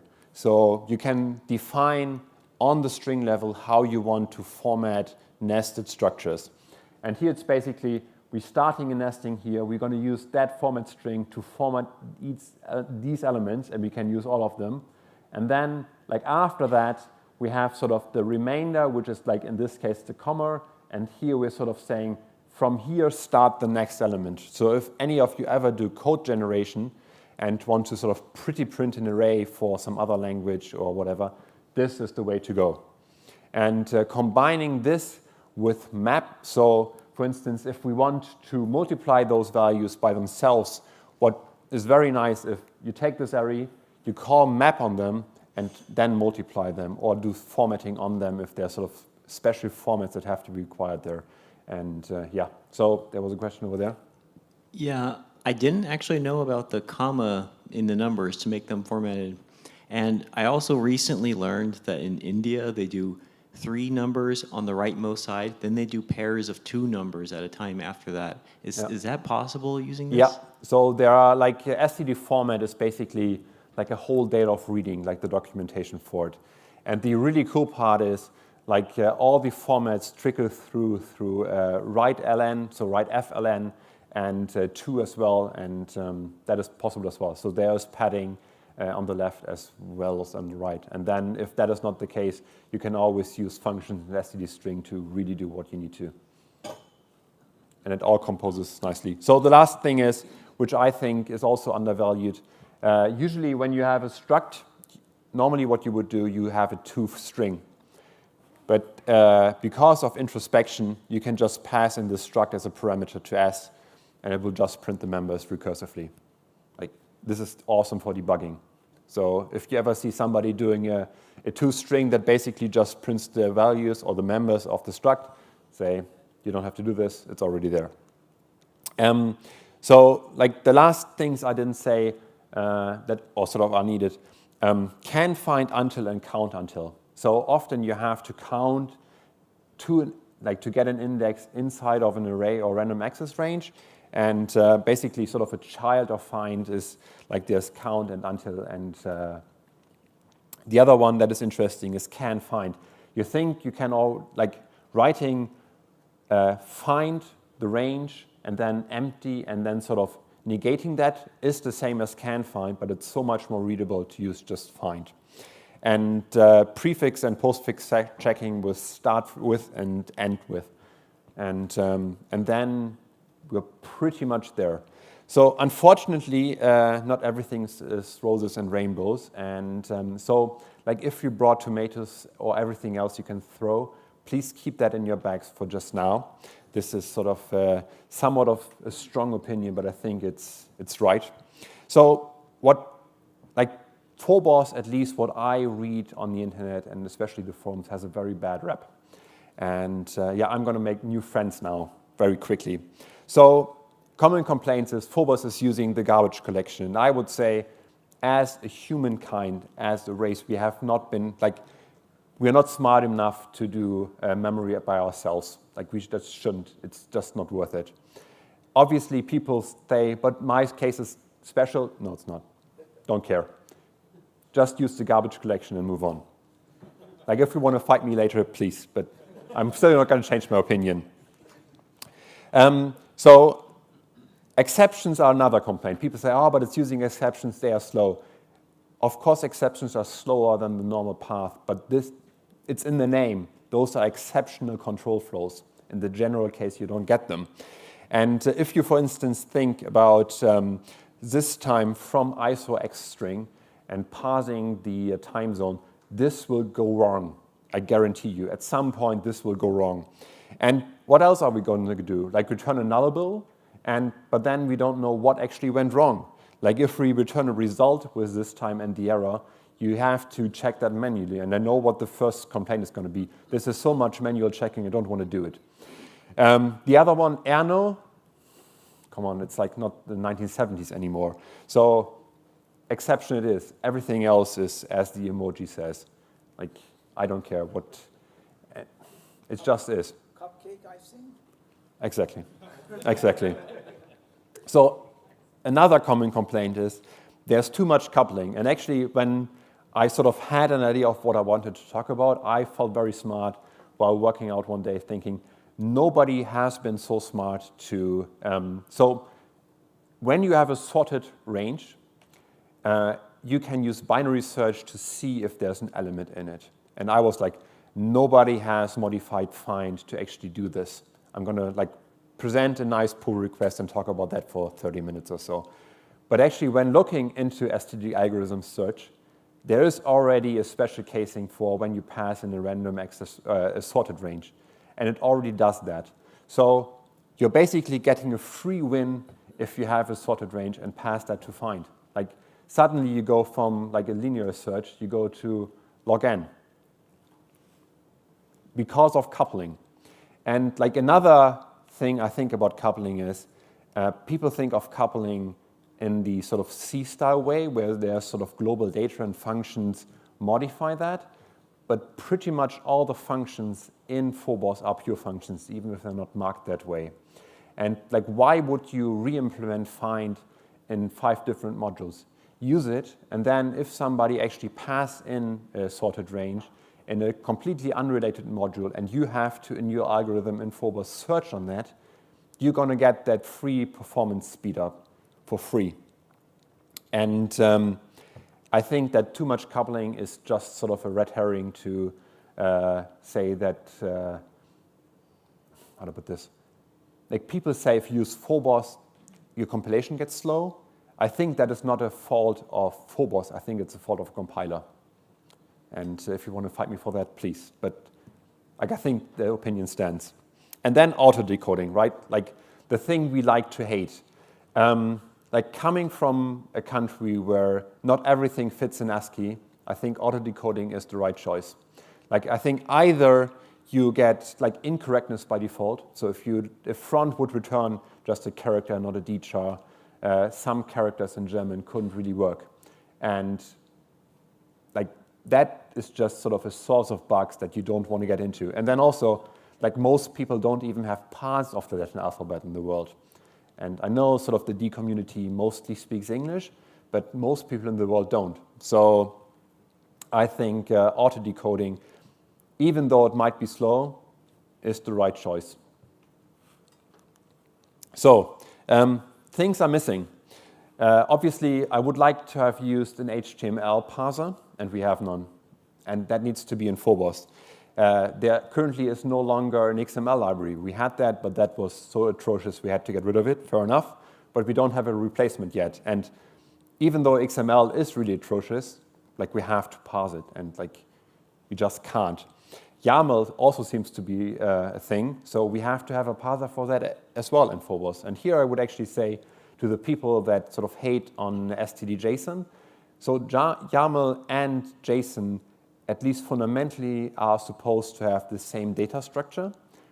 Why not like have two parsers that basically give you the same AST? Would be a nice project.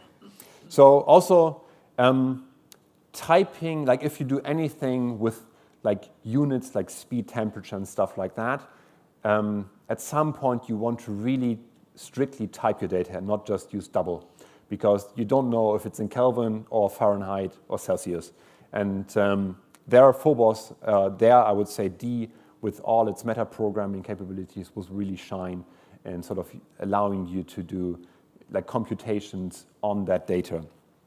Also, like, the program I wrote is pretty much strictly sequential, even though like 99% of the time is just spent waiting. And having like something like event core from like the event system of Phobos of Vibe in Phobos would allow us to, or allow me in this case, to remove much of that waiting and start other processes. And then also, even though I couldn't find the example, or I couldn't sort of make the PR to use the sorted range and find, I bet there are many other places where more coupling would even result in even better and even faster code. And then also, like, we can now with import C, and even before that, we were able to call C very simply. That was just not a problem anymore. And Python now has type annotations. And so why can't I call NumPy from Phobos? Like, why is that not a thing? Or why is the same not true for TypeScript or all the other scripting languages? Why can't I just use their standard library or their sort of associate libraries? Why isn't that a thing? And sort of the last thing, like, the D frontend now is written in D. Like, why can't I use the D frontend at compile time to pass some D code and do some weird stuff? It really escapes me. All this needs to be in Phobos. And but back to the topic. Obviously, we need more people.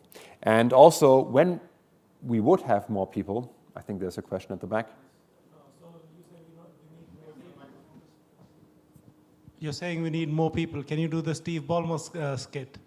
Come again? Can you do the Steve Ballmer skit to get more people?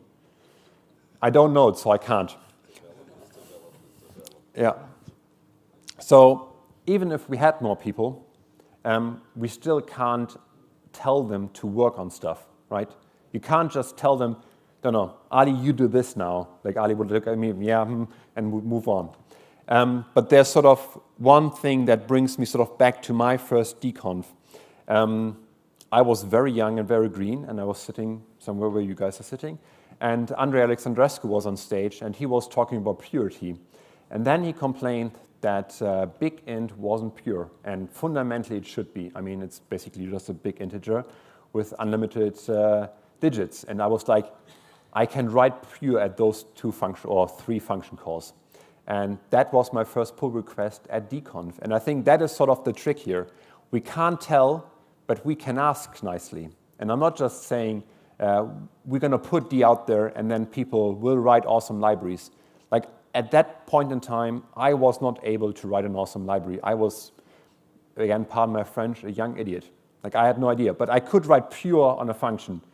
And that got me in here, and now I'm still here. So we can, I think what we should do is find small opportunities and present them in such a way that also very young people and sort of casual observers of D can contribute. And I bet they will stay, because as I said in the beginning, D is the best language and we have the best standard library.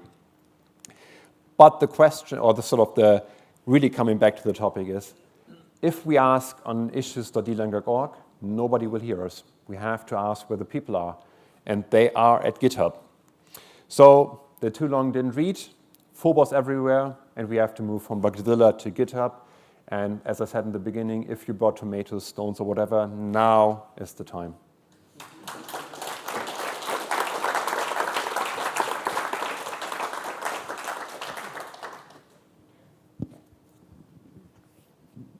I think he was first. Yeah. Have you talked with the LLVM leader for Bugzilla to GitHub integration? I looked a bit into what they are doing, but I think their biggest problem is that they are also using from SVN to, so they basically have an SVN and Bugzilla, and they're moving like both things simultaneously to GitHub. Yeah. And I think like the moving from Subversion to Git is their bigger problem. Yeah, I mean just the issues, because like one of the things that they did well was they put the GitHub accounts correctly when they merged the issues, and they also ported the closed issues. Yeah, so like finding the right authors, that is trivial. Like that part was very easy. I mean, GitHub has a quite nice API, and because you are reading the issues in any way, finding the authors of them is somewhat easy. Like how to put this? Migrating the closed issues technically is also not that difficult. Like basically what you would do after you have created the new issues, you get a new ID, and you would run basically a find and replace on all the source code where issue IDs are labeled, and maybe have the old next to the new one or have the new next to the old one. That is not, like, how to put this? It's not a technical challenge. It's like, would we actually want to do that? And like, what part are we actually want to move? The technical part, like, you could write all that tomorrow. Like, yeah, like I know that how they did that. They basically ported from Bugzilla to GitLab, and then GitLab with GitHub Enterprise API, because GitHub public API is not capable of doing most of the stuff. But yeah, I think it's a good thing to talk to him. Fair enough. Yeah. You mentioned that Find knows that the range is sorted. So does the user have to pass in a flag, or how does Find know that the range is sorted? So there's a dedicated type, or the dedicated range type, that is called sorted range. And yeah, and then you just do some bit of meta-programming to figure that out. Also mention assume sorted. Yeah. Oh yeah, right. As Ali just said, there's also a function that is called assume sorted. Even like assume, basically as the name states, if you know that the thing is sorted, you can just call assume sorted without calling sort to sort the sorted thing again. And it just gets you like in a sorted range.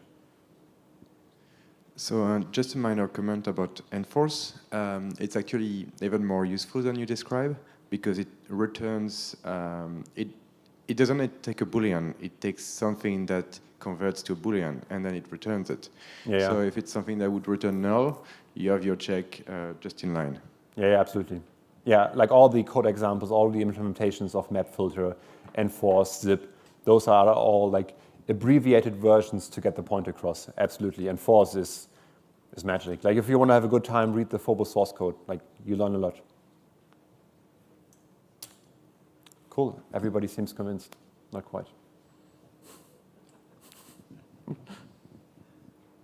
This idea of moving to the GitHub issues is very interesting, not just because of GitHub issues itself, but because there's a lot of other features that are side by side. Like one of the things that's very helpful is the GitHub wiki. So in principle, one thing that one could have is like a structured layout that kind of matches the internals of Phobos or the compiler. And it's in the source code itself, it has comments for people who are very proficient and know how everything works. But if there was like a parallel structure in the wiki that explained things for people who are just beginners or don't know or asking questions. Yeah, some of that already exists, but I'm more of like the line thinking that like there's also the thing about the project management aspects of GitHub. There's actually sort of a project tab where you can sort of say these functions need, for instance, don't know, like no GC unit test if we actually want to go there, or like those assert messages need messages, not just assert false. And you can do that very fine-grainedly, and then you can basically have just a link on the sort of main readme.md saying, if you feel like contributing, have a look at all these projects, and they're sort of stuff for all levels of involvement that you want to take part of. And I guess sort of writing an error message or writing an assert message for one function there, that's not that difficult. But then also we could have a project of, hey, we are building out a new YAML parser that also is supposed to integrate into JSON. Like this is sort of the interface layout that we are thinking about. Come contribute. Yeah.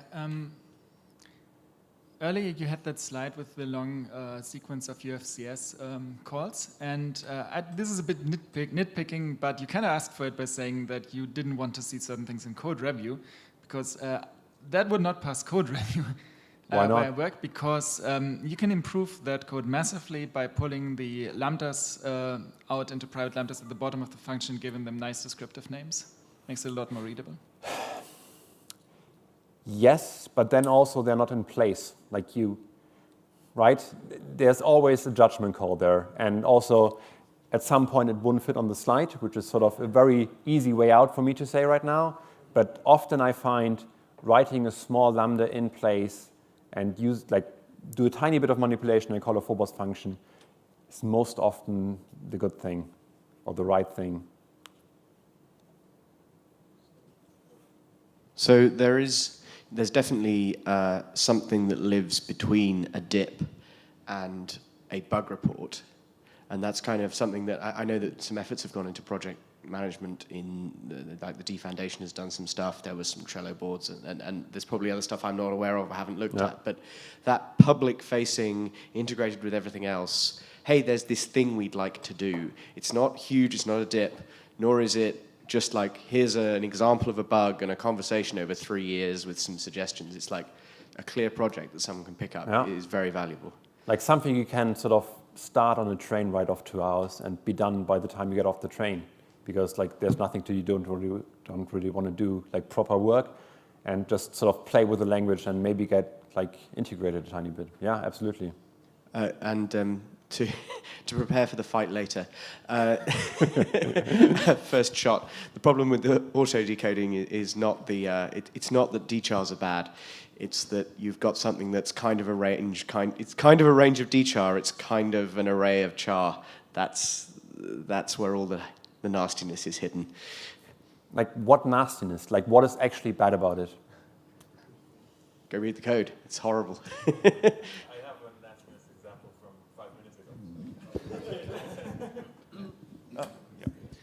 Just 5 minutes ago, I was toying with some code. no, not 5 minutes ago, an hour ago. And I was trying to do like a literal string, hello, dot retro, dot length. And that does not work. And you know why? Because of auto-decoding. So that it breaks in all sorts of unexpected ways. Fair enough. Like at that point, I would say you're fixing that bug, but you're introducing another one.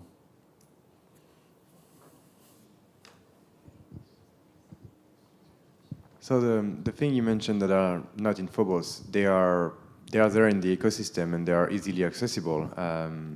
Event Core is a dub package. We have DML, which is a dub package. And I know what you're going to say. They're in dub. They're not as easily accessible as they would be in Phobos. No. So how do you reconcile that with Attila's goal to put Phobos on dub? Well, as I'm the one on stage right now, Attila is wrong. Like, how do I put this? Yeah, I think it's just that. Like, I think it's...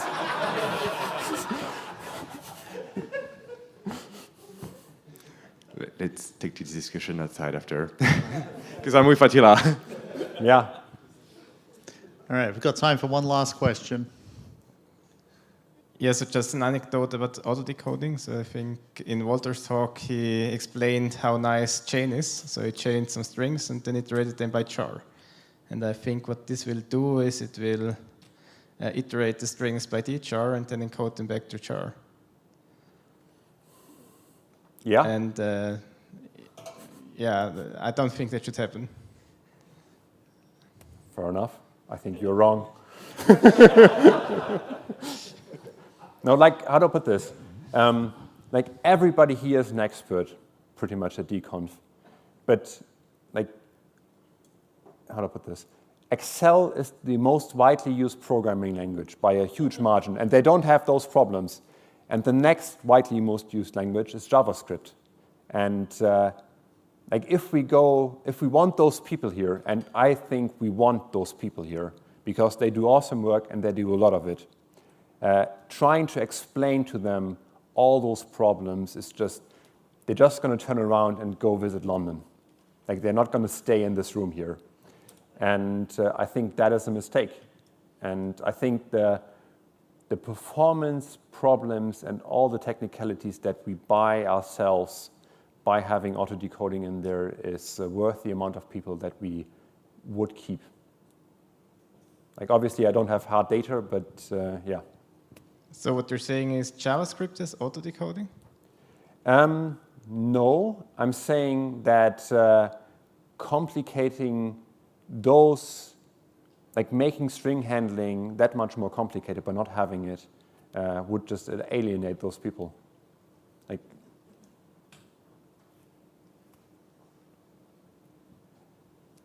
well, on that note, let's cut it off here. Thank you, Robert. Thanks.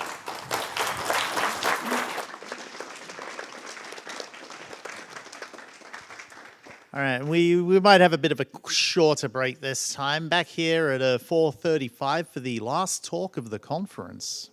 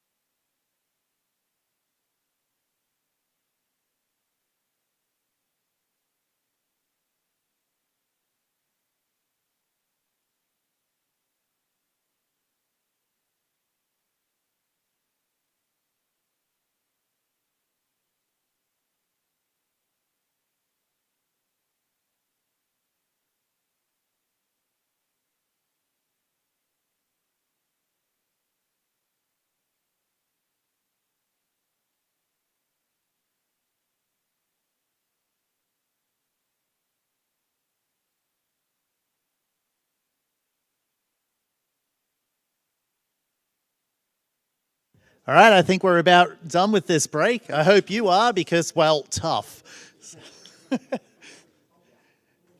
Yeah, all right. Looks like Luis has gone to yell at everybody downstairs. That's great. I don't have to do it for a change. I'll just wait for a couple of you to come up.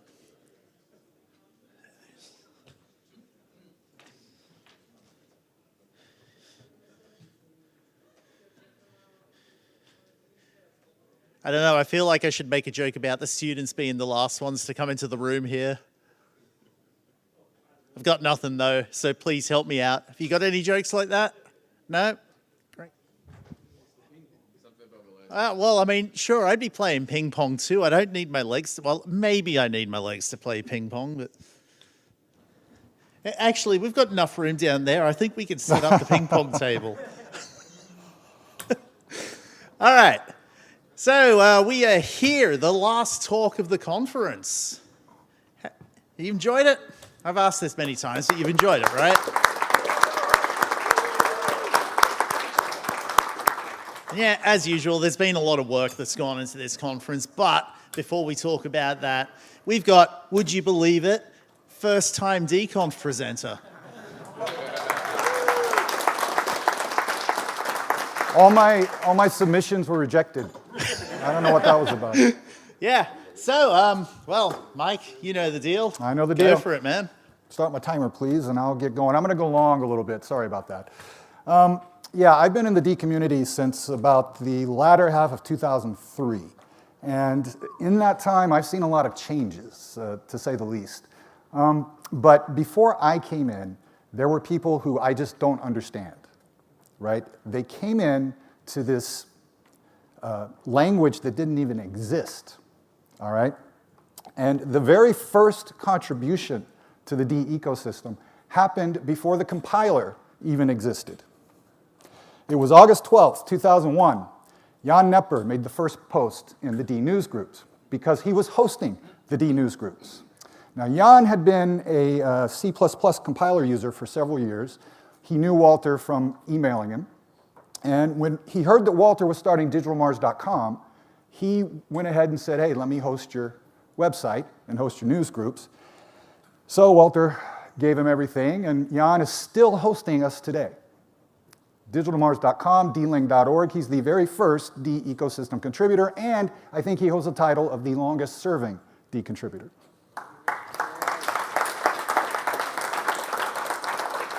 And the very next post in the news group was a draft of the D programming language spec, right? Now, again, this is before the compiler exists, right?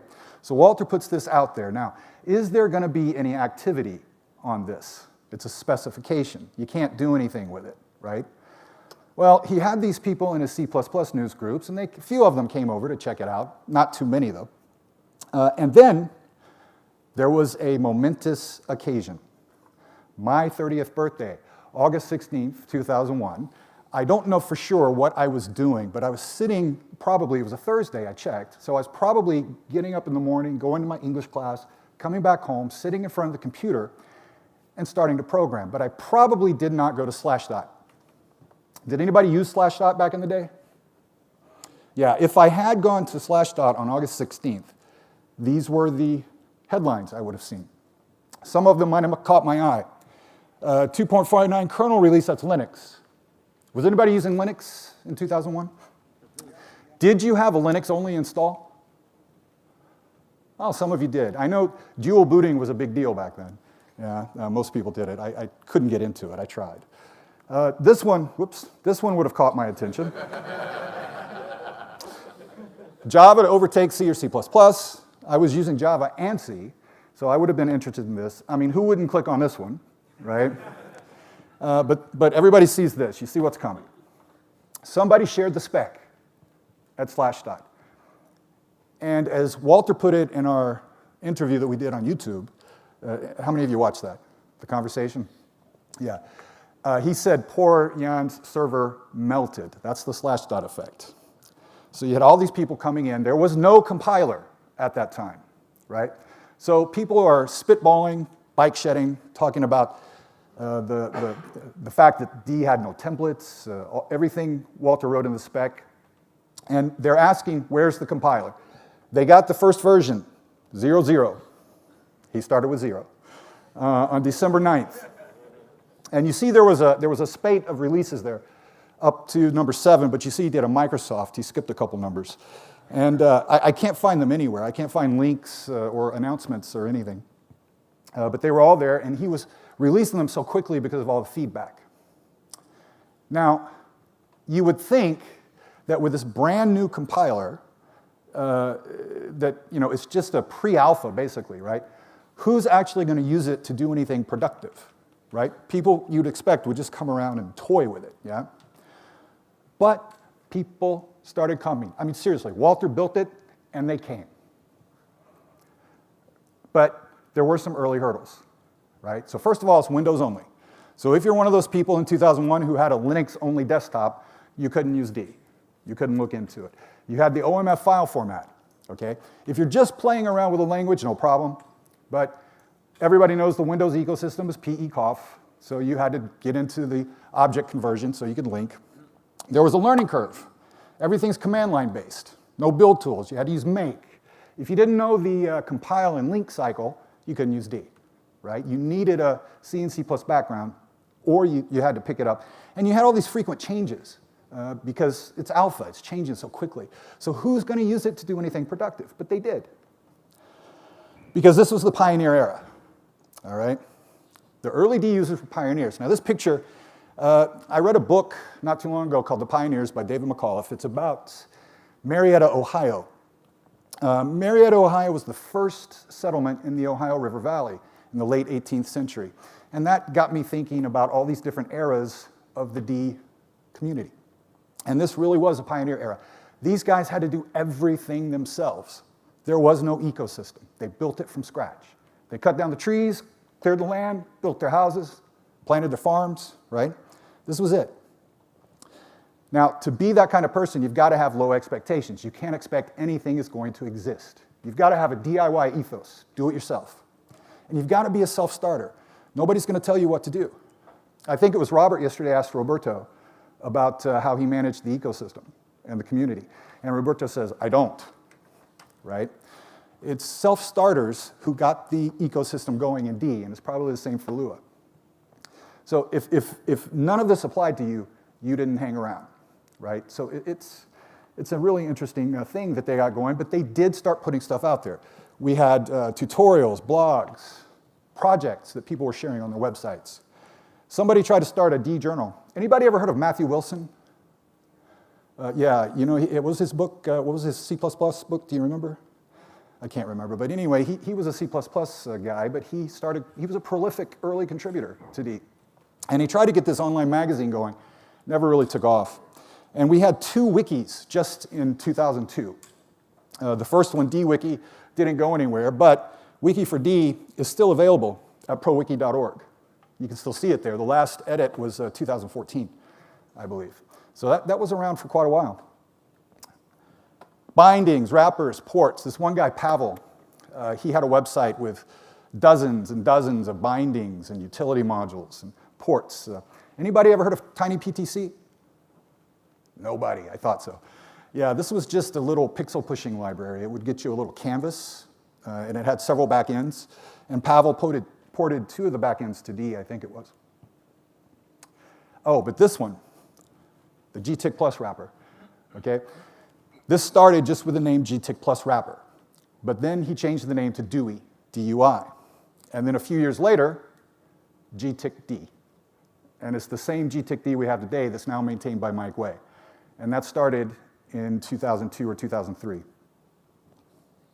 Libraries. Now, an interesting thing in the early D community, nobody thought in terms of libraries. Nobody thought in terms of packages. Everybody thought in terms of modules, right? So people were uploading single file modules to their websites. Socket modules, CGI modules, stream modules. The socket module, actually, that was uploaded, I think, by Christopher Miller, is the one that wound up in Phobos. You can see his name on the copyright. A lot of interest in GUIs, like the D Foundation classes.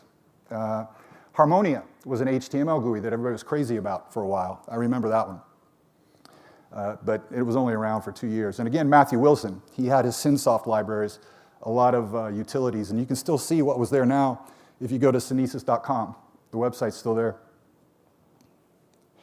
Editors and IDEs, people put syntax highlighting, Emacs D mode, D-edit, I'll get to this, dig, I think I overlooked that, did I? Dig was the D graphic interface, but he swapped the G and the I, Burton Radons. It was a wrapper for Win32. And he made a sample of the library called D-edit, and people started using that as their main D editor. And so he wound up maintaining the editor. It was created as a sample. DIDE became the go-to IDE for a while. We had tools and utilities. DLI was an early port to Linux of DMD. Walter didn't port DMD to Linux until 2003, but this got started in around February of 2002. So pretty early on, you could play around with D through DLI, even though it wasn't always up to date. Somebody started porting, giving D support to Swig. Anybody use Swig? Yeah. Yeah, I know back in the day it was really big for C++ and Python, but somebody added D support to it. They never completed it. I think somebody finally got it in 2007. SCons, you had tools, D-filter. You know, it's hard to find out about what these tools actually did. There's no website for them anymore. Best I can tell, D-filter and D-strip had something to do with stripping source code, not stripping the library, the binaries, but stripping the source code, like unused imports and things like that. Compile was an early build tool. All it did basically was cache object files. And we had 2 IRC channels in 2003. And so Walter recognized that this community that was growing was helping D to grow. And so he put, in June 8th, 2002, he put this post on the forums, D is gaining momentum. And it was a thank you note to these early pioneers of the D community. And these guys laid the foundation for what we have today. Yeah, and it's, you know, whenever you come to the D community, you see the state it's in. And you don't recognize that it was worse before. There was less there before, right? But people who use D, people like us, built everything up from scratch, all right? So they created the settlement, they laid a foundation, and then March 22, 2004. Now this was interesting because it doesn't seem like a big deal in retrospect, but you know, early D compiler, I think it was dual licensed. There was an artistic license, and I think the other one was GPL, but the back end was not free. Yeah, I'm sorry.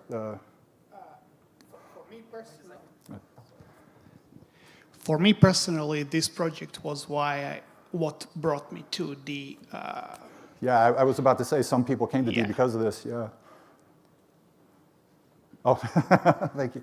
Yeah, so you know there were a couple of aborted attempts at getting GCC support for D, but David Friedman was successful. He worked on it for several months before he announced it, and it's the same GDC that Ian Buchla is maintaining today, right? But you know, the D backend, it was licensed, Walter licensed his own backend from Symantec when he started the D compiler. So he was able to release the source, but it wasn't free, right? So GDC brought people in who wanted free software. And I guess that was your, yeah. And then this was a game changer, dsource.org. How many of you have seen dsource? How many of you used dsource when it was still active? Yeah, a few, okay. Now, why was this a game changer? Because prior to dsource, the D community was chaos, okay? It was just spread out everywhere, right? And there was no real central location for you to find D tools and projects. Now, you had the wiki, but it wasn't always updated, you know how that goes. And you had the forums, and that was it, right? But what dsource did, it gave every D project its own Subversion repository. Every D project had its own forums. Every D project had its own track system. You guys know track, the project planning. You could do milestones, tasks. It was a game changer. It took all those chaotic spread of projects and put them in a box. And all you had to do was open the lid and find what you were looking for. Yeah? And it brought the communications about the projects into one place. They weren't scattered all over the forums. And so the bandwidth and the server hosting were provided by Brad Anderson's company. He and JC Calvarese got it going. Whoops. And that brought us to what I call the villager era. All right? So at the villager era, you don't need to be a pioneer anymore, right? You don't have to clear your own land and farm your own food. Things are there. Somebody's going to build your house for you. If you're a doctor, you can go treat everybody. That's what happened in Marietta, Ohio. This is also Marietta, Ohio. Same settlement. So now you can have, because it's a village, you're going to have higher expectations, right? So you can expect that you don't have to do everything yourself, so you don't need that DIY ethos anymore. And you don't need to be a self-starter. You don't have to find out what's missing yourself and motivate yourself to do it. People can tell you what needs to be done. You can raise your hand and say, hey, how can I help? All right? But the big thing is, in that pioneer era, everybody was a contributor. Everybody. In the villager era, everybody is a potential contributor. Yeah? And if you're not willing to contribute, you're probably going to have a hard time. But people did contribute. DWT was the first project on DSource, and it's still around. I don't know how active it is these days. Jacob Karlborg maintains it. But it was started by Brad Anderson. We had tutorials. We had an Eclipse plugin. It was the first one. There was another plugin that came later with the same name. DigDug was an early D debugger. I don't know how far it got. I don't remember. You had early support for Visual Studio IntelliSense, Decoder. DSC. How many people have heard of Mango? Yeah, okay. Then you know the story. Mango later, it was started by Chris Bell and later became part of Tango. But it's the ancestor there. It was the D server components. Doco was an early binding to Cocoa. That was before Michel Fortin's Objective-C bridge. You had Derelict. Hello. You had DFL, DForms library. That was pretty cool. It was based on Windows Forms. Aries. Aries was the ancestor of D-Runtime that we have today. Sean Kelly started it. It was billed as a replacement for Phobos. Yeah. And later that would combine with Mango to make Tango. The bindings project was kind of like Demos we have today. It was open to everybody. Anybody could contribute bindings to it. And you had DDoc, not the built-in documentation. This was a separate tool.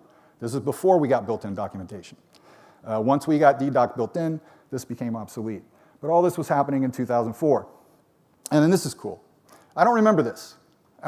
But I found this in the forum archives. It's the first announcement I can find in the D forums of a complete game written in D. And it was called Area 2048. It was written by a Japanese programmer, not the person who made the announcement, but someone else. And that was in December of 2004.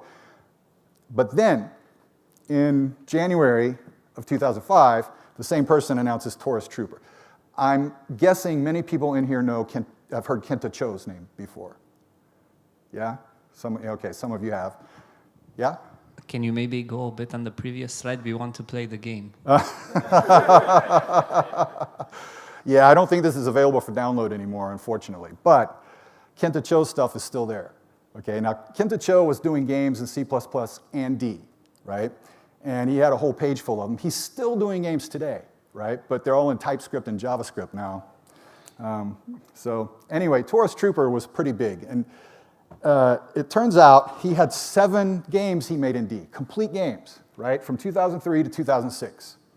And this started bringing attention, in places where D wasn't getting attention before. GameDev.net, Flipcode.com. These were old game development communities. And people were talking about him everywhere. And I think this generated a lot of interest. Now, Kenta Cho wasn't actually intending to contribute to the D ecosystem, right? I mean, he was just making games, yeah? But I'm pretty sure he brought in a lot of people. Now this one, I put this here because it's really cool. This was like drag and drop GUI development in D. Entice Designer. I mean, this was like a Visual Basic thing. It was for the DForms library I mentioned earlier. And I think this was maintained maybe up until 2007, I think.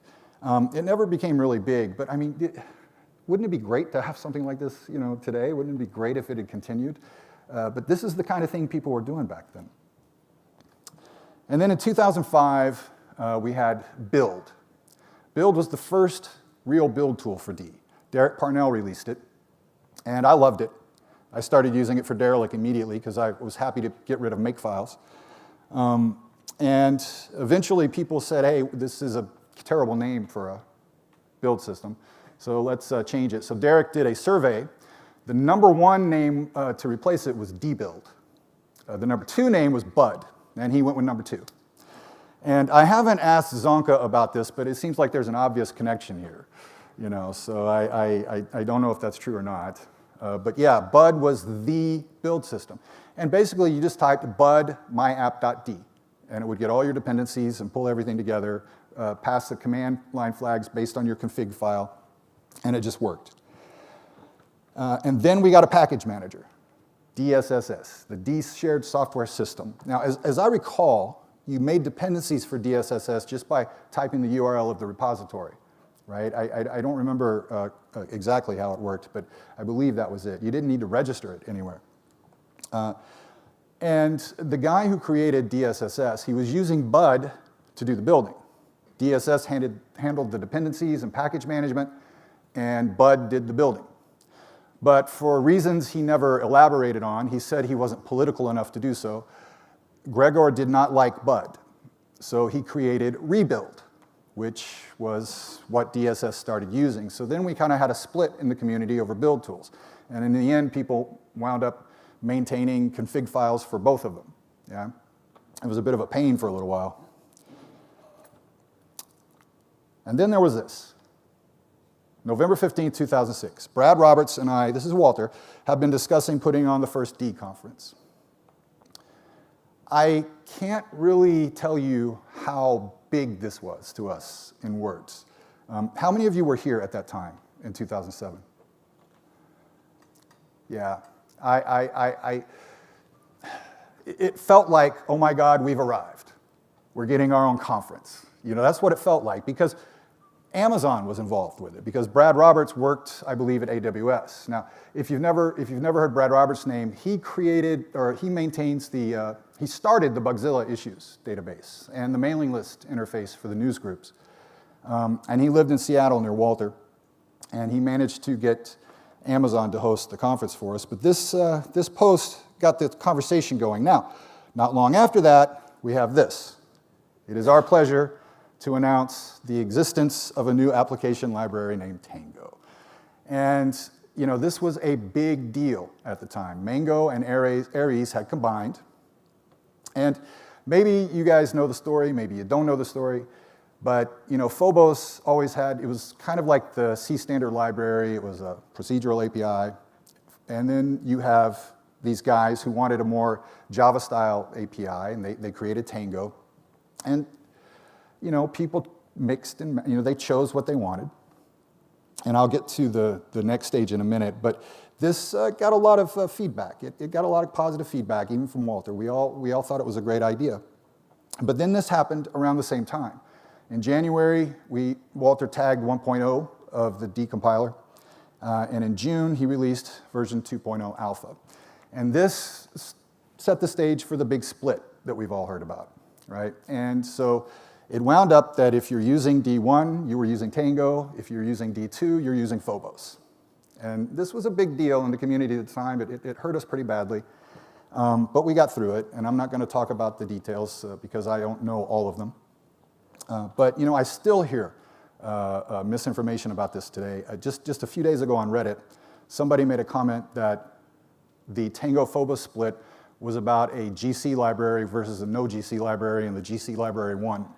You know, and that wasn't it at all. It was all an API thing. And then DConference actually happened in August. It happened at Amazon, and I was unable to attend. I watched it online, as I recall.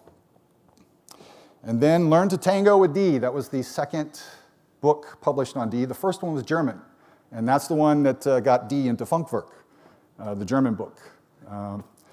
But Learn to Tango with D was the first English language book. And I think that brought a lot of people. And the book was picked up by a Polish university, and they were using it to teach their classes, and they hosted a Tango conference in 2008. And then we have this. 2008, we hear about the first D shops, Funkwerk and Sociomantic, and now we know Karsten was also using D at the time, and who knows who else was using it. But I think this took us out of the villager era. This is saying, look, D is not a toy language, it's serious, you can use it in production. We've arrived, we're not a village anymore, we're a town. And we're in the townie era. And at this stage, you know, we can't consider, yeah, I know. We can't consider that everybody who comes to the D community is going to be a contributor, right? You can't consider it that way anymore. You know, you have to think of it as people who come to the D community now are D users, right? They're clients. We can't always assume they're going to contribute. Now, you know, nowadays, instead of, you know, having expectations that I need to do something, they're saying, why isn't this here? Where is this? You know, why do we have these potholes in the road? And those are legitimate things to ask about, right? And as Robert was saying, we need not just more bodies. You said more warm bodies, but we need more contributors. Yeah? And so what our goal going forward now, we have to find ways to motivate people to say, instead of asking, why is this way, or why isn't this way, to raise their hand and try to do something about it. Yeah? So in this townie era, we have an explosion of projects. And a lot of these are projects that we know and love today, that we're using. You had Visual D, you had the D programming language book, you had Ali's book published in 2010, and all of these were bringing new people to D. And so much more. Now, going forward, what we need is we need a way to get people not just motivated to contribute. When they do contribute, we need to follow through with them, right? So some people who join us in our monthly meetings have volunteered to serve on a ecosystem management team, all right? And that's something we're looking at getting going next year. Now, the idea is these guys will identify what are the most important projects, the most critical projects of the D ecosystem, where do we need to direct our efforts, you know, they'll have a task list of what needs to be done. And anybody who's interested in contributing to the D community can raise their hands and volunteer and says, hey, I'd like to help. And the management team will tell them where to go. We'll check in with them to see their progress. If life gets in the way and they have to step away and not complete their work, the management team will find somebody else to do it. That's the goal. Follow through. Yeah? Take it to the end. And that's, you know, we hear this problem all the time, this complaint that, you know, we have no management, right? And it's like, I don't think that's completely true, but it is a legitimate complaint. And this community management team, this ecosystem management team will help get us where we want to go. Because community is everything. Without the D community, there is no D. Yeah, that's it. So right now, if anybody wants to contribute, Razvan and Dennis are our pull request and issue managers, and they're always looking for people who are willing to fix issues and help them review pull requests or whatever. So right now, you can talk to Razvan and Dennis and say, hey, I want to help. How can I help? And they'll tell you what to do. And I'm done.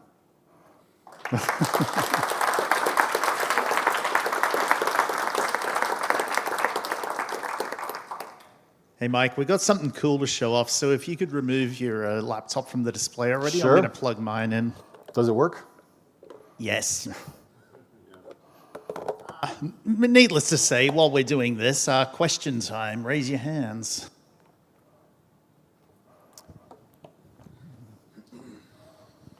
I actually think I used D1 until 2012, and I think the reason was that I based it all on Tango. So, and I think at that time there was sort of, you could link Tango and Phobos together or something. I remember that there was some, because before you had to either choose Phobos or Tango. At least that's what I remember. Yeah, well, that happened, I think, because of the D1 and D2 release happening at the same time.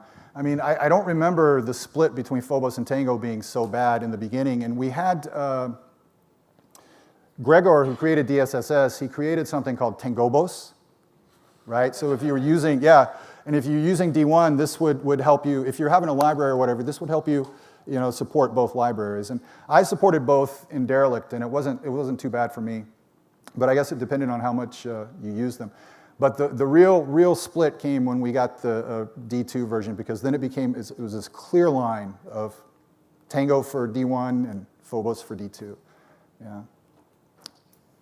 All right, so what we're going to show off here.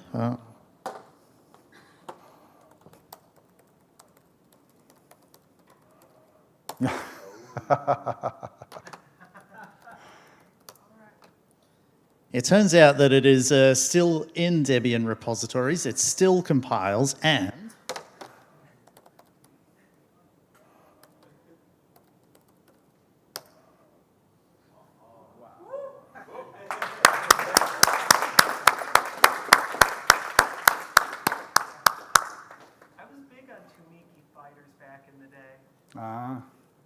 I never played that one.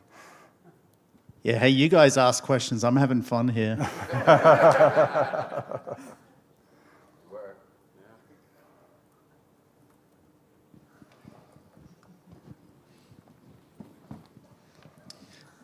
Well, I guess firstly we should congratulate you for actually crossing the aisle and giving a talk, because I guess you kind of waited my entire lifetime. But one kind of hidden bit of kind of culture and history in the sort of 2006 kind of time period is that obviously like Git started. Like Torvalds actually released it. So is there kind of any stories along those lines, and actually like D starting to people starting to use Git?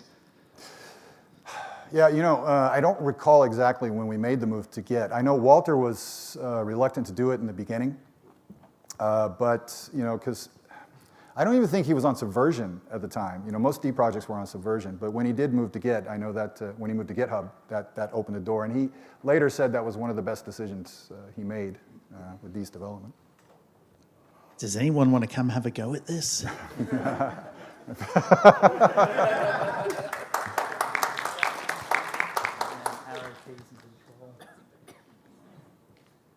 An interesting fact about Taurus Trooper, in 2020 there was someone in the forums who posted the WebAssembly port. So it's online now on taurustrooper.xyz. Oh yeah. Yeah, all the source code for this stuff is available, right? All the D1 source for all these games. And you know, there was an Australian guy, he had a game company, I think it was called Dingo Games or something like that. He actually published a D game on Steam around 2007 or so. So I first started using D in like end of 2010. I was just super frustrated with C++, and I was just Googling for, there must be an alternative for C++, and that's how I found D. And I actually found your project, Mike, Derelict, and I still actually have a game that I had made in 2011 that was based on your library. Yeah, Derelict was probably the most successful project. It's the only project I ever released. Yeah. You know, the thing is, when I came into D, I was into graphics programming, into games programming, but the bindings that existed, I didn't like them because I liked dynamically loading stuff, and plus they were all old and needed updating. But yeah, so I started Derelict.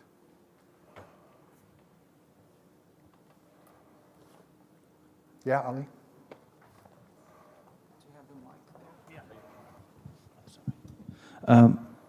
I really appreciate the history you put on here. It puts so much value to both to the people, the pioneers, and also the whole ecosystem, the D that we are all working for and working with. I thank you for that. Thanks. And as a message to my more recent forum contributors, I I think they should appreciate this also. So this is not something you just jump in and some idiots are doing some wrong things. Obviously not. So, and I first heard about D from Andrei Alexandrescu's ACCU magazine, where he sold D in such a successful way that I just jumped in. There was no question in my mind. But for some people, they read the same stuff, they hear the same stuff, but they don't commit like I did or we do. What do you attribute this to? Is it personality difference? Yeah, no, I mean, everybody's different. I mean, I'm not a sociologist, psychologist, or whatever, but yeah, in my experience, you know, some people are just driven to contribute, you know? Some people are just driven to do, I mean, all right, I'm not driven to contribute. I don't contribute, you know, I've never contributed much code-wise, but people ask me sometimes, why are you here? You know, because this is always a hobby for me. It's not my job, right? Programming was never my job. D was my hobby, right? And I have no idea why I'm here. I just like it. Right? I enjoy it. I enjoy being part of the community. I enjoy doing the things I do. So I have no answer for that. And I think for some people, for some contributors, they just enjoy doing it. Those pioneers, notice that none of them are around anymore. Right? None of them are around anymore. And I think that's just something in their personality. You know, they helped establish D, and then they moved on to other pioneering things somewhere else. Yeah. So again, but I think in this era of our ecosystem, I think, you know, we want to be in a situation where people don't have to contribute. You know what I mean? I think that's the ultimate goal, right? So but we need more contributors to get to that stage. Yeah. So, but it's all about expectations. You know, Yuval Noah Harari, I probably pronounced it wrong. If you read Homo Deus, he said something that stuck with me about expectations. It's a pretty obvious thing. It's that, you know, expectations are not based on objective reality. Or no, happiness. Happiness is not based on objective reality. It's based on expectations. We're satisfied when our expectations are met, right? But the problem is once our expectations are met, they explode. They get higher, yeah? And I think that's what it comes down to. It's what your expectations are when you come in and find it. Yeah. So I noticed that this year the talks have been particularly good. Mm-hmm. I think a few other people have noticed this, right? And I mean, I shouldn't talk, I'll exclude mine from that, which was a bit of a mess. But so I wonder whether actually there's another era. Because I noticed your final era, the 2010s and beyond, well, you know, that was a while ago. And I think we might be entering a new era yet again. And perhaps the existence of you know, three companies with significant numbers of developers who've been going at it for a long time. At this point, you know, it's not just like a little experiment for the first, you know, like, let's see, shall we use D? That actually marks something perhaps significant. And I don't quite know how to put this together, but there is something in that we've now had sustained industrial use that has persisted and has been successful. And then the talks have got quite good. Well, this might be the beginnings of something. I don't know. Yeah, you might be right about that. I don't know. But the reason I stopped where I did is because the way I see it is that we kind of got out of the box that we were in, right? We went from this kind of chaos, and DSource brought us into this box. But then after that, we moved to GitHub, and we kind of got out of the box again, right? We've got all these projects scattered across the ecosystem. And you go to the Dub registry, what's a dead project, what's an active project? It's not always easy to find. And if you're a newcomer coming to D for the first time, and you see something on Dub that you like and it doesn't work, you know, how many times are you going to try until you give up and go somewhere else, and you're never even going to complain about it, right? Now, a lot of people these days are coming into Discord. How many people are using Discord? Yeah, okay. So for D. For D. All right. So yeah, so this is kind of the entryway into the D community these days. It used to be the forums, the news groups, right? But now it's Discord. And I think that's a different demographic than what it used to be. And so these guys, I see them sometimes complaining about, oh, why doesn't this work and why doesn't that work? So that's where I'm thinking. Now, you may be right that we're in a new era, but we still need a way to get our ecosystem. I'm just focused on the ecosystem here. We need a way to get our ecosystem back into this box where it's nice and orderly and everybody knows what's going on. And that's my goal with this ecosystem management team. And Matthias is supposed to be helping me with this in the future. Yeah, shrink. Yeah, go ahead. But yeah, I mean, that's the goal, to bring order to the chaos again. What the companies are doing is bringing legitimacy, I think. Yeah. But what we need is we need something for all those young guys coming in who aren't in the companies yet and are learning. And by the way, our YouTube channel, I'm hoping to use that more. If anybody wants to contribute tutorials or show off projects or anything in a video on the YouTube channel, please let me know. I'll put it there. Right? I'm going to start putting tutorials up there pretty soon. So. Yeah, speaking of, we got a couple of questions up here on the YouTube channel. Okay. So let's start with the top one. What happened with Sociomantic Tsunami, and are there any plans to use their experience in the standard or other libraries? Yeah, okay, I'm not the guy to talk to about plans for the standard. That would be Attila. Yeah. And what happened to Tsunami, that would be Matthias, as a former Sociomantic employee. So. There aren't any plans, because I don't know what it does, so kind of hard to, make any. As far as I can know, it's used for organizing dancing monkeys.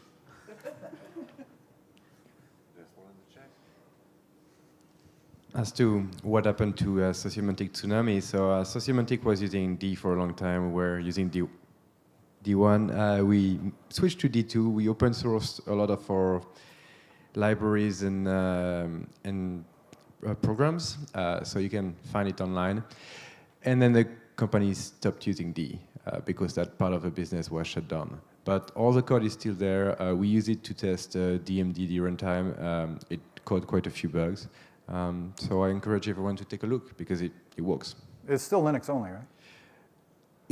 It is. Yeah, the standard library is Linux only. And this standard library is actually an evolution of Tango. So we took the Tango code and we ported it to D2. I see. And there's a question up there asking about the bounty system. Max has already said, yes, there is one. Hey, look, our bots are back on screen. Thank you. But while I'm dealing with that, okay, thanks, Steve. I think I saw something on Slashdot that they might be for the benefit of our live stream, not the bot, to hell with the bot, could you give us a rundown of the bounty system? Yeah, okay, so right now we have a bounty system that we're using through our FlipCause account. It's in a service for nonprofits. And some people have contributed money to fix certain issues in our Bugzilla. And you can contribute bounties yourself, tell me what issues you want fixed, and I'll put a bounty up on our bounty page at FlipCause, and you can see the link on the what's it called? The donate page at dlang.org. You go to community and donate. You'll find links to the bounty page. But I should mention that we're going to move away from FlipCause pretty soon at the end of this year because it's costing us more money than it's providing a service. So we're going to ditch it so we can use some of that money for other things like the D Foundation taking over hosting of several web services in the ecosystem. That's something that's in progress right now. Like recently we've had issues with some things like the forums going down for a while or the release is not going out. And so once we take over the services, we'll have several people available to do admin stuff instead of everything depending on one person, like Vladimir for the forums. So anyway, we want to use that money elsewhere. So we'll find another way to handle bounties. But yeah, we do put bounties on specific Bugzilla issues. And one of the bounties right now is for DLL support on Windows. So if anybody wants to look into those issues and fix that, I think we've got a few $100s on that one now. I'm not sure exactly how much it is. I'd have to go back and look.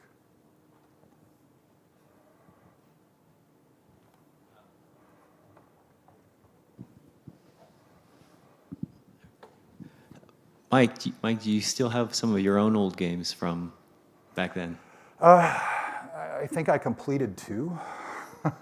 No, I don't have any of my old code. I don't have anything from back then. I never saved it. I wish I had. I wish I had. Yeah. So. All right, do we have any more questions, or are we all satisfied? Nobody else want to play the game? No, I think we're done, Mike. All right. Well, okay, you can do that if you want to.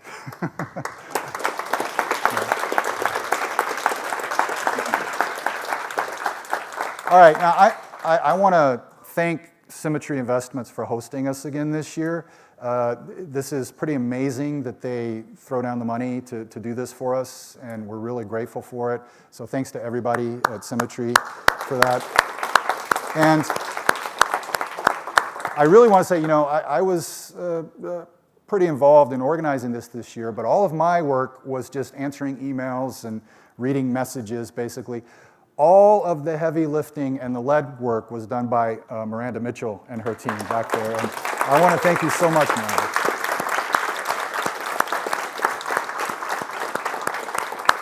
I mean, Miranda's been awesome with this, and we owe her a lot there for that. So, Ethan, I think you have a... Yes, we've had a mixing desk over here working tirelessly for us all conference. As you would have seen them scrambling over Robert's laptop earlier, for example. So yeah, these guys have been, this conference literally would not run without them. So let's thank Mark, Canyon, and Joaquin.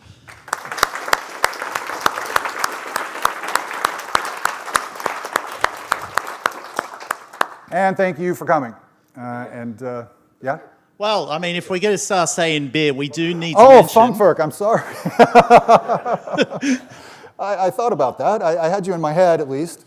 Yeah, thanks to Funkwerk for providing money for making us all tired every morning.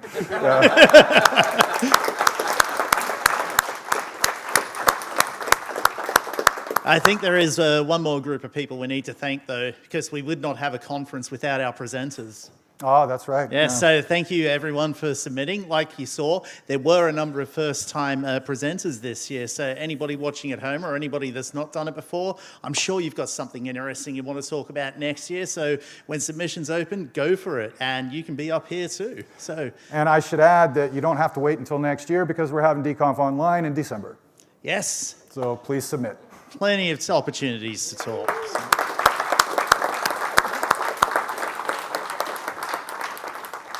And of course, we should also thank our language authors and maintainers for coming out. Walter, unfortunately, had to go back to his hotel room, but we still have Attila, who has been tirelessly down front all conference. So, thank you.